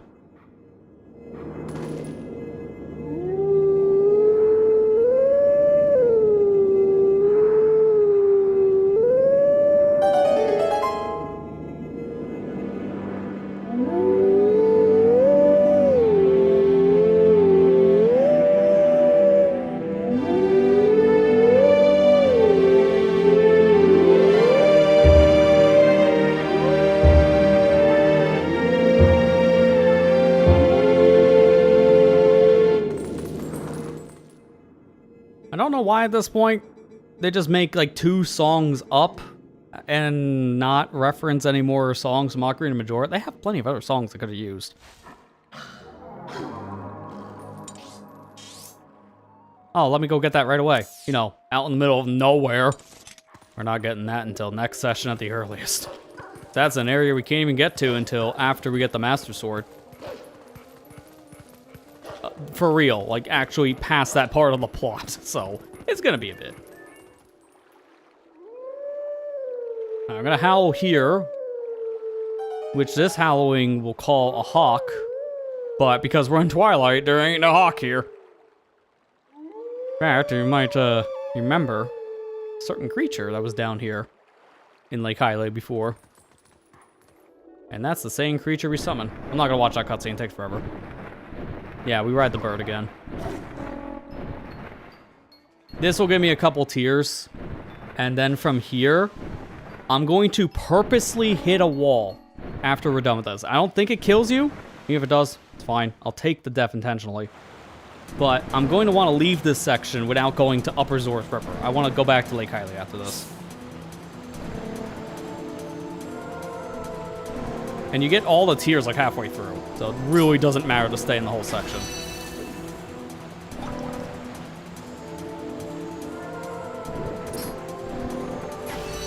Thank goodness for auto lock on. All you gotta do is just target the bug and then you just auto lock into its homing reticle, which is extremely convenient.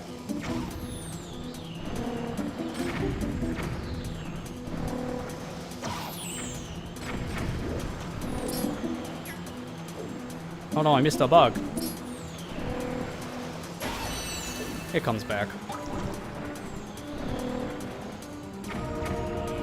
Come on, buddy. Stop doing your laser thing. Cool. Alright. Bonk on purpose.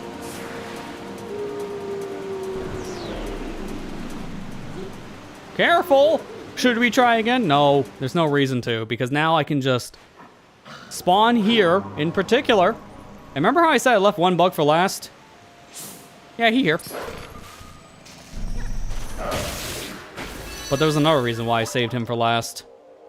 This cutscene would not happen if I got this bug any other time. You need to collect your final bug in Lake Hylia for this cutscene to work. That's why I left this specific bug in question. I do not want to call the hawk again. I've always gotten my final bug in Castletown, and if you get the bug anywhere but Lake Hylia, then Minda's like, wait a minute, we're missing a tier, where could this be? And then it just zooms into Lake Hylia. Wait, that wasn't there before. It's like this whole mysterious thing that just shows up, but if you're in Lake Hylia, you can see what that mysterious creature is.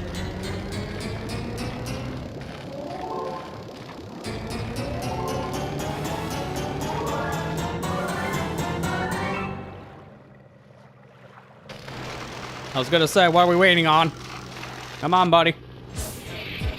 We're waiting for the biggest of bugs. I don't even know why this thing is so large. They don't explain it in the plot, but it's your final tier that you collect in the entire adventure. So it's fitting that the final tier is a mini-boss. Again, they just don't explain why this thing is mutated. I'm gonna assume it got a lot more light energy compared to anyone else, because this light spirit's supposed to be the strongest one of the 4. The one here in Lake Hylia. So this thing is eating good.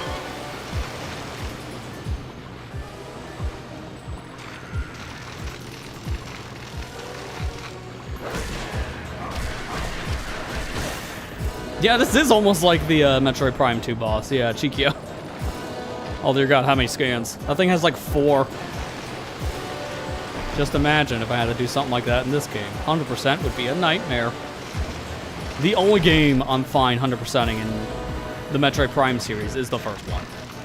Because after that, I'm just going for item 100%. Metroid Prime 2 and onwards, it's just a pain for scans. I'm good.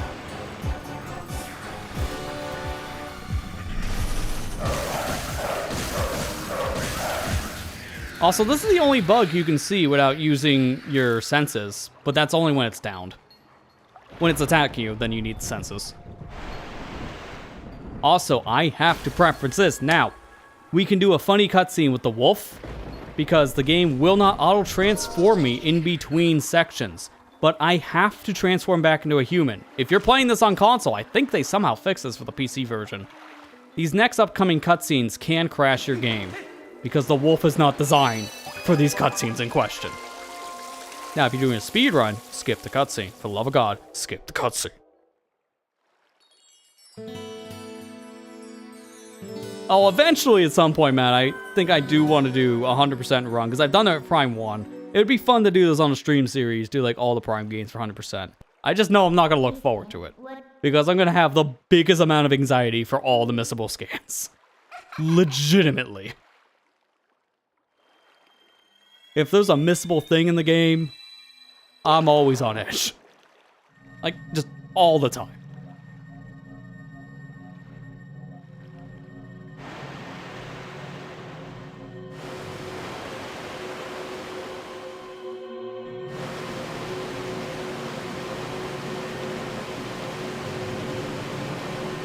Also, welcome the final light spirit here in Hyrule. It's a serpent snake.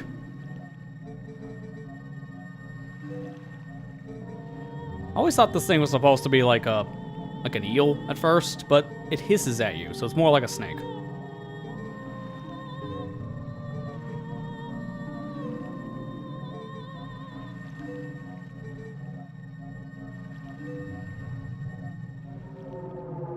This is also when you get told what the fused shadow actually is. Like, to summarize this whole cutscene, the spirit basically tells Link, hey, those things you're collecting, that fused shadow, that ain't good energy.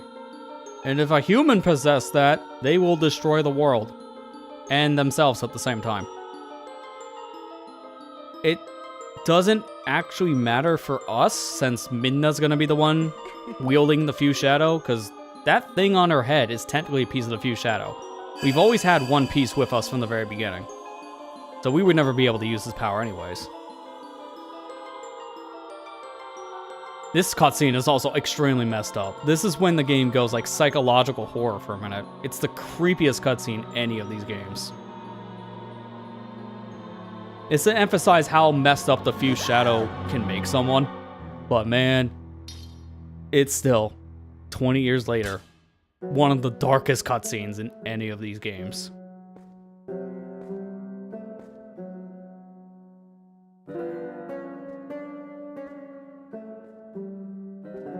Also, the only time you actually see Dark Links, and yes, I said links, because for some reason there's 3.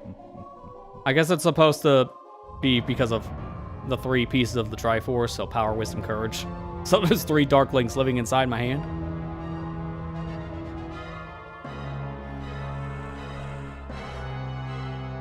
And then they just, Thanos snapped me away. And I'm now one of them. Now there's only 2 Dark Links.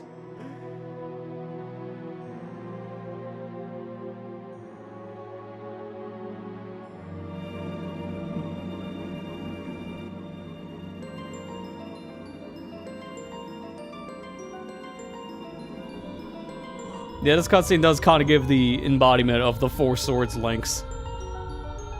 The fused shadow made 4 of them. But then we killed one, so now there's only 3.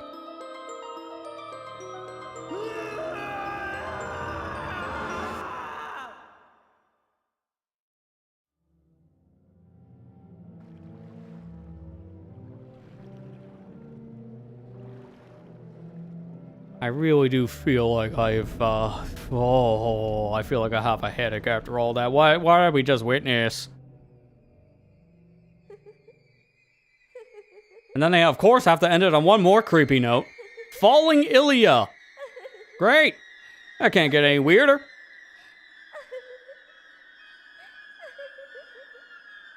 I'm not sleeping tonight. Thanks. Thanks, Spirit. Thanks. now I'm just creeped out. I really feel like you definitely went overboard in telling me the point about this dark magic, because holy crap.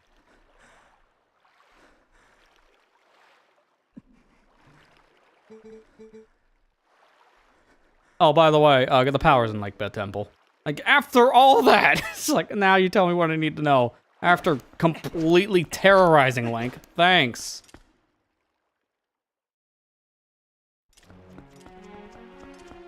My god, dude. Well, the world now is finally out of Twilight. Like, fully. The entire region now. All of Hyrule. No more Twilight to be found. Not a single piece of it's left. Sorry, Midna, but for the rest of the adventure, I guess you're just gonna have to be my shadow. Because there's no way you can be a thing in the physical world. For now. We'll fix that later.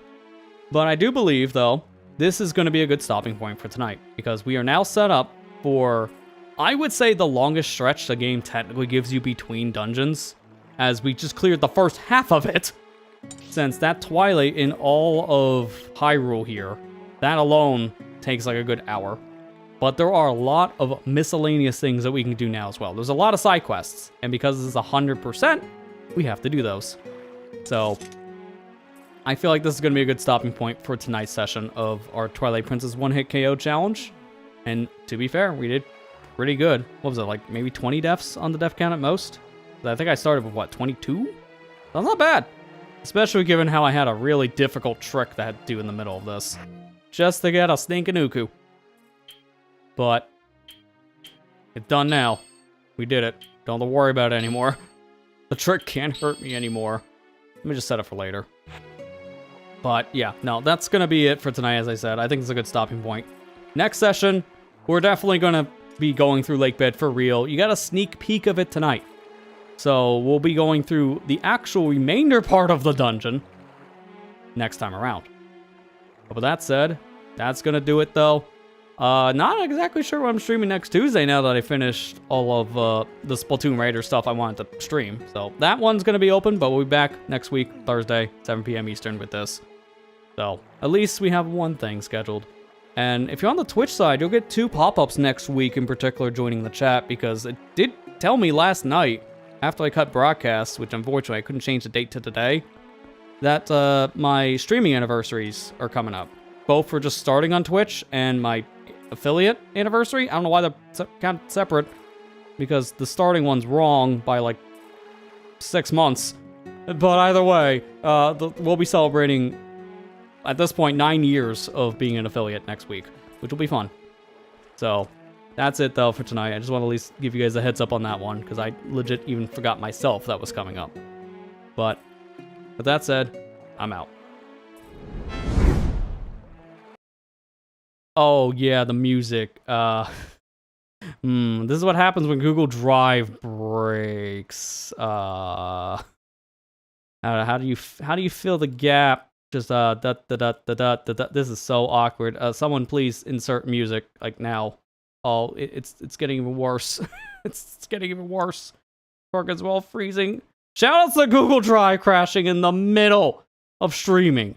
Thanks. There's the music. I'll see you guys back here next week. Thank you for watching. Hope you enjoyed. And have a good night, everybody.